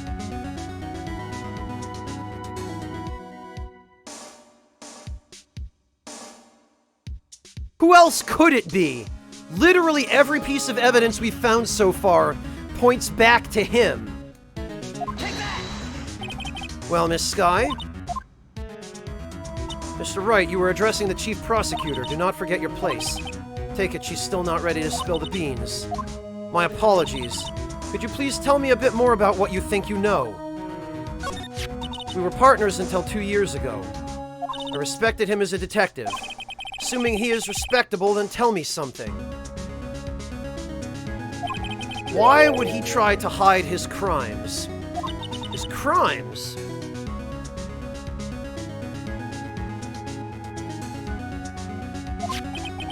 Both you and Edgeworth will be brought before a board of inquiry for what you did. Specifically hiding and forging evidence. Of course, these are serious offenses. Why is it, though, that Chief Gant's name was never mentioned? Chief Gant. Edgeworth didn't know the truth behind the forgery. The only party who could possibly have tampered with the evidence was me. I had access because I was second in command of that investigation. Yes, you, but also one other, Damon Gant. You intend to accuse Chief Gant, you'll need more than just words. Show me proof that Chief Gant falsified evidence in that case. Well, we've got it. We've got it right here. I just found this in a safe in the Chief's office. This jar piece and this piece of cloth. Do you know what these are? They're pieces of evidence from the SL9 incident. The person concealing evidence was none other than Chief Gant himself. Now tell me, why are you taking all the blame for him? Are we finally about to get some answers here? Some real answers? Touché, Mr. Wright. It's as you surmised, I cannot disobey the Chief's orders. Even if it means being found guilty for murder. Why not? Come now, Mr. Wright. You can't possibly expect me to be able to tell you that. 3 days ago, I had no choice but to cooperate in the murder of Detective Goodman. Perhaps I should say follow orders. Yes, that's more accurate than cooperate. So she was ordered to kill Goodman by the Chief. Why? In order to cover up the evidence from SL9? That seems to be the reason. Although I can't tell you the details, I can say that I was given an order on that day. I need you to dispose of Bruce Goodman's body. You'll find it inside the trunk of Miles Edgeworth's car. Just as I suspected. Despite what everyone believes, you were not the one who murdered Detective Goodman. Correct. I was trying to take the body out of Edgeworth's car. The trunk's lock was broken, and I discovered that murder weapon while inspecting the body. The murder weapon? You mean Edgeworth's knife? No, when I found the body, this was the knife stuck in it. Huh. The knife from the SL9 incident. So he would have been stabbed with this knife when it was taken out of evidence in the evidence room. So whoever took this knife out of evidence is the one who actually killed Bruce Goodman. So it literally was Chief Gant. It had to have been. Because Chief Gant's ID was the one that was used to enter the evidence room. I think we've got a pretty solid case against Gant at this point. As long as he doesn't pull a Von Karma and tase us and steal the freaking evidence again. I think we've got enough to string up Gant. I think we can do this. I couldn't just leave that knife in him, so I took it out and stabbed him with another knife. That would be Edgeworth's knife. That's right. Even though he was already dead, my hands were shaking at the thought of stabbing him. That's why I ended up cutting my hand. And that is the reason for the bandage on your right hand. Yes, it seems that I got blood on the victim's shoes as well. And then, she saw me just as I plunged the knife in. So Star was telling the truth. And that's why she saw it so long after the actual murder. Why did you need to hide Dark's knife so badly? It took a lot of work to finally close the Dark case 2 years ago. It was over with. I didn't ever want it to be opened again. My intent was to prevent that, but oh! So you forged evidence in this case by switching the real knife with Edgeworth's. So you hid Dark's knife. The weapon used to stab the detective was evidence in the Joe Dark case. If word got out, which it would, the reporters would have a field day with that. So you wrapped the knife in your scarf and hid it, in Edgeworth's exhaust pipe. Right, then I called my sister to tell her what happened and to ask her to hide the knife that was inside my muffler. You asked Emma? I didn't want anyone on the force to know about this. That would explain why Emma is so confident about Lana's innocence.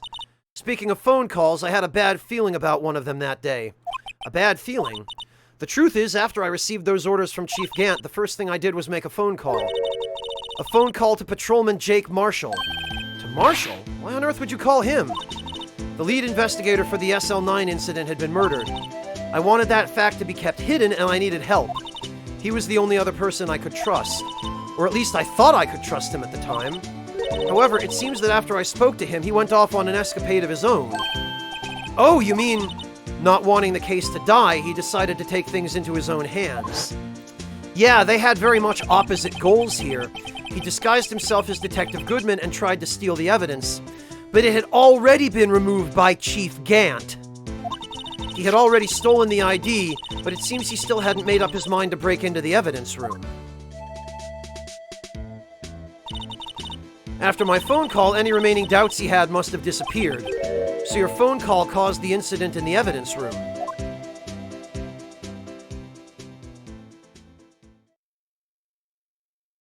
I'm afraid that's all I can tell you.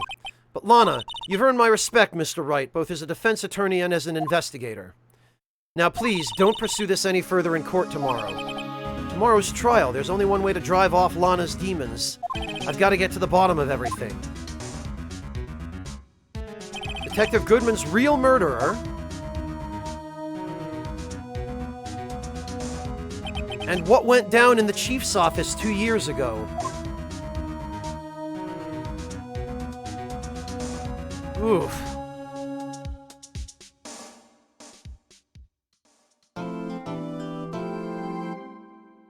Yeah, you know what? I think we're gonna save the game.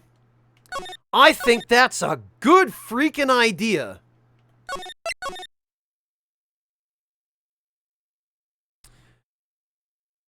And since this is the final day of the trial, I think we might as well finish this.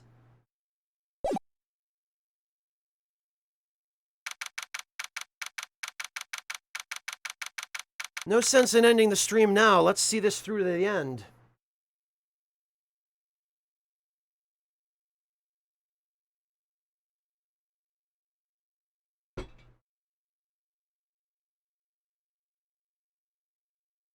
Let's see this through to the end and string Gant up where he belongs.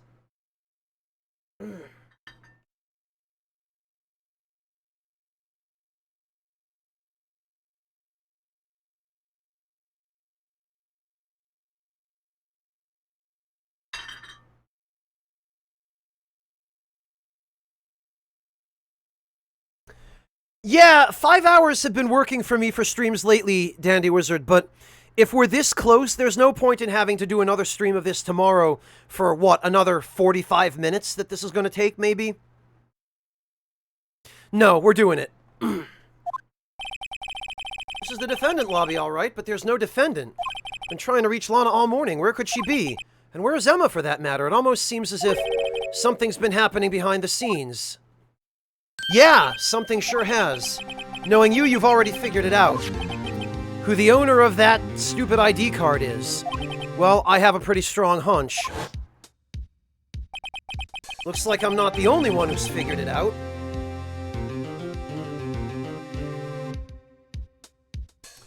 So, Edgeworth, does that mean you're gonna help me? You know, the only reason this trial didn't reach a verdict yesterday is because there was still room for doubt regarding this ID record. If that number does belong to whom you suspect, then no doubt will remain. After all, he hasn't been officially charged with anything. True, not yet. In any event, once all doubt has been removed from that list, I can call from a ruling.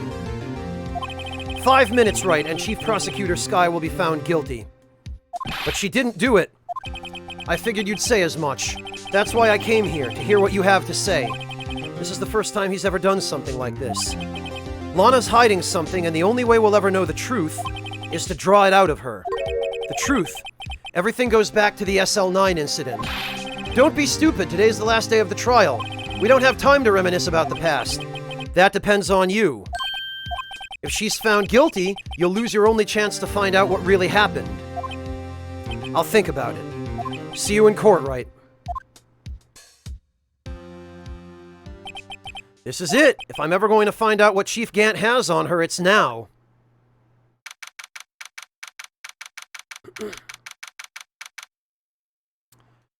Oh, shoot, here we go. Here we freaking go, guys.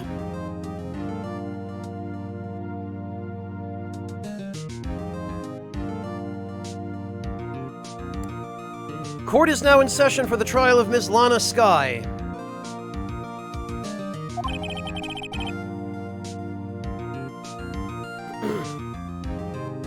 The defense is ready, Your Honor. The prosecution is ready, Your Honor. Normally this is when the prosecution puts forth its opening statement. Huh? But before that, the police chief has a proposal to make. Chief Gant, uh-oh, what's he up to?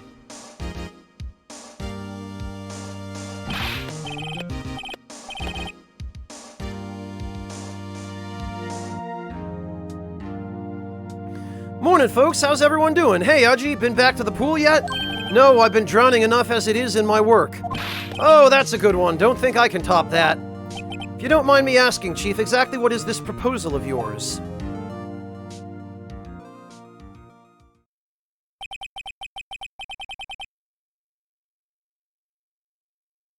Lana, that is to say, the defendant, has asked me if she could speak directly to the court. She wants to do what? Having heard what she intends to say, I feel she should be granted her request. In the end, it should save everyone a lot of time and trouble. Okay. What's this all about, defendant? I'd just like to make one simple request and I'll be finished. Well then, what's your request? Your Honor, I'd like you to put an immediate end to this trial. Huh? I confess to all charges against me. On February 21st of this year, I murdered Detective Bruce Goodman in the underground parking lot of the prosecutor's office. No, Lana!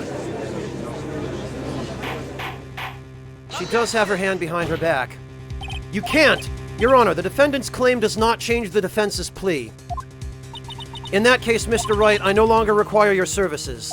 But Lana! Your Honor, I hereby forfeit my right to an attorney.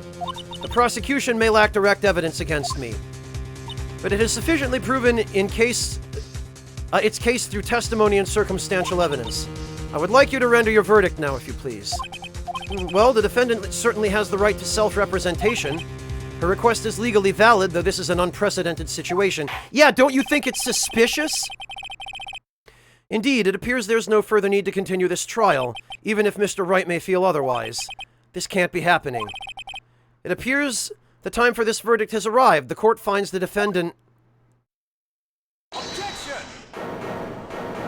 One moment yet. Thank you, Edgeworth. Thank you. Mr. Edgeworth? The prosecution has not yet proven the defendant guilty beyond reasonable doubt. Any ruling at this stage would certainly be premature. Come now, Worthy. I understand this is a difficult time for you, but why don't you just be a good little boy and keep your mouth shut, hmm? Huh. I don't think I care for your tone, Chief Gant. What? Creating another fabrication to cover up your past mistakes. Sorry, but I'm no longer the naive little boy you would have. Yeah! Edgeworth! Edgeworth! Edgeworth! Edgeworth! We doing it!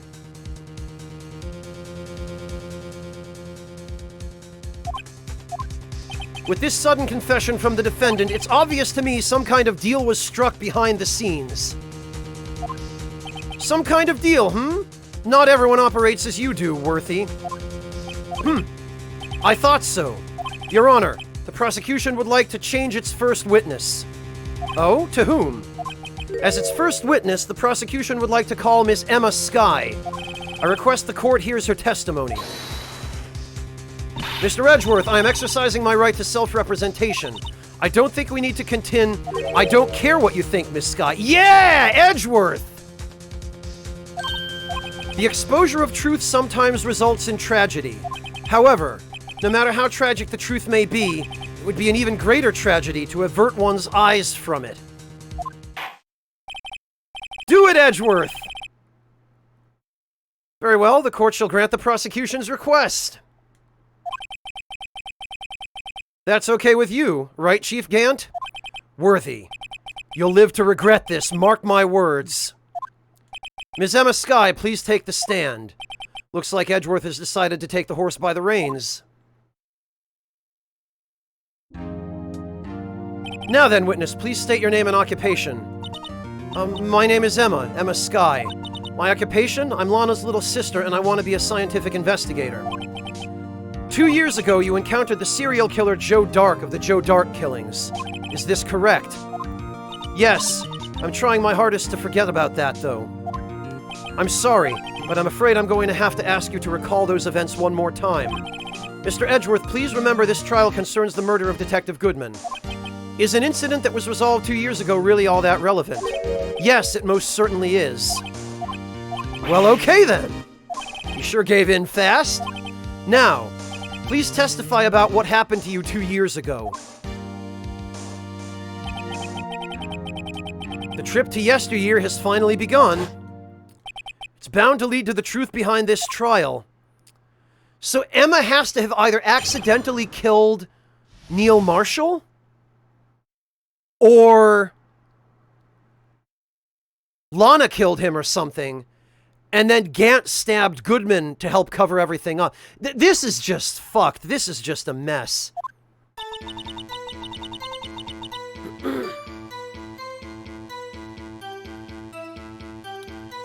I was waiting in my sister's office that day. A man came running in and took me hostage. Neil Marshall rescued me, but I'll never forget what I saw in that instant. The man raised up his knife and stabbed Mr. Marshall in the chest. And yet someone else stabbed Mr. Marshall in the back after that. I wonder if Gant killed them both. It's a good thing you weren't harmed. I passed out. I don't remember much. That's understandable. However, please tell me, Mr. Edgeworth, what does this testimony have to do with Detective Goodman's murder? That will soon become apparent, Your Honor. You've got to admire him for his courage, considering he has... Oh, he's counting on me to prove it. Very well, the defense may begin its cross-examination.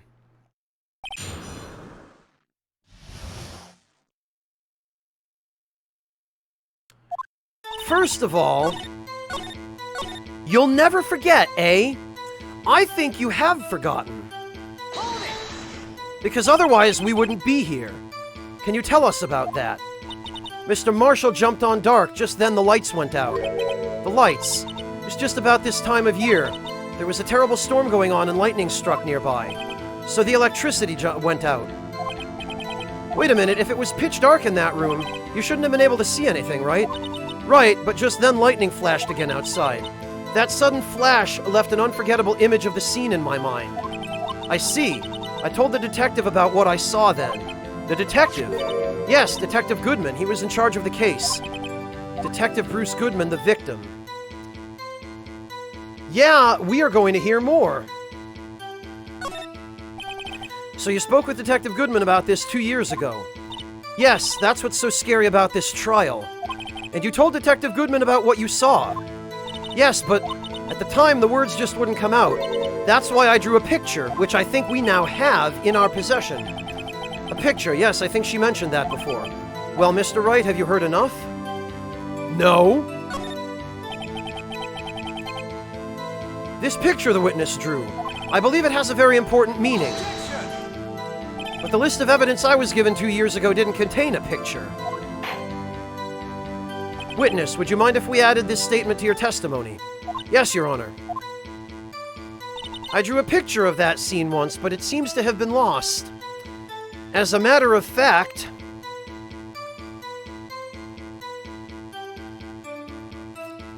I do believe we possess that. We possess it, in fact, right here.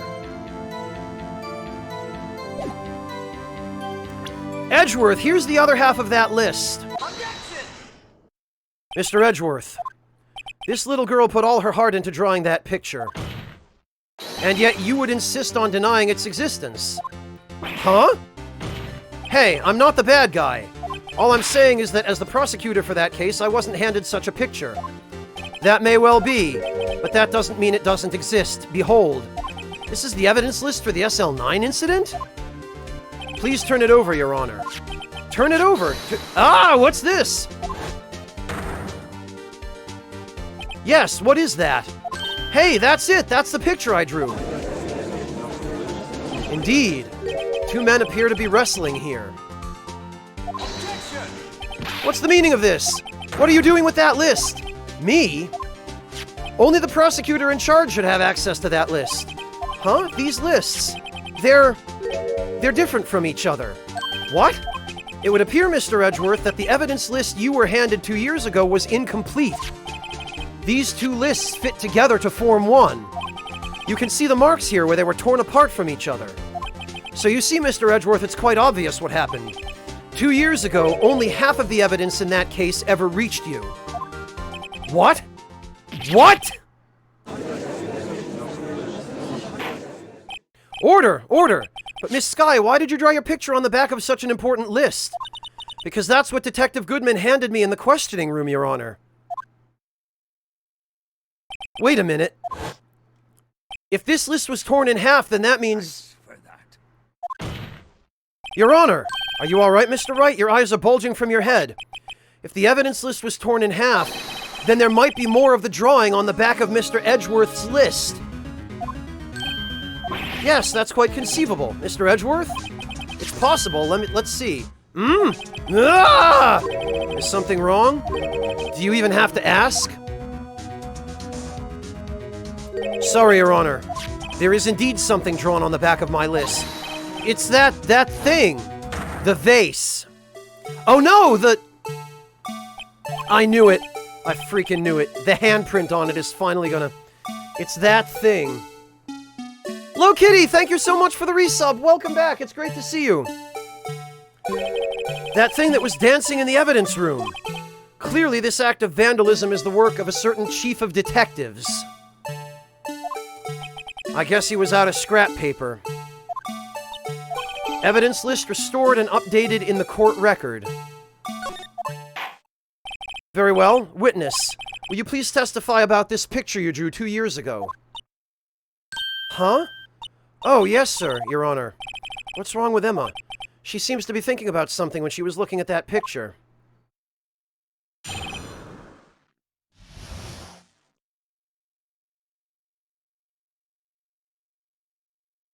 Wait a minute, no, it was as I thought. It's not the Blue Badger.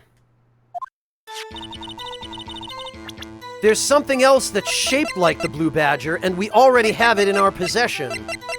I thought it might be this at first. It's the unstable jar.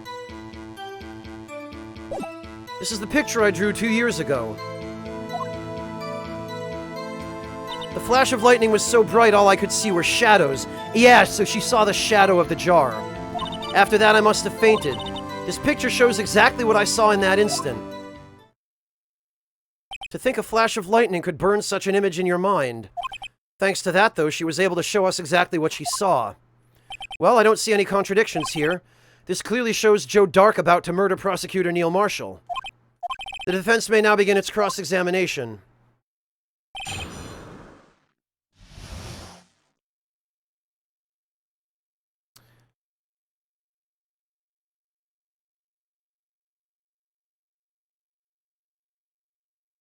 Emma's picture.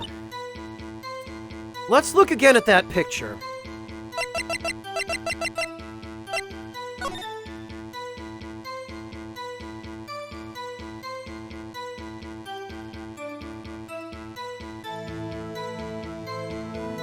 Wait a minute. Now that I look more closely, the tip of the knife is already broken off in this picture. You can see it very clearly has a square end.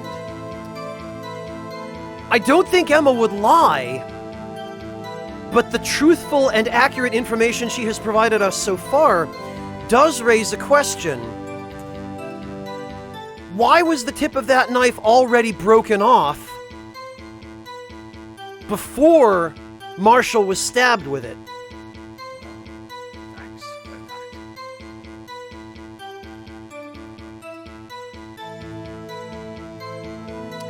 that. Okay,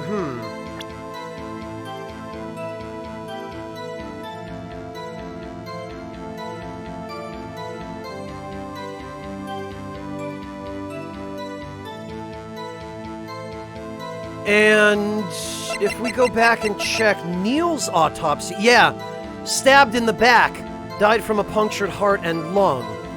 A knife tip was found in the wound. This is suspicious too. Neil Marshall, 27, male.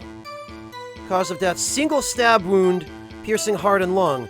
Died from blood loss in under 10 minutes. Weapon found in wound was missing tip.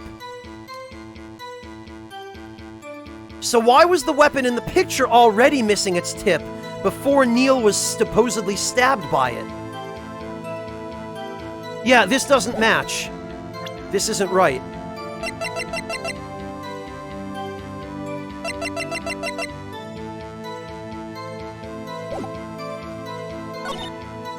The flash of lightning. After that I must have fainted. The picture shows exactly what I saw in that instant, except it doesn't. There appears to be more going on there than what you actually saw. Reaper4012, thank you so much for the resub. Welcome back, I really appreciate this. Yeah, it's a big day in the courtroom. Sorry for asking so many times, but are you sure you drew exactly what you saw? Of course, this is the exact scene. Wasn't influenced in any way from your talks with the detectives. Objection! Are you insinuating we somehow manipulated her memory, Mr. Wright?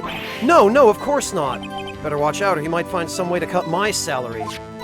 I drew this picture before I heard anything from the detectives, so I don't think anyone's story would have influenced me. Mr. Wright, is there something that's bothering you about this picture? That's strange. She claims this is exactly the scene that was imprinted in her mind, and yet there's clearly a contradiction here. Yes, there is. So maybe we have to present the autopsy report. Because the autopsy report seems to contradict what's in the picture. The autopsy report would have meant that he'd had to have been stabbed before this picture was drawn. Objection! I hate to be the bearer of bad news, but the picture this witness drew contains a blatant contradiction. What? But I still remember it just like it were yesterday. Mr. Wright, perhaps it would be faster if you simply pointed out this contradiction. What part of the picture contains... This right here! Take that! The knife is already broken. The contradiction, of course, lies here. Take a look at the knife the man is holding. If you look closely, you can see its tip is broken. Even I don't have to look closely to see that, Mr. Wright. But Mr. Wright, look at the evidence. See the murder weapon? Its tip is broken too. If I recall, the tip of the knife was found broken off in the victim's body. It was the conclusive piece of evidence that proved Joe Dark was the murderer.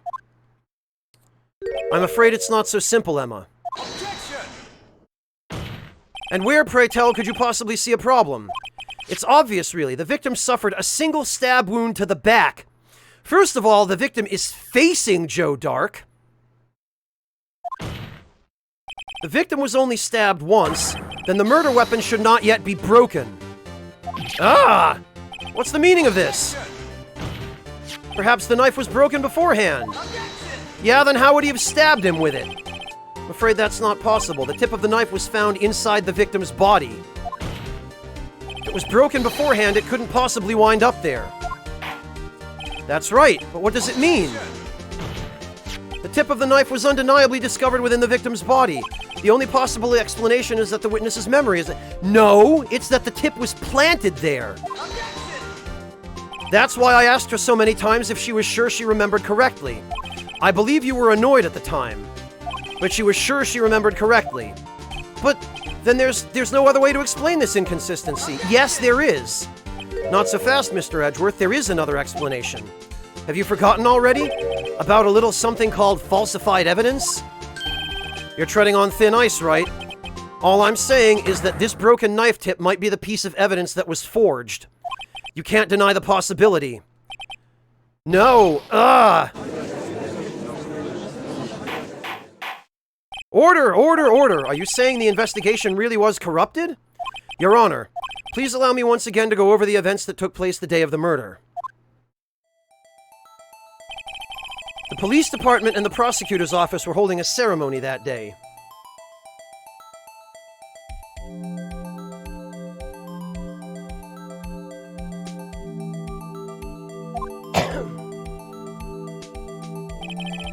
After receiving the King of Prosecutors Award at the ceremony, Neil Marshall questioned Joe Dark along with Damon Gant. During his questioning, Joe Dark fled the room. Prosecutor Marshall chased after him and was killed by Dark. It is my belief that somewhere in this story there is a lie. I'm not lying. The man really was holding a broken knife.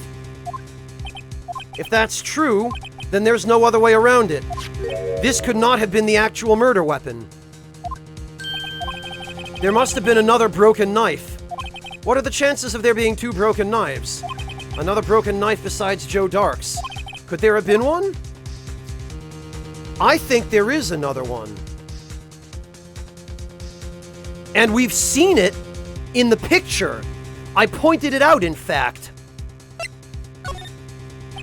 The witness is this adamant about the accuracy of what she saw. It can't be explained away by a simple observational error. Mr. Wright, in that instant, Emma really did see a broken knife. I assume, then, that you have some information about this other broken knife. If so, please feel free to enlighten us. The murder weapon was already broken prior to the murder. There's only one way. Take a look at this. Here's the real murder weapon. It's gotta be in the picture.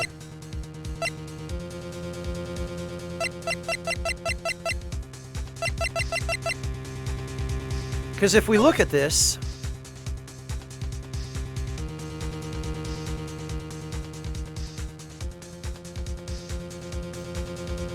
Well, actually, there are two possibilities, but I think both of them point to the picture as evidence. It's either the tip of the weapon that the armor is holding, or it's the tip of the knife that, that's on the trophy, the tip of the sword, assuming it's removable. Which I guess maybe it is, if Gant went to the trouble of changing it. The trophy seems to be pretty important. So, one way or the other, I think this picture is the evidence we need. I guess Phoenix will clarify that for us. The answer lies in the past, 2 years in the past. Right here inside this picture. This is a picture of the awards ceremony. Ah! What is it, Mr. Edgeworth? It's the broken murder weapon. Notice the award Prosecutor Marshall is holding. That's a broken knife. As we earlier concluded, the knife in the drawing was not Joe Dark's knife. Oh, so Gant had it removed from the trophy so that it wouldn't raise suspicions.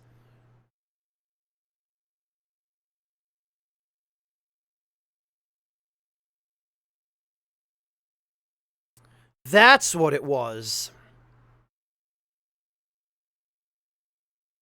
That being the case, the knife the witness saw was in all likelihood from this award. Hey, Waltz Queen, welcome! Order! Order! Order! Neil Marshall was awarded King of Prosecutors that day. As an award, he was given this broken shield and knife. When he chased after Joe Dark, he pulled out this knife. Being a prosecutor, he did not carry a pistol. This broken knife was the only weapon that he had in this dangerous situation. But that can't be! Oh, and why not, Mr. Edgeworth? Because if the King of Prosecutors Award knife was the murder weapon, then the murderer and the victim would be reversed. What do you mean? I mean, this man raising a knife would have been Prosecutor Neil Marshall. Oh. Ugh! But the prosecutor was the one who actually died. That's true. What's going on here? It seems Mr. Wright has been a bit too eager to jump to conclusions. Wait. I remember now. I remember everything. Witness? Mr. Edgeworth. What is it? Could you show me your evidence list again, please? His list? The one with that picture scribbled on the back? Yeah, I knew it. I knew it. This picture, I'm the one who drew it. What? You drew that? That's right. The list wasn't torn in half at the time I drew this picture.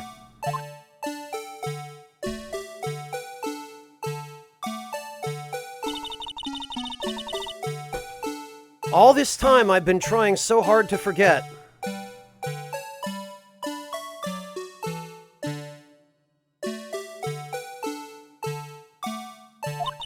I must have locked this part away deep inside me. Perhaps it would be best if we added this to the witness's testimony. Would you please tell us what you've recalled, Miss Skye? Yes, Your Honor. First the knife mix-up and now the blue badger? This should be interesting, but it's not the blue badger. It's gotta be that vase. And that's why the vase is broken.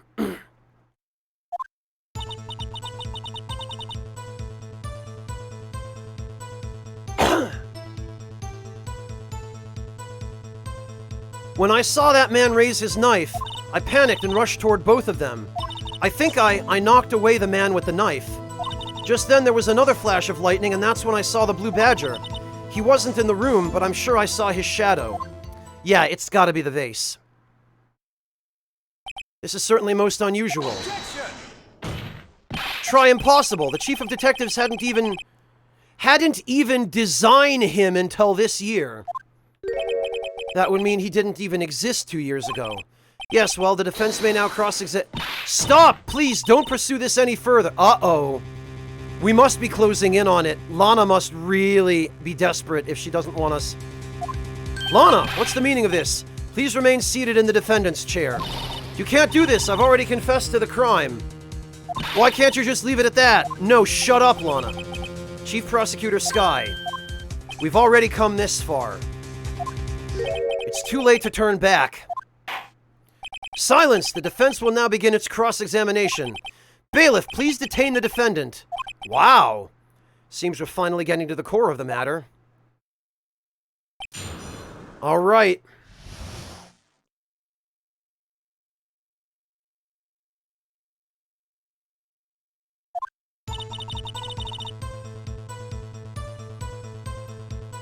Okay. The blue badger. So she cannot have seen the blue badger. However, what she can have seen is this upside down. Objection!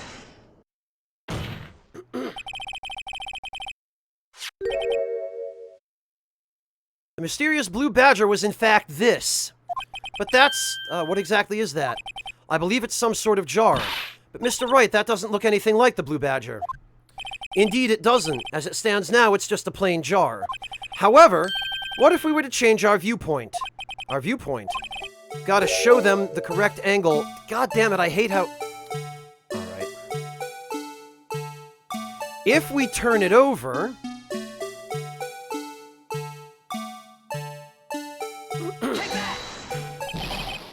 Gotta make it look more... What? Come on! I mean, to remind the defense, its case hinges on the witness's drawing. For goodness sake! What am I supposed to do? Am I supposed to put it over him?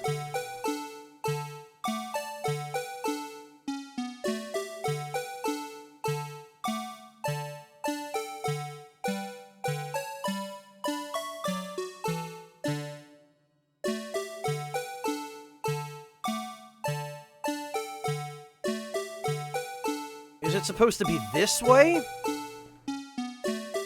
Take that! Come on!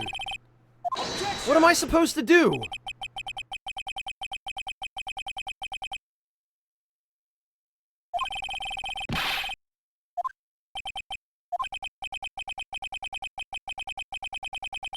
Alright, hang on. Let's try this a different way.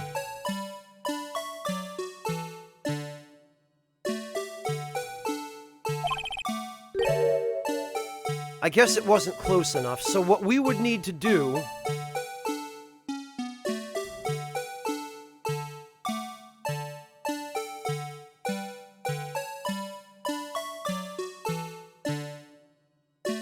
we would need to point it this way. Yeah, there we go. Take that! What? Objection!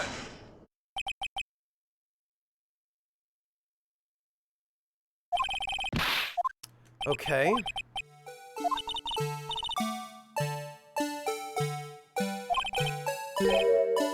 Um...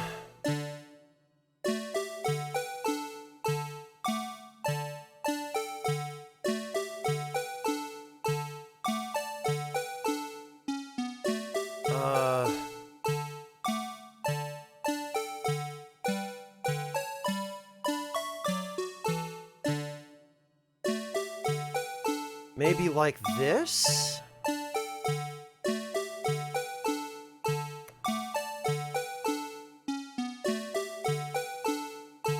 Take that! What?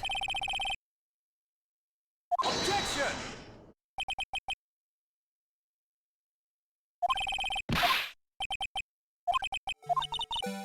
Okay, this, whatever this wants is way too specific. This is some nonsense. I know what I'm supposed to do here.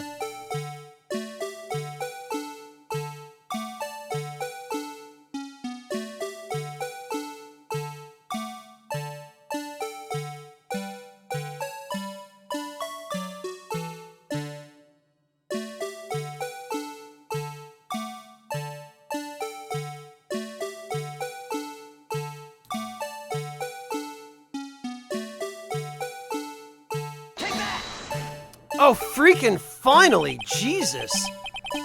Well, is this a miracle or what?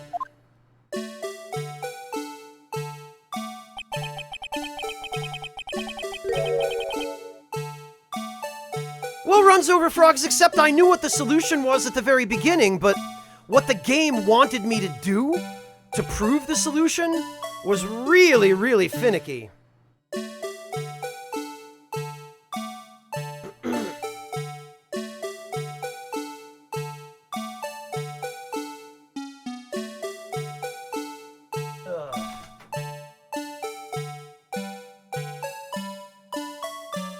No one can possibly deny this jar's resemblance to the Blue Badger.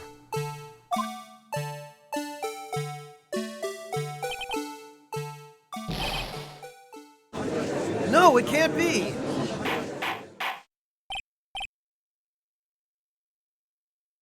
Order! Order! The defense has proven its claim. The mysterious Blue Badger witnessed on the day of the crime was actually this. Objection! Although we all enjoyed Mr. Wright's dramatic performance, one question remains. What's your point? What do you mean? So that Badger thing was actually just a jar. That doesn't change anything. I'm afraid that's where you're wrong, Mr. Edgeworth. You see, this changes everything. Indeed? Very well then, please tell us. What's different now that we know the witness saw this jar? The location. Because if she saw the jar from that angle, she couldn't have been on the side of the office where Lana's desk was. She would have been on the side of the office where Gant's desk was.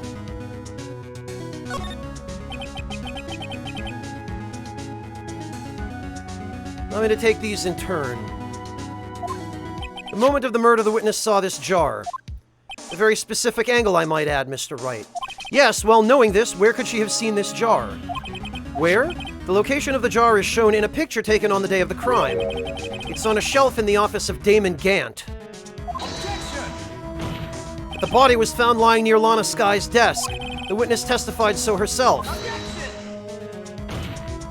Yes, and it is these two facts that reveal what actually transpired. You see, the struggle between Dark and Marshall did not take place in Lana Sky's office. It happened on the other side of the room in Chief Gant's office. Are you implying the murderer moved the victim's body from Damon Gant's office to Lana Sky's office? Yes. Why would he do that? There's no reason. Exactly. If there wasn't a reason, he wouldn't have gone through the trouble. The only logical conclusion is that there was a reason. Do you know what that reason was, Mr. Wright?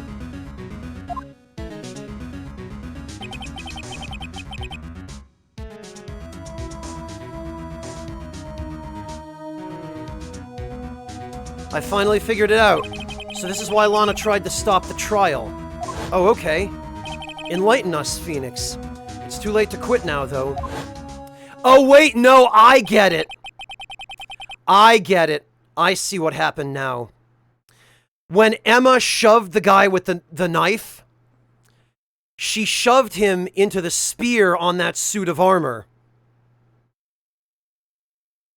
She thought the killer with the knife was Dark, but it was Neil.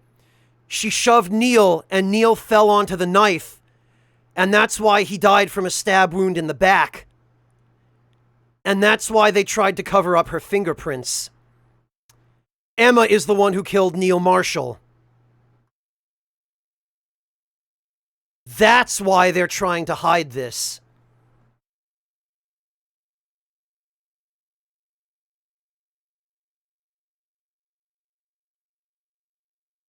And that's probably... Okay,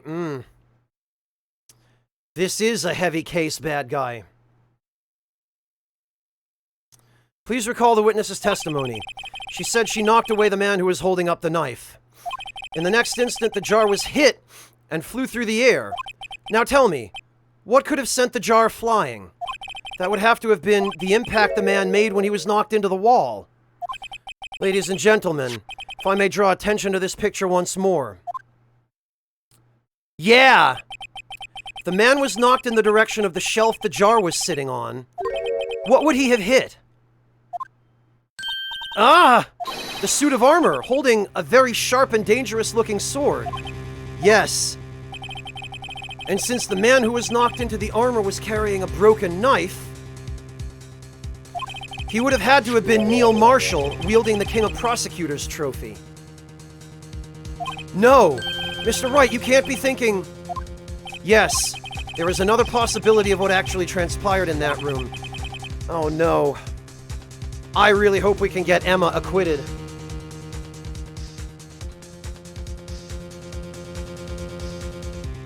And of course, that's why her fingerprints were on that cloth. They cut the cloth out of Neil's clothing where her hand touched him. It was leather from his poncho. That doesn't matter in Japan, Joe 205. Another possibility. Of course the perpetrator would have had no idea, but nevertheless, I don't know if I can go through with this. Mr. Wright, what's the matter? If events took place as the defense theorizes, then the outcome is obvious. In that moment, assuming the man Emma Skye knocked away was actually prosecutor Neil Marshall. Yup.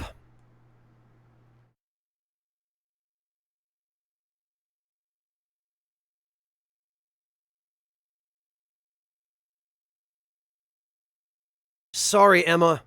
You mean Mr. Marshall died because of me? Ugh, now she's gonna have to live with this. No wonder Lana didn't want everyone finding out. No! He really did get in a backstab, Melis. I never imagined her testimony would lead to this. So it was the witness who took the victim's life. And then proved so with her own testimony. This is unprecedented.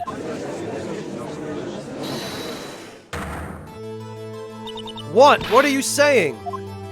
I'm sorry, Miss Skye, but given the circumstances, Joe Dark murdered Prosecutor Marshall. How can you think it was Emma? How dare you try to pin the crime on her? Imagine that coming from you.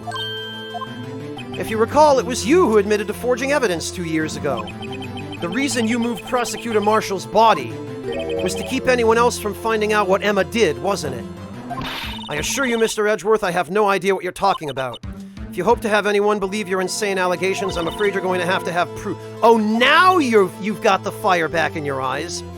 Tell me, do you have any conclusive evidence that proves my sister killed Neil Marshall? We do. It's the scrap of cloth. I'm willing to bet that you don't. Yes, it certainly would be difficult to prove this with evidence. If we don't have evidence, then we'll have to rely on testimony. I'm afraid that won't work in this case. Both parties involved in the incident are dead. We certainly can't get dead people to testify. This has been a wild goose chase from the beginning. No, we have it. Touché, Miss Skye. Of course, that only leaves us with one possibility.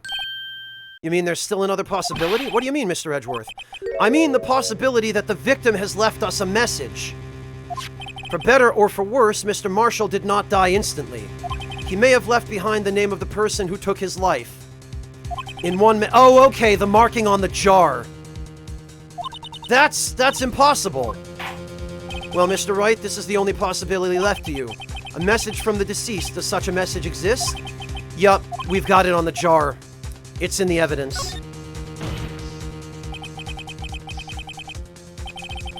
The message from the deceased is already in our possession. Mr. Wright, will you stop at nothing to prove my sister a murderer? Do not be mistaken, Miss Skye. Our purpose is not to accuse Emma of any crime. There is only one thing we seek, the truth, no matter how painful it may be. I couldn't have said it better, Edgeworth. Now then, Mr. Wright, please show us the piece of evidence that conveys a message from the deceased. He tried to write her name.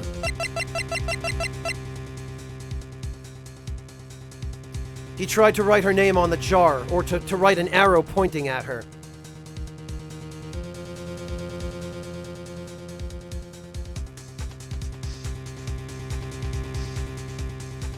Take that!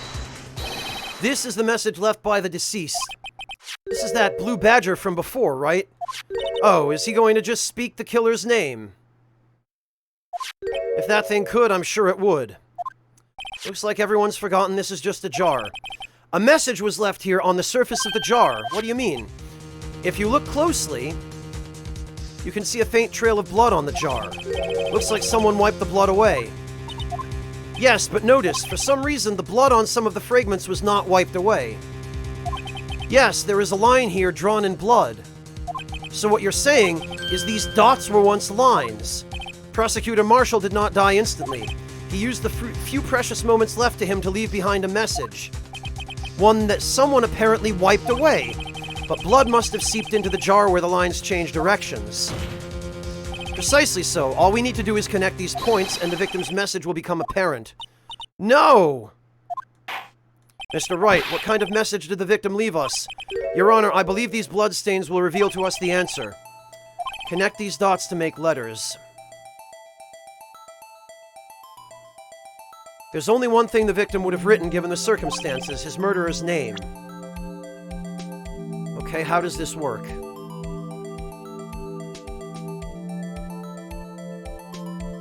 Oh, I see. I see it. Right here.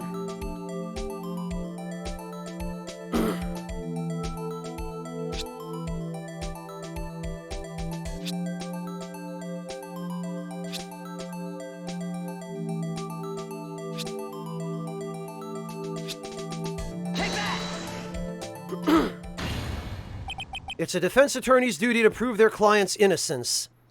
That's why all I've been thinking about is saving Lana. After all my efforts, I never thought it would turn out like this. Emma. So this is the final message Prosecutor Marshall left behind.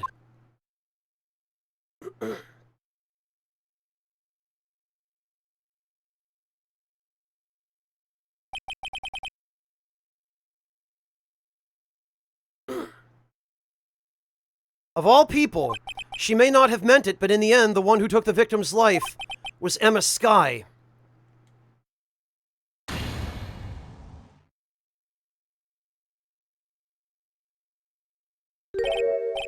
Seaworthy? Can't say I didn't warn you. Chief Gant, do you understand the implications of what you've done? What? What are you talking about? 2 years ago, Joe Dark was sentenced to death. He was convicted because of his final murder. I believe you were the prosecutor in the case, were you not? Ah, yes, Worthy. Because of you, an innocent man was sentenced to death. Not only that, but you used forged evidence to ensure his conviction. Uh-oh. Objection! But Joe Dark really was a serial murderer, that's undeniable. I'm afraid that's not important. Didn't you know? We aren't defenders of justice. What? We're merely keepers of the law. Sentencing a man to death is no light matter. Even if there wasn't any cover-up or evidence forgery, ultimately the responsibility falls on the prosecutor in charge. Despite what anyone has to say, this fact cannot be denied. What's going on at the prosecutor's office? He might have sent an innocent man to his death. How can he just stand there like it wasn't his fault? Order! Order! Order!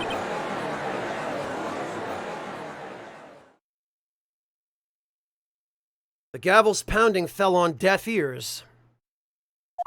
Unable to settle the crowd, the judge declared a recess. Where this trial is headed, no one knows. Shit, guys!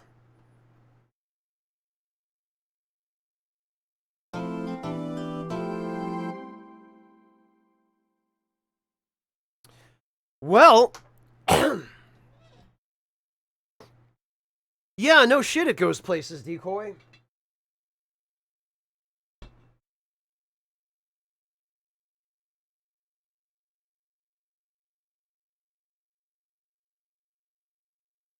We'd better save.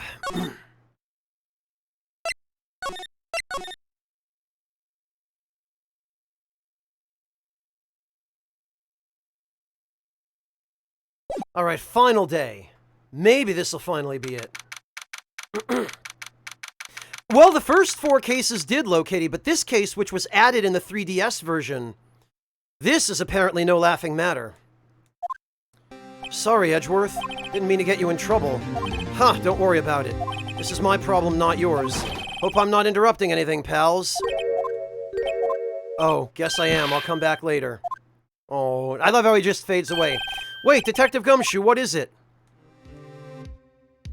You got a lot of nerve, pal, making a detective run all around while on duty. To top it off, you call me here. I've seen happier people at funerals. I take it Lana's having you run errands again. Let me tell you, this is the last time, pal. Here, she asked me to give this to you if there was a break-in. Really? I'm supposed to just sift through a book of evidence law written by Pikachu based on the cover? If there was a break in today's trial. Evidence law. Edgeworth was talking about this just the other day. You must know the 2 rules of evidence law. Rule number 1, no evidence shall be shown without the approval of the police department. Is that right, Mr. Wright? It seems so. You could at least study some evidence law, really. The chief prosecutor also wanted me to give you a message. Message? She said, if you're planning to take him on, you're going to need this book. Him, yeah, Gant. Guess I'll need to give this book a thorough read. Evidence law slipped into pocket. Doesn't look like that book will do you any good now, though. All that's left now is the chief prosecutor's sentence. That's where you're wrong, Detective. Huh? Haven't you figured it out yet? Why I'm still sitting in that prosecutor's seat, despite all these allegations being thrown at me? Mr. Edgeworth, the real trial today hasn't begun yet. What? What else is there left to do? Your credibility's been all but ruined with this forged evidence you were unaware of. Emma Skye found out she's unwittingly caused a man's death? And now you're telling me you want to do more? You've got to be kidding me, pal. You're missing the point, Detective. Lana didn't murder Detective Goodman. She merely stuck a knife into his dead body. That means the real killer is still out there. What? And we're going to expose him no matter what it takes. This case has hurt too many people. It's time to bring it to an end.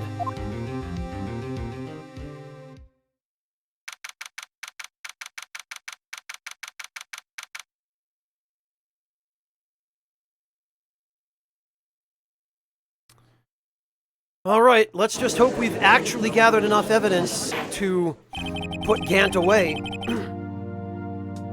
Court will now reconvene for the trial of Ms. Lana Skye. Mr. Edgeworth, yes, Your Honor. The Inquiry Committee is planning to impose harsh penalties for your actions. Thank you for the news, Your Honor.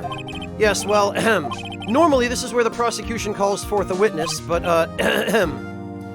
This isn't easy to say. You see, there is some concern that you, Mr. Edgeworth, may have, struck a bargain? You think I may have manipulated the witness. I didn't say that. It's just, you see, everyone's been talking, and... Very well, Your Honor, I have a solution. A solution. That being the case, the prosecution will allow the defense to call forth all further witnesses. What? But there's no precedent for what you're proposing. Undeniably, this is an unusual arrangement, but a very effective one. It would prove that I haven't struck any deals with the witnesses.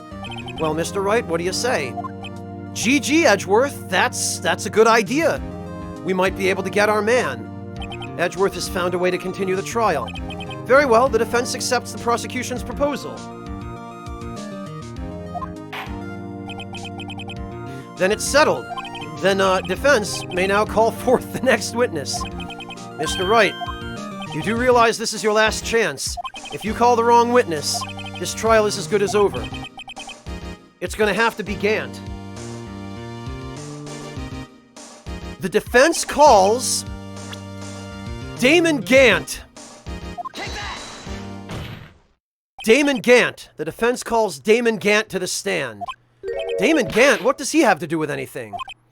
As the defendant's partner 2 years ago, Mr. Gant has first-hand knowledge of the crime. I feel we should hear what he has to say about it. As luck would have it, he should still be in the courthouse. He would also be the least likely to have been manipulated by me in some way. Wouldn't you agree, Your Honor? Ah, GG, Edgeworth. True. All right, bailiff, please escort Mr. Gant to the stand. Got him. Witness, please state your name and occupation.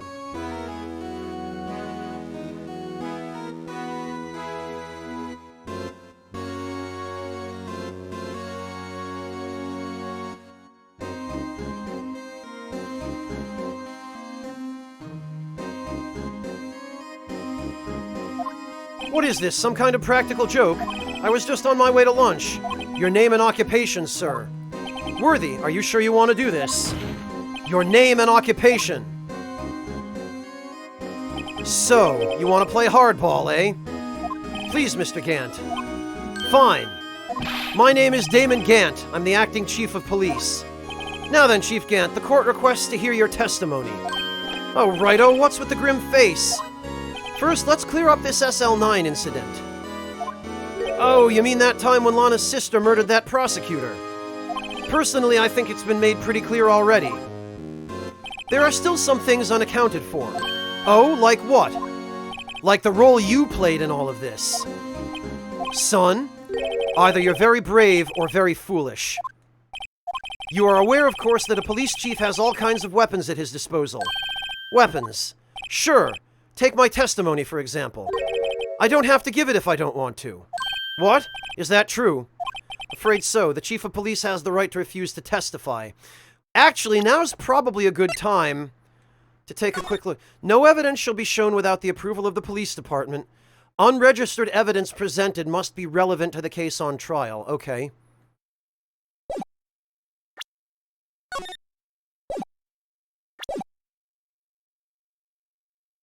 Of course, such an action carries with it certain risks. Don't worry, I'm not here to hinder your trial. Just remember, if this turns out to be a big waste of time, don't say I didn't warn you. Very well, the witness may now begin his testimony. All right, this is it. This is the big one. As I recall, Neil and I were questioning him that day. To make a long story short, we slipped up. That power outage didn't help either. When I went to my office, I found Lana there. Apparently, she had already arranged the crime scene. As you can see, I had nothing to do with the forgery, except that you did, because you went out of your way to hide evidence in your safe. Is that when Dark was arrested? Him? He was lying on the floor unconscious.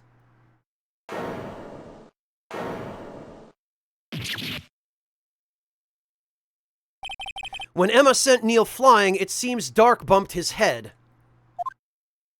I see. Everything seems pretty clear-cut. If the police chief has the right to refuse to testify, then I'd better hit him hard and fast. Yeah, but I think I already know what to get him on. I had nothing to do with the forgery, except you did, because you were helping conceal evidence. Objection! You claim you had nothing to do with the forgery, but I'm afraid that is a claim you cannot back up.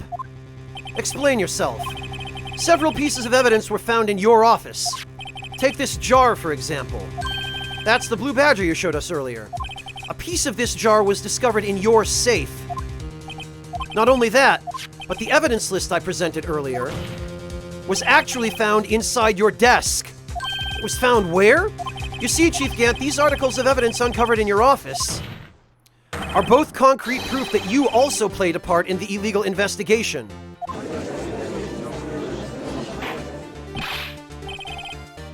Chief Gant, what is the meaning of this?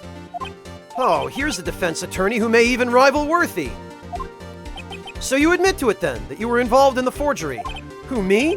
Or do you mean you? Me? Why would I have anything to do with that? Well, you were the one who snuck into my office when you found this evidence. Prosecutors aren't the only ones capable of forging evidence, you know. Defense attorneys can do so too. Isn't that right, Righto? However, Detective Gumshoe was present during the investigation. Worthy, my boy. Not even detectives are exempt from the law. Rest assured, Dick will receive his due punishment. What? Detective Gumshoe's salary drops any further, he'll end up paying to work. Yes, well, in the light of the detective's presence, please give us your testimony regarding these pieces of evidence found in your office and their relation to the forgery that took place at the crime scene. My, kids these days no longer know how to put two and two together. Yeah, that's an egg, it is. And he was clearly prepared for that. But we can still get him, I'm confident of this.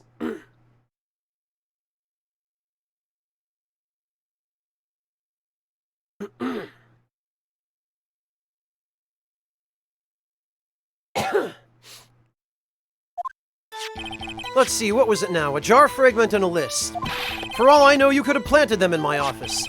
Anyway, you can't prove when those pieces of evidence were discovered. No, but I can prove that they're legit evidence because of the picture Emma drew on the back of the list. You can't prove when those pieces of evidence were discovered. If they were found after Dark was convicted, they're worthless.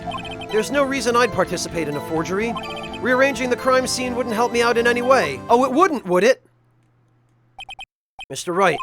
Yes, Your Honor. When investigating the crime scene, you should have been more careful to observe protocol. You do understand that I'm the chief of police, right? There will be consequences. Indeed, I believe I will press charges, so you won't make the same mistake again. My apologies, Chief, but would you mind waiting until tomorrow for that? Today is, well, you know. All right, Aji. In return, though, I know, that place, right? Huh? What are these guys, telepathic?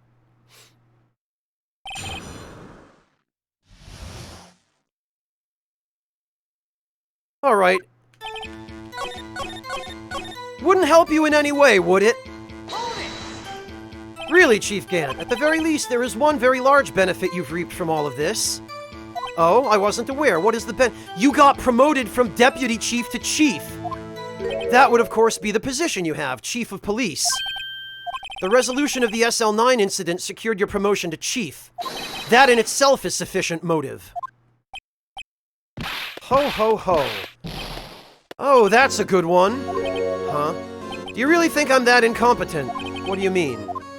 Even without that case, I was already in line to become the next chief. The resolution of SL9 merely sped up the inevitable a little. Is that true, Edgeworth? Yes, he was going to be made chief anyway. Be careful when pointing that finger, or you might wind up being the one pointed at. Yeah, except that he also stood to gain control over the prosecutor's office by blackmailing Lana, so he is far from absolved. So that means there's only one possible motivation for you to commit forgery. If you didn't do it for yourself, then you did it for someone else. Don't be silly, Worthy. You know me better than that. There are only 3 people I look out for. Me, myself, and I.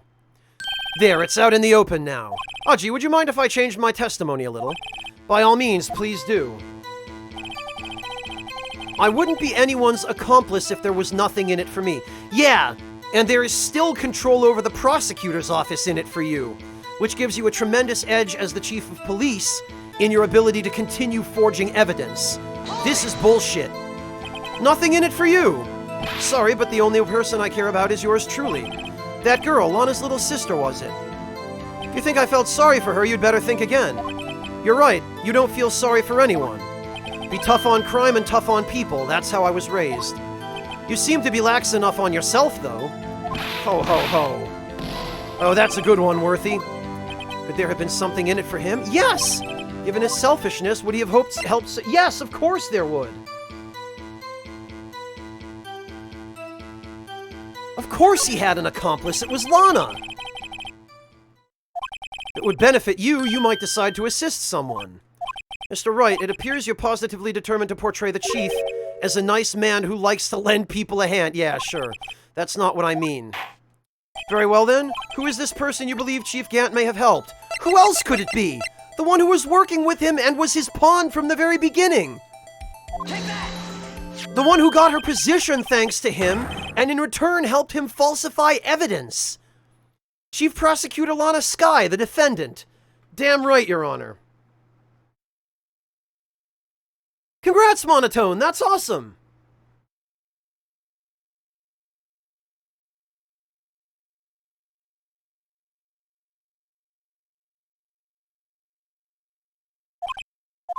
I believe it's quite obvious in light of the circumstances. Emma Skye fell victim to an unfortunate series of events. Who would want to help her more than her own sister Lana? And as for Chief Gant, he would also have a reason to help Lana if she asked him to. That reason, of course, is self-profit. Self-profit? What do you mean?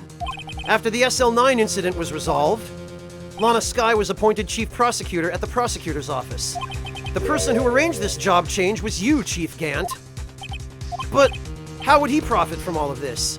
He would be able to use the Chief Prosecutor as his puppet. Essentially, he would acquire unchecked authority over all investigations. You mean to tell me that despite the Chief's formidable appearance, he plays with Your Honor, you're a moron.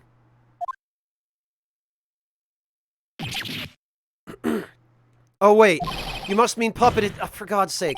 Admit it, Chief. You assisted Lana Skye in forging evidence. Your motive? To appoint her as Chief Prosecutor so you could control her. Righto, my boy, you have quite an imagination. Let me ask you something. What? Do you have any proof of this? That I controlled Lana?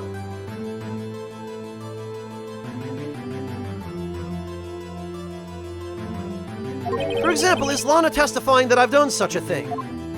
Lana? She's keeping quiet to protect Emma. There's no way she'd testify against Gant. Afraid without any proof, this all amounts to nothing more than mere conjecture. Unless, that is also what happened in this incident. This incident? Which one would that be? Of course I'm talking about the murder of Detective Bruce Goodman. The Chief Prosecutor has been acting strange throughout this entire trial. Almost as if someone has been controlling her. Thank you, Edgeworth, for bringing this up. Worthy, you'd better watch your tongue. I wouldn't want you to get hurt. Just what do you mean? What he means, Your Honor, is that Chief Gant is involved in the murder of Detective Goodman. Not only that, but the Chief is now making Lana take the rap to cover up his involvement. What? And we can tie him to it because of the combination on the safe in his office.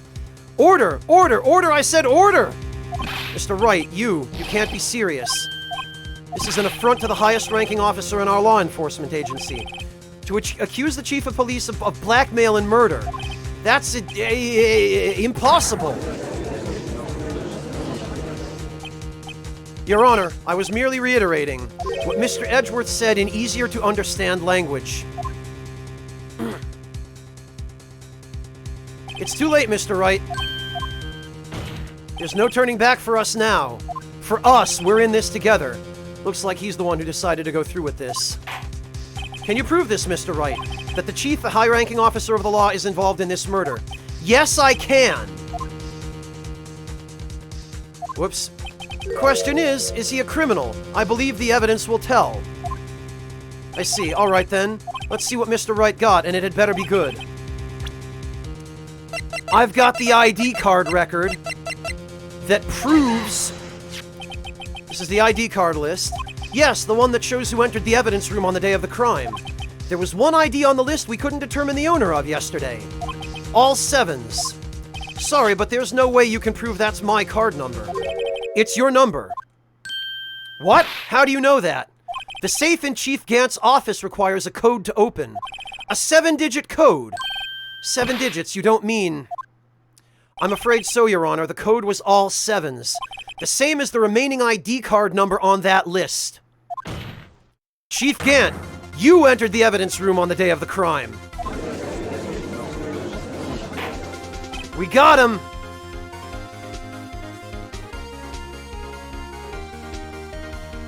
Order! Order! Chief Gant, what do you have to say? Nothing. The defense's search of my office was in violation of regulations. And I will demand Mr. Wright be punished to the maximum extent of the law. But right now, this court demands an explanation from you about the use of this ID card. Chief Gant, so you admit it? You entered the evidence room on the day of the crime? What about it? I'm the chief of police. Whether it's the evidence room or the bathroom, what's the difference? I can go anywhere I want. Tell me, when you entered the room, were you alone? I always go to the bathroom alone, as I do with the evidence room. Detective Goodman wouldn't have happened to be with you that day, would he? Of course not! Why would he be? I hadn't seen him in days. You hadn't seen him in days. Chief Gant, I'm afraid you've just undone yourself. On that day, you had to have met with Detective Goodman. What do you mean? This trial's purpose is to determine Lana Sky's guilt. Hey, Caesar Squid, welcome! Greetings and thank you for the raid. Welcome everyone coming in with Caesar Squid. It was very sloppy, Haretsu. He must have figured no one would call him out on it, because he's the chief of police. Objection! No, it isn't, Your Honor. This trial's purpose is to determine the truth.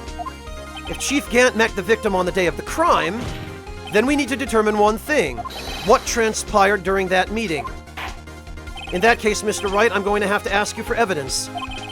Show us proof that the victim went to meet Chief Gant on the day of the crime.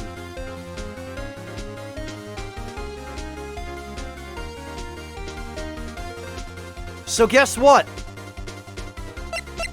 For this... Oh, come on.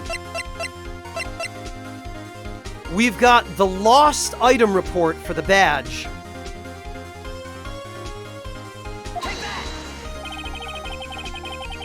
Detective Goodman lost his ID card on the day of the crime. Or to be more accurate, Jake Marshall stole it. So Detective Goodman filled out a lost item report. He would have had to give that report to the chief of police, as we learned when we spoke to the chief of detectives about who that report would have been submitted to. So Detective Goodman very much had business with Chief Gant that day. Yet you were in possession of the report, which means you can't be sure if he filed it. He filed it. How do you know, I ask? Because he needed to enter the evidence room that day. He needed to? Yes, to transfer the evidence out. Oh, Detective Goodman took the forms to you, Chief Gant. Then, you accompanied the detective to the evidence room rather than issue him a new ID card. I accompanied him. There's no other way the murderer and Detective Goodman could have entered the room. Hold on, let me guess what you're going to say next. I, the chief of police, murdered poor Goodman. Exactly. But wait, the chief didn't necessarily need to accompany him to the evidence room. He could have just lent him his ID card. Yes, now that you mention it, okay. I don't get to read that, I guess. Sorry, but that's not possible. Huh? According to the record, your card was only used once. Yet you showed us your ID card earlier. If you had really lent it to Detective Goodman, it would have been found on his body. Wow! He just went Super Saiyan. Holy. Chief Gant, you didn't. The murder was most likely a spur-of-the-moment crime, for no one in their right mind would choose the police department as a place to commit murder. After the murder, you contacted Lana at the prosecutor's office. Why? To dispose of Detective Goodman's body, of course. You're forgetting, Mr. Wright. that the victim's body was discovered in the prosecutor's office parking lot. How did he manage to move it there? I was at the police department the entire day, you know. And everyone's aware that Lana stayed at the prosecutor's office after the ceremony. Everyone except me, it seems. Still, you're the chief of police.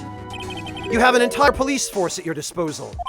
Oh, so you think I just ordered an officer to do it? Hey, you, take this here dead body over to the prosecutor's office. I don't think so. Chief Gant, you left all the evidence we need to prove how you moved the body to the prosecutor's office. And all this time, I thought it was a useless clue just taking up space. Of course, it's the fucking screwdriver. How could the chief have moved the body? He gave Edgeworth the screwdriver, planted the body in Edgeworth's car, and told Edgeworth to drive the screwdriver back to the prosecutor's office. To move the victim's body, Chief Gant used this. I knew the screwdriver was an excuse for Chief Gant to send Edgeworth back for some nefarious reason. This is how he moved Detective Goodman's body. What's that? A screwdriver. But what does that have to do with this case? Mr. Edgeworth, think back to the day of the crime. What is this screwdriver doing here? It's here because... Ah! I was asked to go, by Chief Gant, no less. He told me he wanted me to keep it here in the prosecutor's office. In any case, on the day of the stabbings, I brought this back here. After the ceremony ended that day, I didn't plan to return to the prosecutor's office. But you did, because Chief Gant asked you to. You mean The body was found in the trunk of Mr. Edgeworth's car. I think it's obvious what happened. The body was moved by that car. It was super bait, that guy. Detective Goodman's body was carried in the trunk of Mr. Edgeworth's car? Yes, unless of course you have another explanation, Chief. Why else would you have asked Mr. Edgeworth to transport evidence from a closed case? There's only one plausible explanation. To transport the body to your accomplice, Miss Lana Skye. Order! What's going on here? Is there no room for rebuttal to the defense's outrageous accusations? Think back to the photograph Miss Starr took at the prosecutor's. Oh, now it's all falling together. This was not a photo of the body being stuffed into the trunk to be taken away. It was exactly the opposite. It is a photo of the body being taken from the trunk. Chief Gant, please say something. I believe your time's up. My time's up? Sorry, Wright, but I'm having lunch with the District Attorney General after this. We have to get going if we're going to make it in time for the early bird special. But the cross-examination isn't finished yet. Remember what I told you earlier? A police chief has all kinds of weapons at his disposal. Weapons, like the right to refuse to testify. I'm invoking that right now. What? That is not a right to be casually invoked. There are certain risks to be considered. So you're going to just run away after all this? Run away, don't make me laugh, Worthy. I stabbed old Goodman, that's what you're saying, right? But if you had any conclusive evidence, you would have presented it by now. Well, you think I had Lana dispose of the body. So, then show your proof and get it over with. I'll say it again, Mr. Wright, Damon Gant is the current chief of police. This court will not tolerate any accusations against him without concrete proof.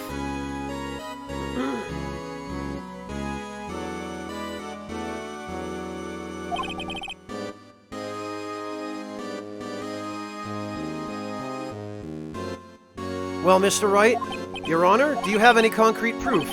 Proof that Chief Gant murdered Detective Goodman and made Miss Skye dispose of his body. We better save here. Because I'm not sure I even actually do.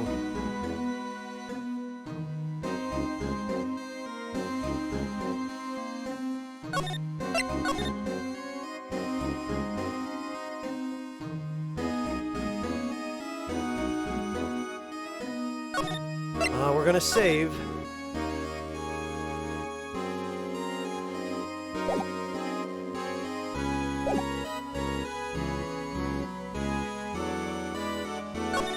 I can't let him just squirm his way out of this. Gotta keep the pressure on. Yes, Your Honor, I do have such evidence. Then please hurry up and present it.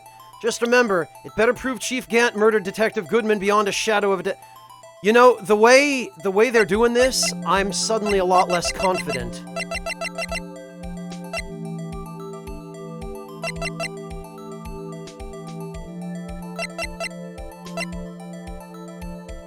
I think it might have been the handprint. No, it couldn't have been the handprint on the...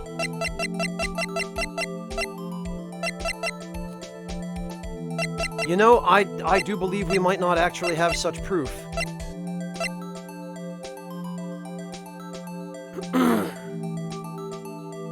Maybe the knife. So, what exactly is this evidence? It's proof as to whether or not it's enough to demonstrate the chief's guilt. I'll let you be the judge. But I am the judge. Oh, right. Well, what do you think, Your Honor? What I think, Mr. Wright, is I'm going to be late for lunch. I guess it wasn't enough. Give me just a little longer to consider. Say it again, Mr. Wright. Okay. All right, maybe we don't. Maybe we don't have proof. There's no use showing evidence I'm not even sure of myself. No, Your Honor. At present, I have no conclusive evidence. Huh. See, Aji? In that case, this court is forced to penalize you for your allegations against the chief. What? Here's a tip. Never gamble what you can't afford to lose, Righto. Seems that Lady Luck was on my side again today. Okay, Aji, I'll leave the rest to you.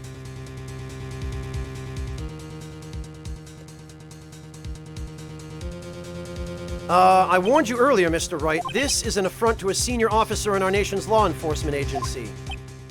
Wah!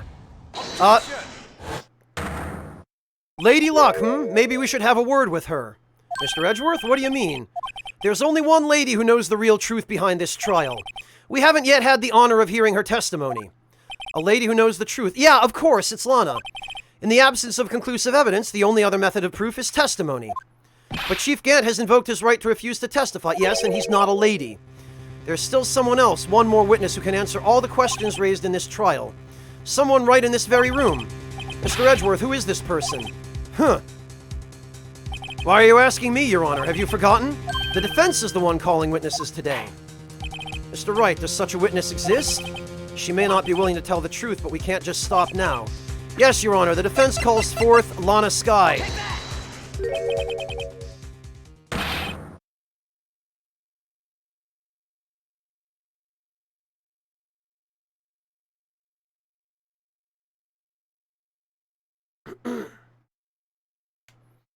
The defendant, Ms. Lana Skye?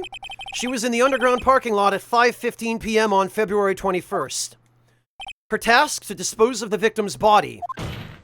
In accordance with a certain someone's orders. Mr. Edgeworth? The prosecution has no objections, Your Honor. We're gonna get him. We're gonna get him! Very well, the court will now take its final recess for the day. In 15 minutes, we will reconvene to hear the defendant's testimony.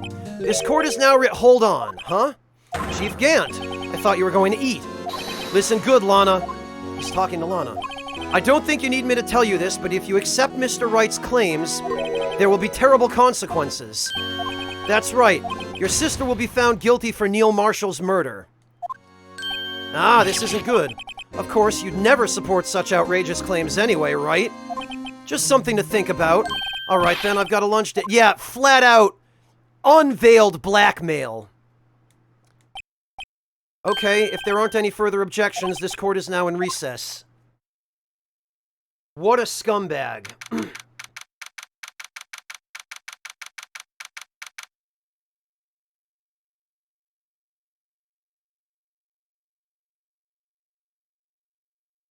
He is threatening a witness, Knox Gold. He could get in lots and lots of trouble for that. Well, maybe not in Japan. Looks like we managed to stay in the game. Yeah, thanks to your help, Edgeworth. That chief, he's something else, eh, pals? Detective Gumshoe. I'm not a detective anymore. Oh yeah, sorry about that. Don't worry, I've already decided where to work now. At your office! My office? Sure, I'll take the place of that top-knotted girl you used to work with. What do you mean, Maya? Still, looks like we're all out of moves now. Chief Gant's done it again. How is it he always gets the upper hand? It's not fair he has the right to refuse to test. Yeah, but when he said it comes with risks, he's not kidding about that. There has to be some compensation. Settle down, Wright. Remember what the judge said? But Chief, that is not a right to be casually invoked. There are certain risks to be considered. Risks? What did he mean by that? It's simple. If the chief refuses to testify, the opposite also holds true. You mean he forfeits his right to say anything, too? Oh, hi, Emma. Emma, are you okay? Yeah, when I came to, I was in the medical office. I've been listening to the trial from the gallery, so she heard everything that's been going on. Emma, I'm sorry for what I said before. No, don't be. It was the truth. You know, it's funny. I almost feel somehow relieved. Relieved? Yeah, now I finally know what really happened. To think that all this time, my sister was being blackmailed by that terrible man, and she did it all just to protect me. Ever since her appointment as chief prosecutor, everyone who knew her said she changed. Perhaps it was easier that way for her. Thank you, Sugar Crow. Greetings to him as well. He's in his comfy spot as always. What do you mean? What do you think I mean? To follow Chief Gant's orders. She must have shut herself up deep inside, to force herself to do anything and everything the Chief told her to. That must be why she became so cold. It was all my fault. It's all because I murdered Mr. Marshall. Hey, don't go blaming yourself now. If you want to blame anyone, blame society, pal. Chief Gant may be able to fool everyone else with his forgery, but he can't fool my memory. I remember now. I knocked Mr. Marshall into that armor. I see. Well, we better get back. It's time for the final act. Emma, why don't you wait? No. I'm going with you. I want to be there when Lana tells the truth. Let's go, Wright. It's time to end this. Yeah, Edgeworth, let's do this.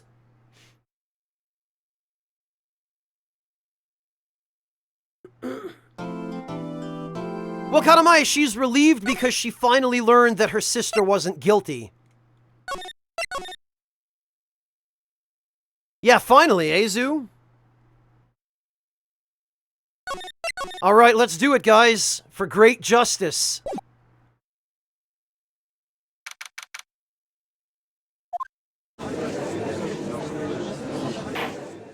Now then, will the defendant, Ms. Lana Sky, please take the stand? Ms. Lana Sky, you are the chief prosecutor. I'm sure you're aware of what is required of you. But Mr. Edgeworth, you already know everything. You know all that I've done these past 2 years. Please provide the court with your testimony, Miss Sky. And remember, you are under oath. We want to hear the truth. Of course, the truth. Lana, no matter what happens, I'll always be your sister. Yeah, she's gonna lie, isn't she? First, tell us about your relationship with Chief Gant. Everything hinges on your testimony. You're the only chance we have to get Gant.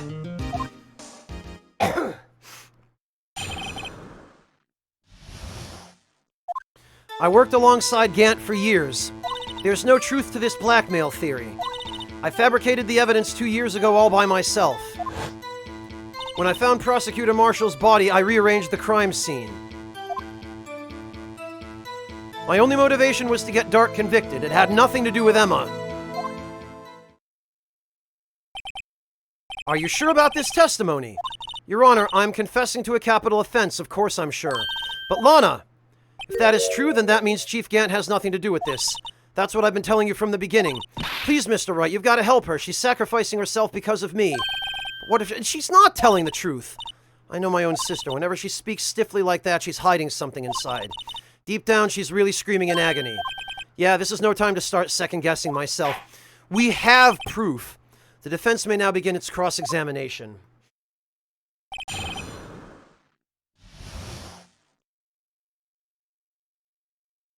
You rearranged the crime scene. Tell me about this. You say you did this all by yourself. Yes. Would you mind telling us what you found when you arrived at the crime scene? Seems I was the first person to discover the scene. The broken prosecutor award knife was stuck in the victim's body. What? But Prosecutor Marshall died from an unfortunate accident. That's only a situation you dreamed was possible. The reality is, it wasn't my sister who took the prosecutor's life. Fantasize all you want, Mr. Wright, but I'll never change this statement. You mean Prosecutor Marshall wound up being killed by Dark? Something like that. If that is so, what happened to the other murder weapon? Dark was carrying a switchblade knife. Oh, that was lying on the floor a little distance away. It was probably knocked away in the struggle. That's not how it went down. She's trying to cover up her lies with more lies. And the more lies we force her to tell, the easier it will be to catch her in one. So when you found a scene like this, what did you do? After all, this is what everything boils down to. I broke off the tip of Dark's knife, planted it inside the wound, and then moved the body. Did you, though? You planted the tip of Dark's knife in the victim's wound, and then you moved the body. But why? Why would you do that? You of all people should know, Edgeworth. You've always had a good head on your shoulders. My head isn't that bad, but maybe I ought to ask for the sake of others. Yeah, why would you move the body to put it on your side of the room rather than Gant's? We know why you claim to have planted the knife, but what could your motive possibly have been for moving the body? When you showed up on the scene, where exactly was the victim's body? It was where you deduced it was, by Chief Gant's desk. But the body was found by your desk. Why did you move it there? The reason for that is simple. Let's have the witness explain this in more detail. The reason Miss Skye moved the body. The pieces of the jar that shattered during the events threatened my plan. Okay. Tell me more.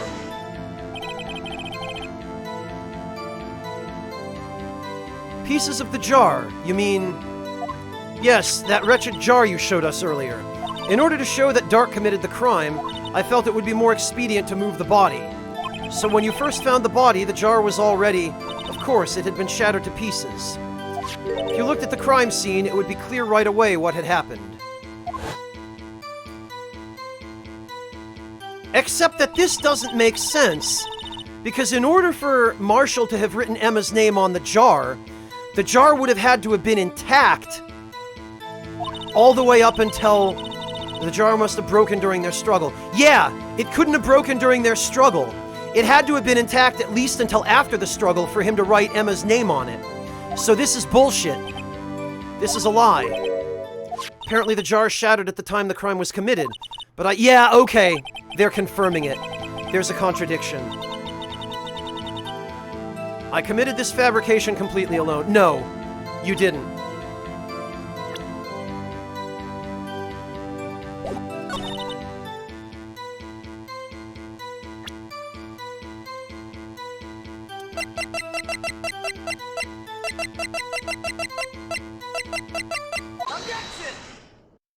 Miss Skye, I understand how you feel. You committed that crime 2 years ago to protect your sister. You meant the forgery at the scene where Neil Marshall was murdered. If that truth were to be exposed now, the past 2 years of your life will have been in vain. Even so, I am compelled to bring to everyone's attention a significant contradiction within your testimony. Contradiction in my testimony? You testified, and I quote, "The pieces of that jar shattered during the events threatened my plan." That's right, you have a problem with that. It's a simple oversight, really. You see, a message was written on this jar with the victim's blood. Yes, the prosecutor must have written it in his final moments. Exactly so, and this is where the contradiction lies. In order for the victim to be able to write his message on the jar, he couldn't have written it after the jar was in pieces. It must not yet have been broken before he died. He couldn't have written Emma's name on a shattered jar.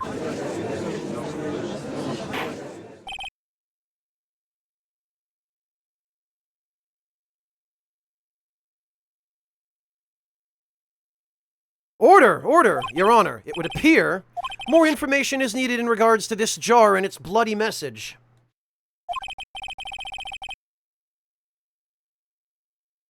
Sugar Crow, let's see. Did you must have... Oh, okay. Did you post a picture of Nako? Oh my god. Oh, look at him. Just snuggled up to your arm, huh? In his usual comfy spot. Oh, he's so fluffy. Thank you, Sugar Crow.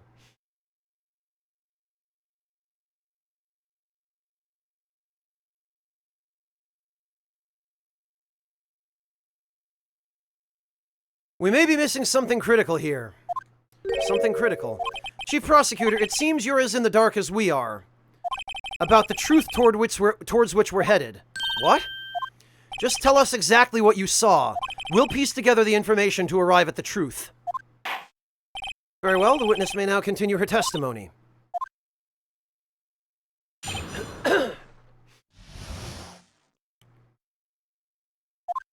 I immediately noticed the blood traces on the jar, but it was dark in the room and I didn't have time to check it out. To be safe, I wiped away the blood. The fragments were large, so I'm sure I got them all. All I could think about was wiping them clean before they were discovered. You mean you were the one who wiped away the message in blood? I wasn't chief prosecutor at the time. She didn't think Dark was the real murderer. That's why she tried to erase the real evidence. Very well, the defense may now begin its cross-examination. Yeah, and there's another problem here, and it's also fairly glaring.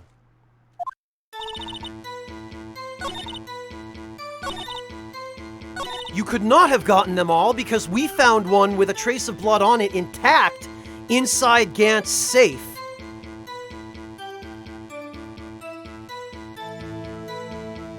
I think we're gonna have to present the freaking jar again. Objection! Miss Skye, I believe this jar conceals a truth even you were unaware of. What? We found the final piece of this jar in Chief Gant's safe. In the Chief's safe? But how? I knew it, she really didn't know. There's something even more disturbing about that final piece. There was still blood on it. But the witness just testified that she gathered every last piece and wiped the blood off of them. So this means Gant put the fragment in the safe before this supposed murder happened. Yes, which leaves us with only one explanation. On the night Prosecutor Marshall was murdered, you were not the first one to show up on that scene. Chief Gant got there before you. Wait a minute, then that means Chief Gant would also have killed Marshall. But couldn't the defendant simply have missed a piece? Objection! I'm afraid that's unlikely. The pieces are too big for anyone to miss, let alone an ace detective. That may well be, but everyone makes mistakes. Even I once wasted an entire day looking for my denture. Oh, God damn it. Have you forgotten, Your Honor? When this witness arrived at the scene, the jar was already broken. Oh, that. There's no way a name could have been written on a shattered jar. Another person discovered the scene prior to the witness, then shattered the jar. I hope you're not implying this person was Chief Gant. At the time, he was looking for Dark downstairs. For God's sake! They interrupt the judge on purpose, but I can't see what he's saying. And it pisses me off, because I want to see... The question is, if he did arrive there first, why did he hide that fact for 2 years? Well, Your Honor, can you answer us that? Ah! No! Oh, the judge doesn't have a breakdown animation.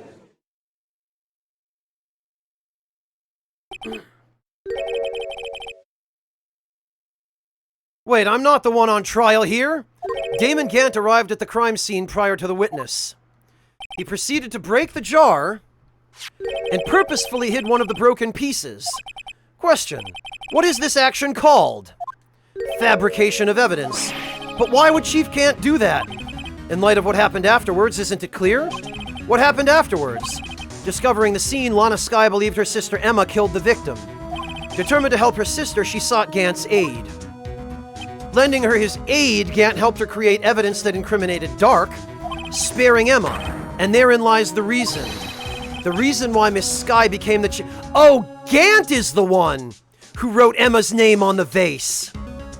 And then shattered it. So that he could use it to blackmail Lana. I see what's going on here.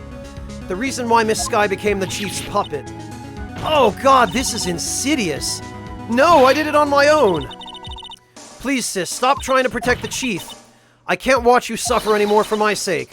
No, you didn't. It wasn't you, Emma. You didn't kill anyone. Don't believe anything Mr. Wright says. Defense attorneys make up the most foul lies to defend their clients. Foul lies. Imagine that coming from my own client. I guess you do seem the type who likes to Your Honor! Wait a minute. What if we're still smack dab in the middle of Gant's trap? Something wrong, Mr. Wright? Lana may be right after all. What do you mean, Wright? So you do tell foul lies then, Mr. Wright? Miss Skye, please testify once more. But if evidence was fabricated behind your back, then Emma's accidental killing of Prosecutor Marshall might also be a lie. But I do remember knocking over Mr. Marshall. Miss Skye, if you will. I can't. There's nothing to be afraid of anymore. This cross-examination may not change a thing. However, there is a possibility that it will if you tell the truth. Very well. I'll testify about what I really saw. The witness may testify once more for the final time. Actual crime scene. When I arrived, I found Mr. Marshall's body impaled on that suit of armor's sword. Emma and Dark were lying on the floor, unconscious nearby. When I saw what had happened, I thought she did it. That's why I erased all the evidence that linked her to the murder. Yeah, which Gant set up. I had Chief Gant help me remove the body from the sword and carry it. But if it all really was a fabrication, Emma might be innocent. Hello, some guy. Welcome. Unbelievable. The body was impaled on the armor's sword. You were the only one who saw that. If only you had proof. Actually, I do have proof. I gave it to Mr. Wright just this morning. What, to me? It's a picture I took from the crime scene as I encountered it. I thought it might be needed. Oh, it's inside the book. I don't remember receiving a picture like that. Lana must have known. See, Mr. Wright, she really does have faith in you. Very well, Mr. Wright, please present this picture. I don't remember receiving any pictures from Lana. Yeah, let's check the evidence again. It's the evidence law book. It has to be. Aw, Sugar Crow. Aw. She probably slipped a picture into the book. Oh, now we're given the option to scientifically examine it. Oh, P.O., huh?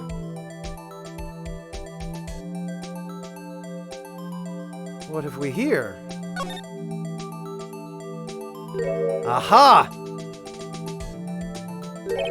Hey, there's a picture here! Oh my! This is the actual crime. Yeah, and just as I thought, there's a chunk torn out of his vest. I see what happened. Emma was unconscious, so Gant ripped the chunk out of Marshall's vest and put it on Emma's hand to get the fingerprints. No other detective saw the crime scene like this, because I contacted Criminal Affairs only after I had rearranged everything. Okay. Mr. Wright, that piece cut out from his vest, could that be the cloth with... Yup. Gant kept it so that he could frame Emma and blackmail Lana. I knew it.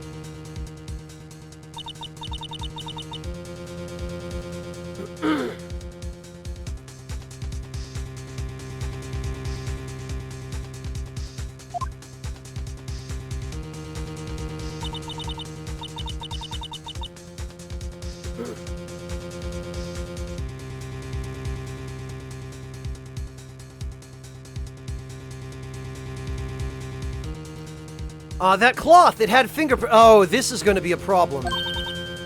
Whoever fingerprints those are must be the real murderer. Emma. Why are your lips turning all purple, Mr. Wright? Anyway, let's get on with the cross-examination. So long as you tell the truth, we should be able to flush out the real murderer. Very well, the defense may now begin its cross-examination. Actual crime scene. Oh? What's this? Is it Gant again? It sure is. Come now, Wudgie. This is the poorest excuse for a trial I've ever seen. Chief Gant, what, now you want to make me out as the bad guy too? If so, I'd like to put in a word or two in my defense. I'm afraid it's too late for that. What? You already declined to testify. That means you forfeited your right to make statements of any sort. This must be that risk we were talking about earlier. Just sit back, relax, and enjoy the sound of the noose tightening around your own neck. Yeah, Edgeworth!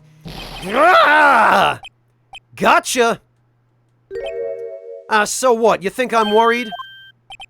Sorry to disappoint you, but I don't need to make any statements. What do you mean?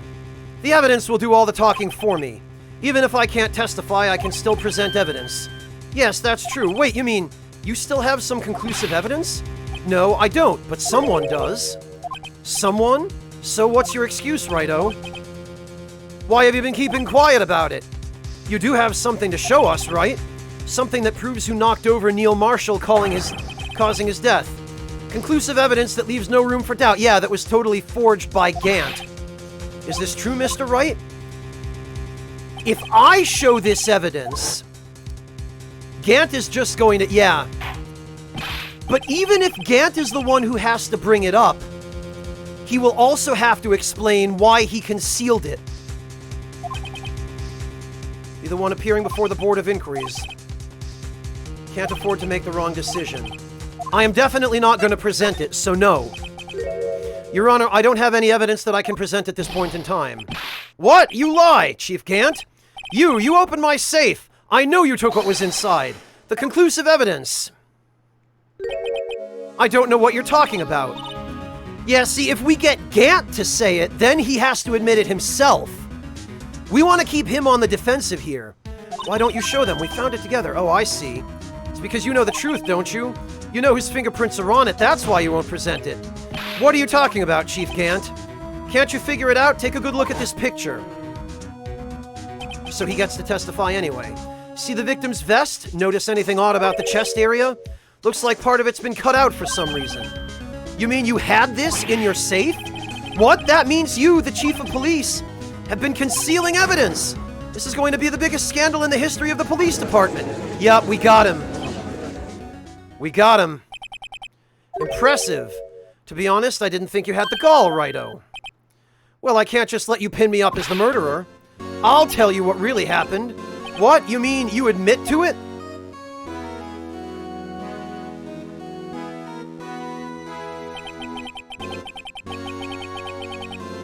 I was the first person to arrive at the crime scene that day.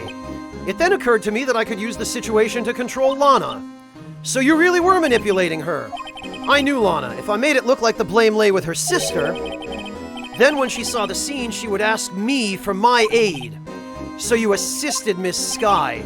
I told her to arrange all the evidence. I had her plant the knife tip in the victim's body and move the body across the room. And I ended up using that evidence to get Joe Dark convicted. When I tampered with the crime scene, I hid 2 pieces of evidence. This was before Lana arrived at the scene, mind you. 2 pieces of evidence? You mean those items in your safe? But why? For insurance, of course. Insurance? I was sure my plan would work, but it's always best to be prepared for the worst. I wasn't about to let anyone blame me for a murder that girl committed. You mean you were calculating that far ahead while forging the evidence? What do you take me for, a fool? I didn't make police chief by dumb luck. See this jar fragment? I hid the most legible part of Emma's name. I didn't expect Lana to go and wipe the blood off all the pieces. But if you fabricated all the evidence, what's to say you didn't fabricate the message on this jar too? Ho ho ho. Some people just don't know when to quit, do they? That's why I kept 1 more item for insurance. You mean that piece of cloth? Come on, Righto, cough it up already. I know you have it. What are you waiting for, Mr. Wright?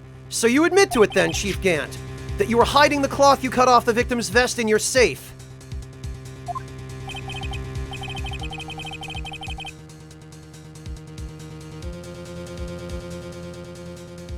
Yes, I admit it. I didn't want to have to do that, being chief and all, but it's a lot better than being portrayed as a murderer. Well, Mr. Wright, what do you have to say for yourself? Just a moment ago, you said you didn't have any evidence you could present. Foolish move, Righto. You should have shown it then before it was too late. It's been a long battle. The moment of truth has finally arrived. As long as I don't mess up here, victory is mine. Maybe I'd better save.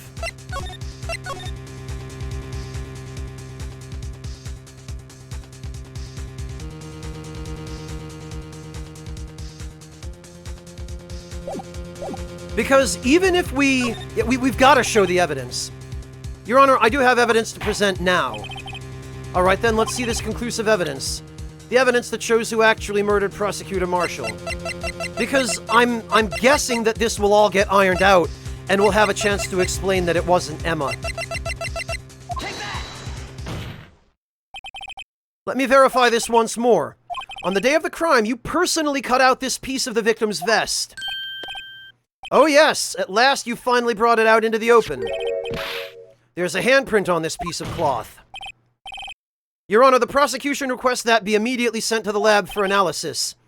This handprint on the leather, there must have been a strong impact for it to be left so clearly. You mean, could not have been forged, it must be authentic, conclusive evidence. Ho ho ho, you're as slow on the uptake as ever, Worthy. What? Think about it, Wright had all the time to present this evidence. Yet he was reluctant to do so, why would that be? You mean you already know? You know whose fingerprints are on that? And how would he know whose fingerprints are on that had he not ensured that they were the ones who got put there? Whose fingerprints are they? Very well, I'll tell you. Should be okay now. Everything's proceeding as predicted. The person is Emma Skye. Emma Skye? What? They're mine? I'm sorry, Emma, but why? Why didn't you tell me?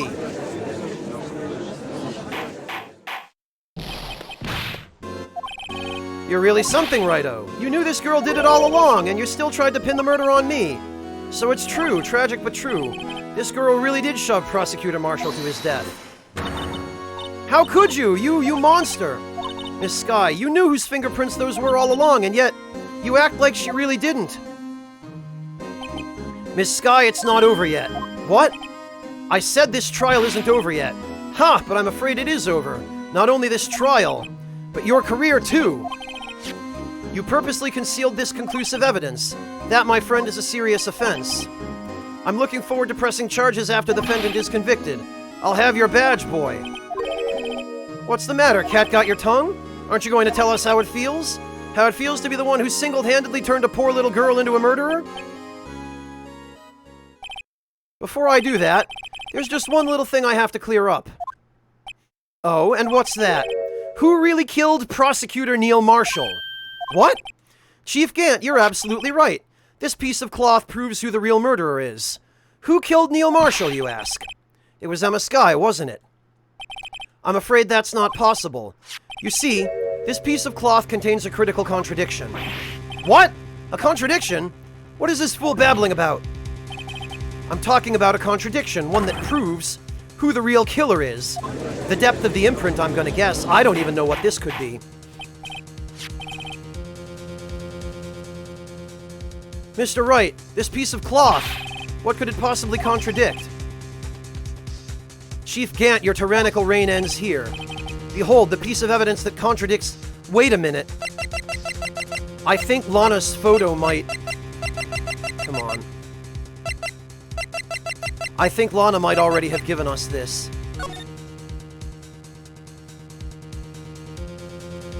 Wait a minute! Yeah, okay.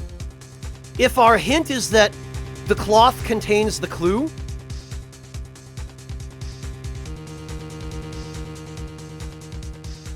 The cloth would have had to have been cut from his vest before this murder happened.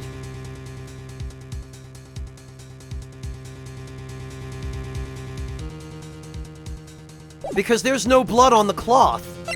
There's blood everywhere else. The part of his chest where the cloth should have been is bloody, but there's no blood here.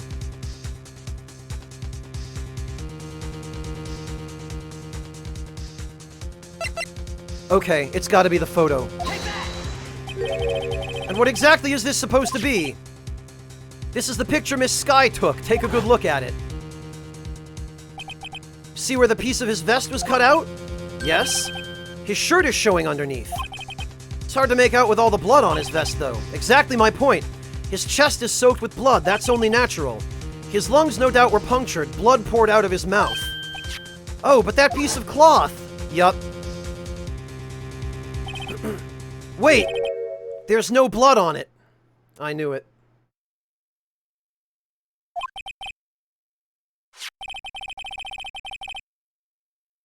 Since Emma Skye's fingerprints are on this cloth, there's no doubt that she shoved the prosecutor aside. However, Mr. Marshall was not impaled on the sword at that time. No, this is nonsense! Now then, Chief Gant, let me ask you something. Prosecutor Marshall was not impaled when he was shoved aside. He most likely hit his head on the ground and was knocked out. If so, then tell me, who could it have been? Who could have arrived at the scene before Ms. Lana Skye, picked up the unconscious prosecutor, and impaled him on the armor's sword? Ugh. Then, to make it look like Emma was responsible for the prosecutor's death, said person proceeded to write her name on the jar with the victim's blood. A jar that they then broke on purpose to leave behind a clue and make Lana believe her sister did it. Remember what you admitted only moments ago? That you personally cut out this bloodless piece of the victim's vest? Ironic, isn't it? Through the very act of creating insurance, you proved that you were the actual murderer. No! Well, we got him.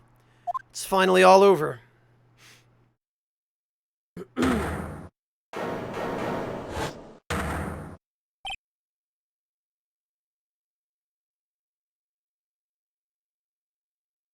Ha! Ha! Oh, that was close, Righto. You almost had me. Sorry, but you'll have to do better than that. I refute your allegations. What do you mean you refute his allegations? You see, that piece of cloth is illegal evidence.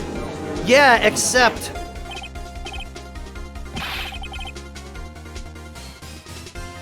if we think back to the evidence law that we reviewed already...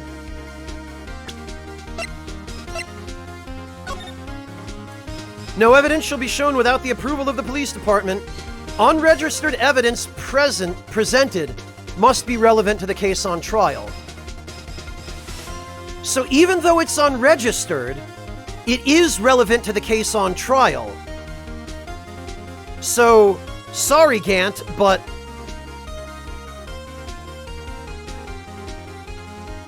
we only just now established that this evidence was relevant to the case on trial, so I couldn't present it at the time that the judge asked me for it because we weren't sure it was relevant. We hadn't established that yet. So we've still got him. Illegal evidence cannot be used to convict a suspect. Remember, Udgy? Earlier, old Righto here concealed that piece of cloth. So then what's your excuse, Righto? You do have some conclusive evidence, don't you? I don't have any evidence I can present at this time. Yep, okay, we should be good. Yeah, Hazmat, it occurred to me I had read through the evidence law book when it was first given to us. Well, that's true. The defense did refuse to present evidence. At that moment, that piece of evidence was leaked. No, but that's not fair. Ooh. Did you actually think you could best me in court? Well, we still can, idiot. Looks like the last laugh's on you, son. Except that it's not, because we can still get him. I'm afraid Mr. Gant's claim is legally correct. Well, Mr. Edgeworth? True, illegal evidence cannot be used to convict a person. Assuming, of course, the evidence is indeed illegal. Well, Mr. Wright? Seems at last the time for me to reveal my plan has finally arrived. You didn't have a plan, Wright. Shut up. That you purposefully and illegally concealed this piece of cloth? I did not.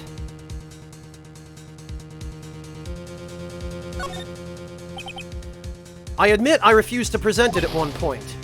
Ah, so the evidence is illegal.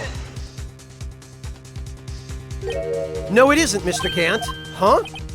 It's not that I didn't present the evidence then, it's that I couldn't. What do you mean you couldn't?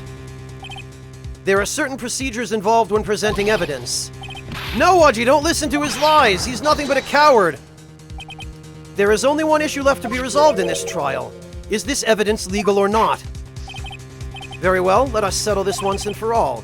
Earlier you refused to present evidence. If you can prove your conduct was not in violation of the law, then do so now. I do believe I shall. Thank you, Lana. This is my proof, Your Honor. Evidence law. What's this? I've done my homework too, Chief. Indeed, Emma Skye's fingerprints were on this piece of cloth. However, at that point in time, this was merely a piece of cloth, nothing more. What? You see, it's written right here in this book, the second rule of evidence law. Rule number 1, no evidence shall be shown without the approval of the police department. I found this piece of evidence myself inside your safe. It goes without saying I did not have the approval from the police department. Rule number 2, unregistered evidence presented must be relevant to the case on trial. And here is the crux of the matter. You see, at the time it was impossible for me to prove the relevance. between the cloth and the SL9 incident. What? What kind of nonsense is this? You want relevancy? Just take one look at this picture and... No, it was your own words, Chief Gant. Sorry, but can you recall, when was that picture presented? That was shown only a few moments ago. No, he's right. At the beginning of today's trial, that piece of cloth was still meaningless. The person who gave it value as evidence was you, Damon Gant, when you said you cut it from his vest. You yourself confessed to a certain truth. Let me verify this once more. On the day of the crime, you personally cut out this piece of the victim's vest, and you stored it in your safe. We've got you, idiot. No! It was then that you approved this cloth as conclusive evidence. Yes, you, the chief of police, personally approved this cloth. The only person who could have cut this from the victim's vest is the one who stood before Prosecutor Marshall in his final moments. In other words, the real murderer, and there's only one person that could be. Damon Gant! The killer was you! Ugh. Wah ha ha ha ha ha ha ha.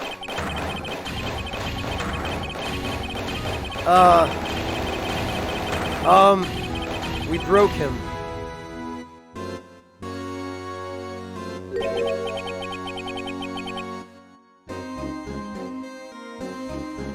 I knew I should have gotten rid of him. That good-for-nothing scum. For 2 years, he's been snooping around the department trying to get something on me. Crimes are being committed every day, yet he insisted on hounding me. Well, your crime wasn't exactly petty. He wanted to reinvestigate the case. He recruited Angel Starr, then convinced Bruce Goodman. Detective Goodman? Yeah, that's right. The evidence is transferred. I'll lose my only chance to find out the truth. Please, you've got to help me.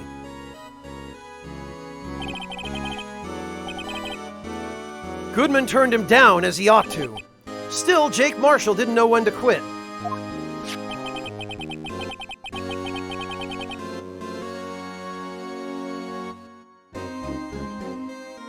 He stole Goodman's ID card and tried to take the evidence. Goodman came to me that day. He wanted to file a lost item report. I went with him to the evidence room. Then all of a sudden he decided to speak out. What are you talking about, Goodman? Can you please reopen the investigation, Chief? We can't transfer the evidence out. There are too many questions left unanswered. He opened his evidence locker, and as he was taking the evidence out, he said, "It's not too late. I'm going to hand all this over to Marshall."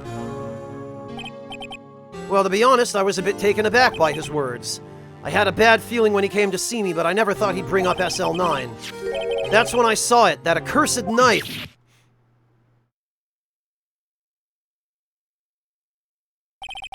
I couldn't just pull it out.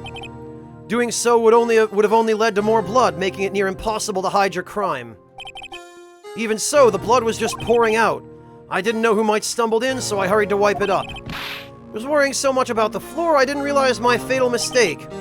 The bloody handprint on Detective Gumshoe's locker. I used to be known as the crime computer, but everyone has to start somewhere, I guess. I was too nervous. I had no business doing any of it. Then you put the body in my car. I'm sorry, I couldn't think of any other way to move the body.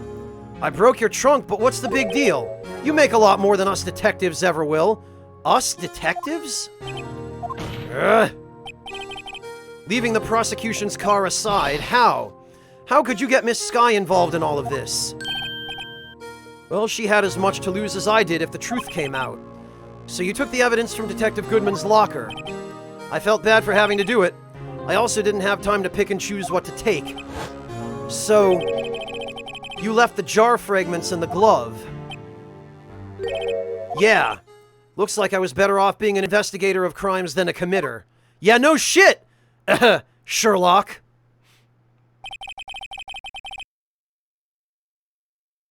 They all did their best to get in my way. I've got to hand it to them. They do their jobs well, much to my dismay. Fake evidence doesn't hold up very well on close examination. You must have known that. Tell me, Worthy, why do you stand in court? Me? You despise criminals. I can feel it. You and me were the same. One day you'll understand. Oh, believe me, you will. You're just one man. You'll see what it really takes to bring them down once you try to go it alone.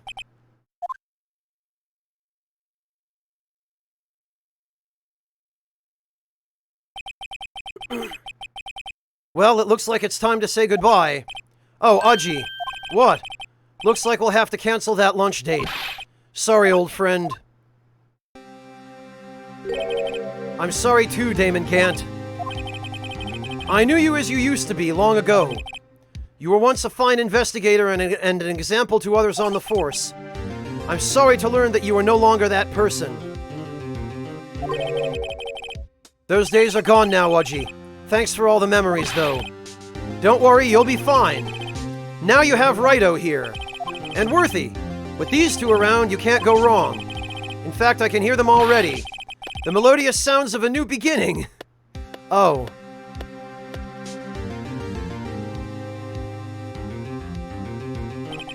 There are two things I want you to understand.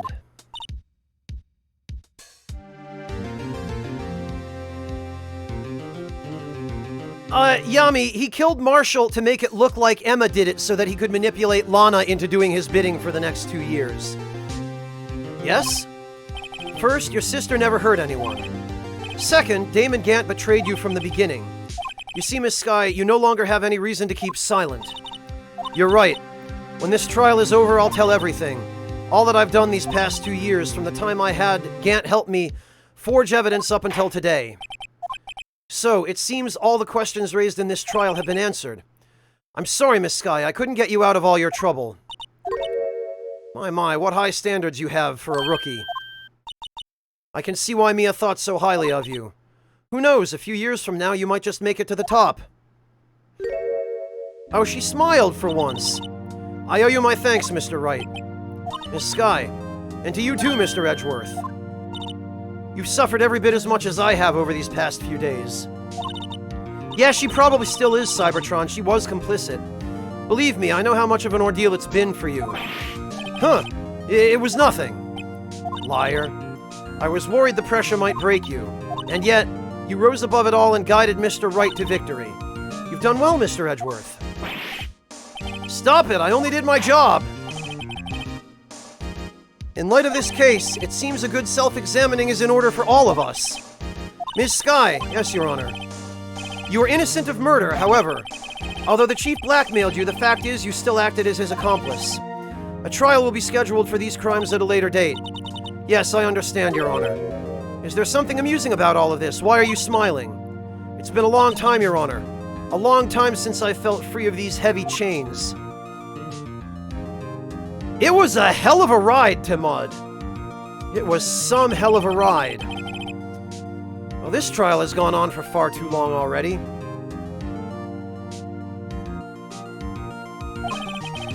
Regarding the charge of murder, this court finds the defendant, Ms. Lana Sky, not guilty. Come on, Gumshoe, the confetti! Yeah! We did it!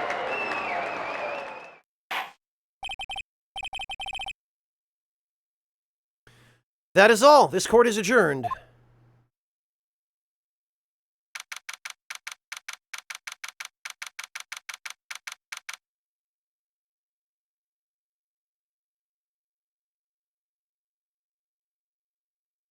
Okay.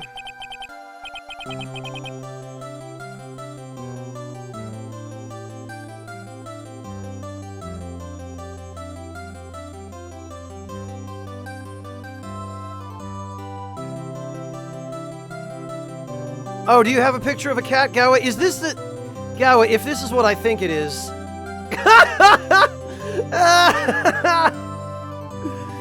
It isn't quite what I thought it was, but it's more or less the same oh my god. Wow, Gawa. Gawa, I think you've just discovered a new industry. Sugar Crow, if you're still here, if you're still awake, click the link Gawa just posted in chat. Gawa, thank you. I didn't know we needed that. Gawa, if it turns out she's already asleep... Oh no, she's still here. I was gonna say I'd message it to her. Fantastic. Amazing. Yeah, photoshopping Prussian army equipment onto cats. Oh, you did see it earlier, Sugar Crow. Okay. Yeah, this is a fantastic picture.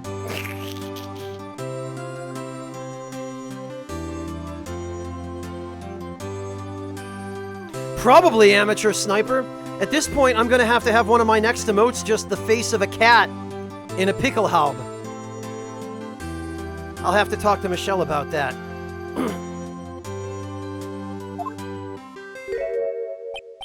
Emma? Why the long face? Sorry your sister didn't get completely off the hook, but at least she wasn't convicted for a murder she didn't commit. No, that's not it. Just now after the trial ended. I can see why Mia Fey thought so highly of you. I owe you my thanks, Mr. Wright. And to you too, Edgeworth. You've suffered every... Oh, okay, this is...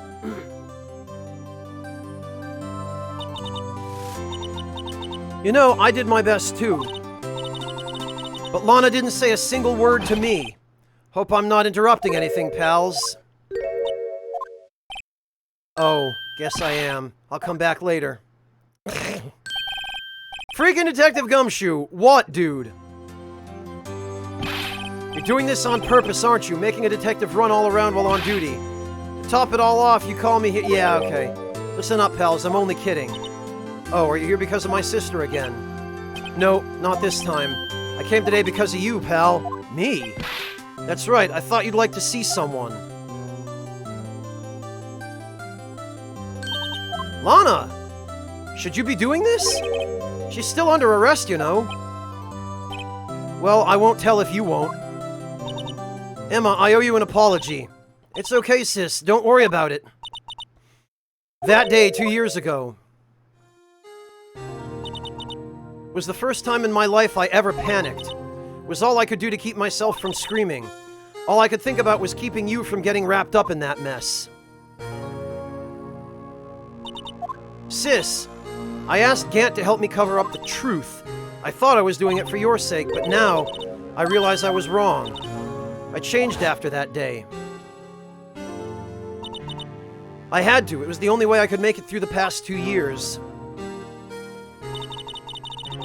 I knew how much I was hurting you by distancing myself.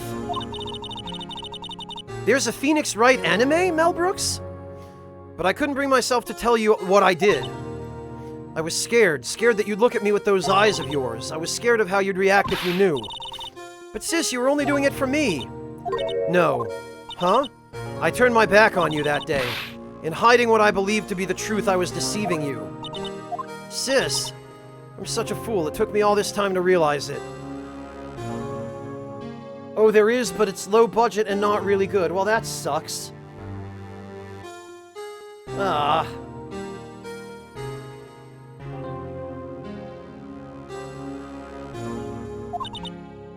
Emma, I'm so sorry. But sis, you don't have to apologize. I'm happy now. You're happy? Of course. You know, sis, I always knew that one day you'd come back. And now you have. Oh, Emma. Emma! Yeah, I knew it. Yay! No one can change the past. The only thing we can do is strive to make up for our mistakes. Why must we make up for our mistakes, you ask? Because in so doing, we can find the way back to our rightful path. Oh, fair enough. Fair enough, Drax. That's true, Sugar Crow, she is. And it is from there that we can move on toward a brighter future.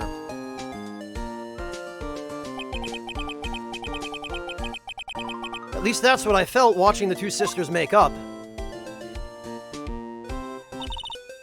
Mr. Wright, Mr. Gumshoe, me? Thank you both for all that you've done. I'm sure we'll meet again someday. Isn't that right, Edgeworth? Edgeworth? Stop hiding and come over here. Oh, yep, with his standard scowl. Where was he hiding? I just came to say, congratulations.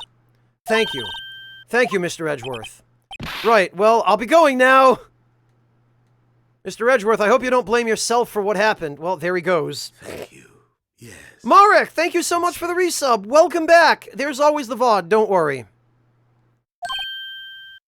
No, Dandy Wizard, no. Eh? We were the ones who acted corruptly, not you. It's too late for me. No matter what anyone may say, I realize today that I can't correct my mistakes. Mr. Edgeworth, not only that, but I don't even trust myself anymore. Chief Gant was right. You despise criminals. I can feel it. You and me were the same. One day you'll understand. You're just one man. You'll see what it really takes to bring them down once you try to go it alone.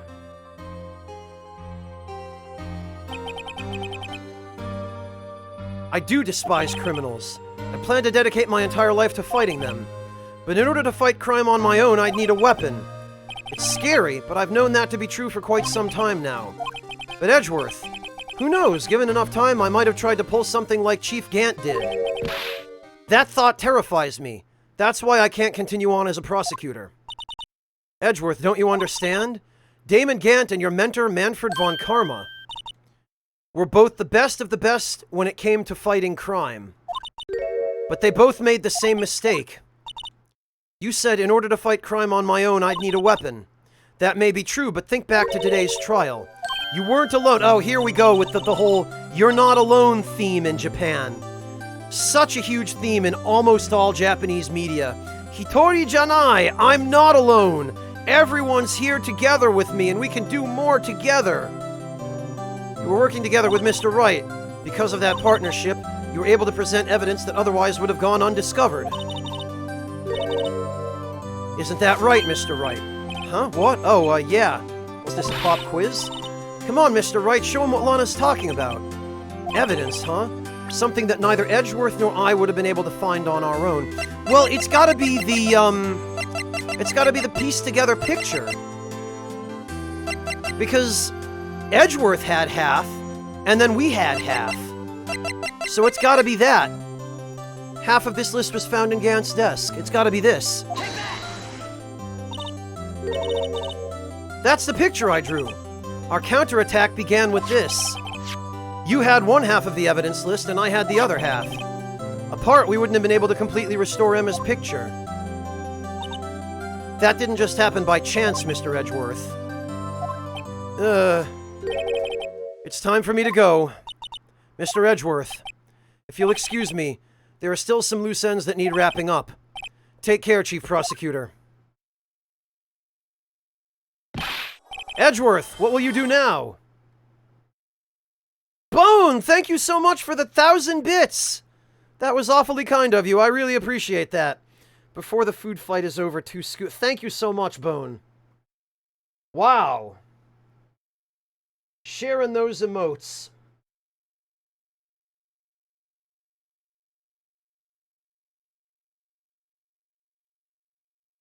Thank you so much, Bone. Really appreciate your support. Well, whatever you do, just remember, you can let what happened kill the prosecutor in you, or you can let it help you grow. In the end, it's up to you. I know, it seems I owe you my thanks too, right? But what I face now is my problem. Edgeworth, I'll be waiting for you in court. Farewell. So I guess this is where the Miles Edgeworth games start, isn't it? I'd better be going too. Okay. But I'll be by to visit soon. Seems we both have a lot to learn and catching up to do. Here, this is a little something for you. Sergeant Investigation? Oh, Scientific Investigation. It's the first book I ever bought. Study it well. Thanks, sis, I will.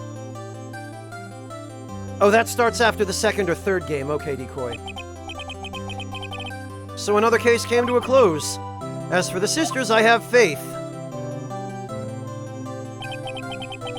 Faith that their lives have only just begun. And as for me, I think it's time I started on a new journey of my own. Journey to rediscover myself.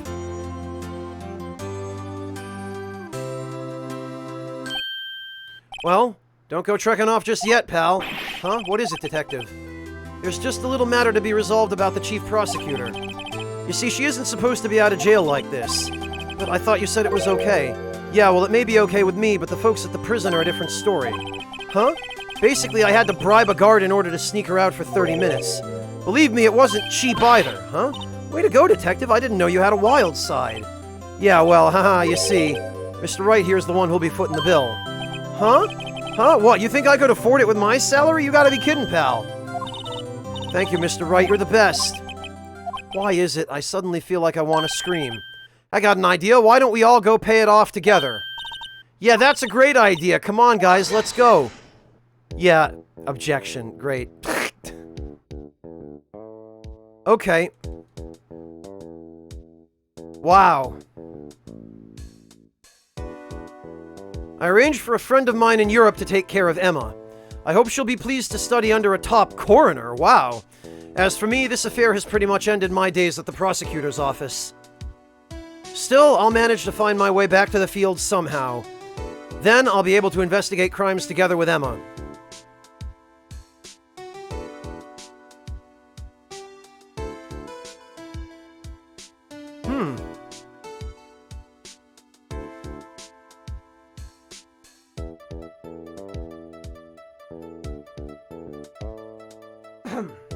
Yikes, I thought I was a goner for a moment there. In the end, though, they overlooked my unauthorized investigation of the chief's office. If we penalized any more, it'd be worse than firing you. Yep, that's what they said. Just goes to show, you can't shake me off that easily. Well, I guess it's good that he didn't lose his job, but now he's basically gonna have to pay to stay there.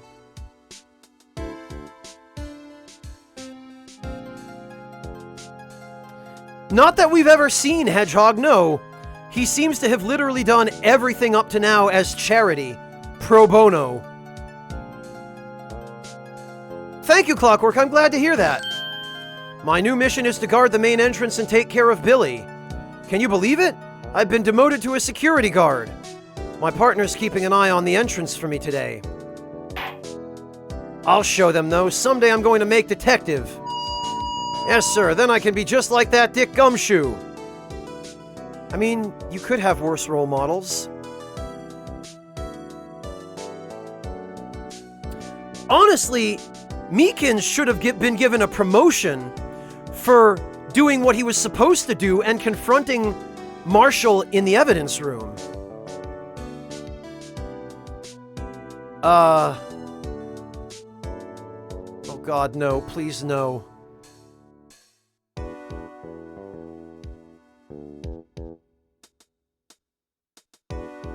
Ah, yes! Its batteries finally died!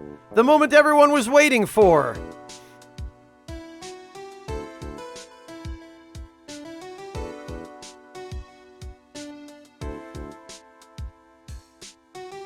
That's a military award, Drax, not a police award. What is it? Can't you see I'm having me a showdown with a steak lunch partner? Miss Starr managed to sneak this into me. She's seeing one of the guards, it seems. Well, cowboy, it looks like you did it. You even gave Bambina back her smile. Can you make sure Billy and the gang get their water?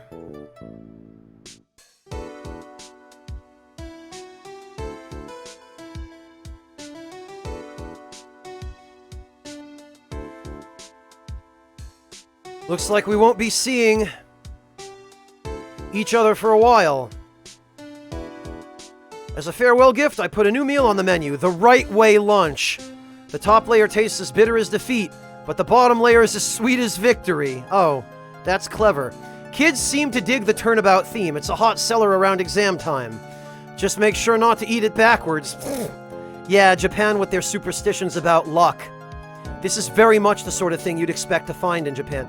Ben Judd! No kidding, Ben Judd did the localization. Wow. I'll never forget what that young defense lawyer said after the trial. Let's see, what was his name again? Mr. Left! Oh, yeah, great. Anyway, he said he's been doing something for other for how many years? Well, anyway, I've got another trial to get to, so I'd better be... Huh? Oh no, I forgot my gavel. Sorry, gotta go. Oh, okay, bye.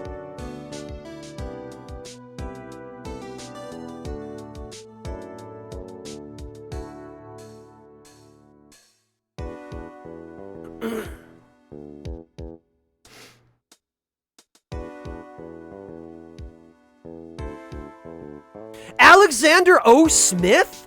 Really? Alexander Smith, I'll tell you about him in a minute. Nothing soothes the soul like fresh country air. Still, I sometimes do miss hearing your... damn it. Still, I can't go back until I'm a full-fledged medium. Mystic Maya, afternoon training is about to begin. Coming. Well, see you around, Nick. Alexander O. Smith was one of the lead localization directors at Squaresoft, back when they were Squaresoft. He worked on Legend of Mana. I think he also worked on some of the PS1 and possibly PS2 era Final Fantasy games. Okay, Yami, will do.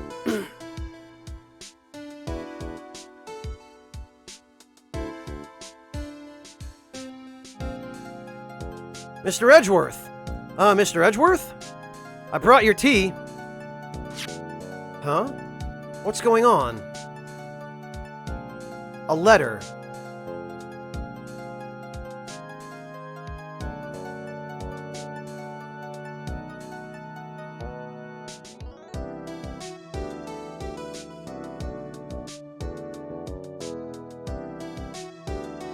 Thanks for coming to see me off. I can't believe I'm going to Europe. Thank you, Mr. Wright. Thank you so much for everything. In the Japanese localization, she was probably going to America. I'm a little sad, but I'll be alright. Whenever I want to see Lana, all I have to do is open this book. Oh, okay. What's this? Oh! Aww! Lana as a schoolgirl. And Emma as an elementary schooler. Because this is pretty much one-to-one the elementary school uniform in Japan.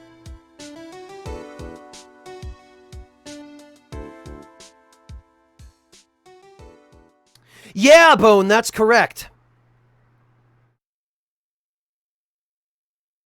Alexander O. Smith. He got around back in the day. Well, how about that? We did it!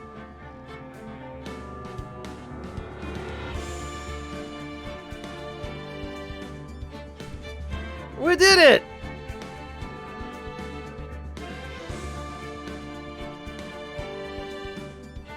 We made it to the end of the Ace Attorney game. Well, the first one. Loki, like I said, it's been a hell of a ride. I never imagined we'd get to where we are in the way that we did.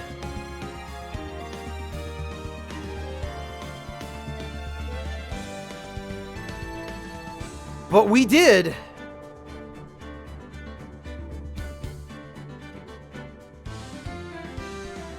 My God. What a ride this has been. We did take down the chief of police, Loki. Well, alright everyone. I guess this is probably as good a time as any.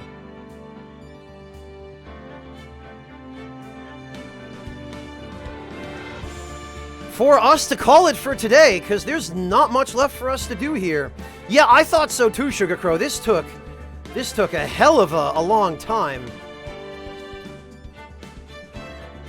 Art for the chapter? I don't think so, that's an egg. Yeah, nope, there's not, unfortunately. Alright, everybody, so, I might not be able to stream tomorrow. But even if I can't, I will be streaming the following day, and I guess we'll be picking up a new game then. I probably could use another day to pick one out anyway. So, for the time being, we are going to... We're going to go raid Princess Cat Power, who appears to be playing some Dark Souls. You made the hug picture cuter, Gawa. Oh god. What have we done, Gawa? What have we done? Every day we stray further from God's light. Gawa, that is fantastic. Oh my god. Alright, listen everyone. Thank you so much for joining me. No, not right away, Waltz Queen. I need a change.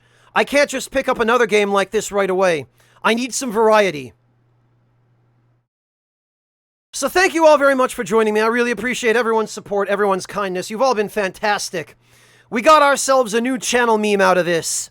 Maybe even a new emote as well. And I look forward to seeing you all probably the day after tomorrow. For the time being, let's go give Princess Cat Power a little love, and I will catch all of you next time. Take care, everybody. Thank you again, and I love you all.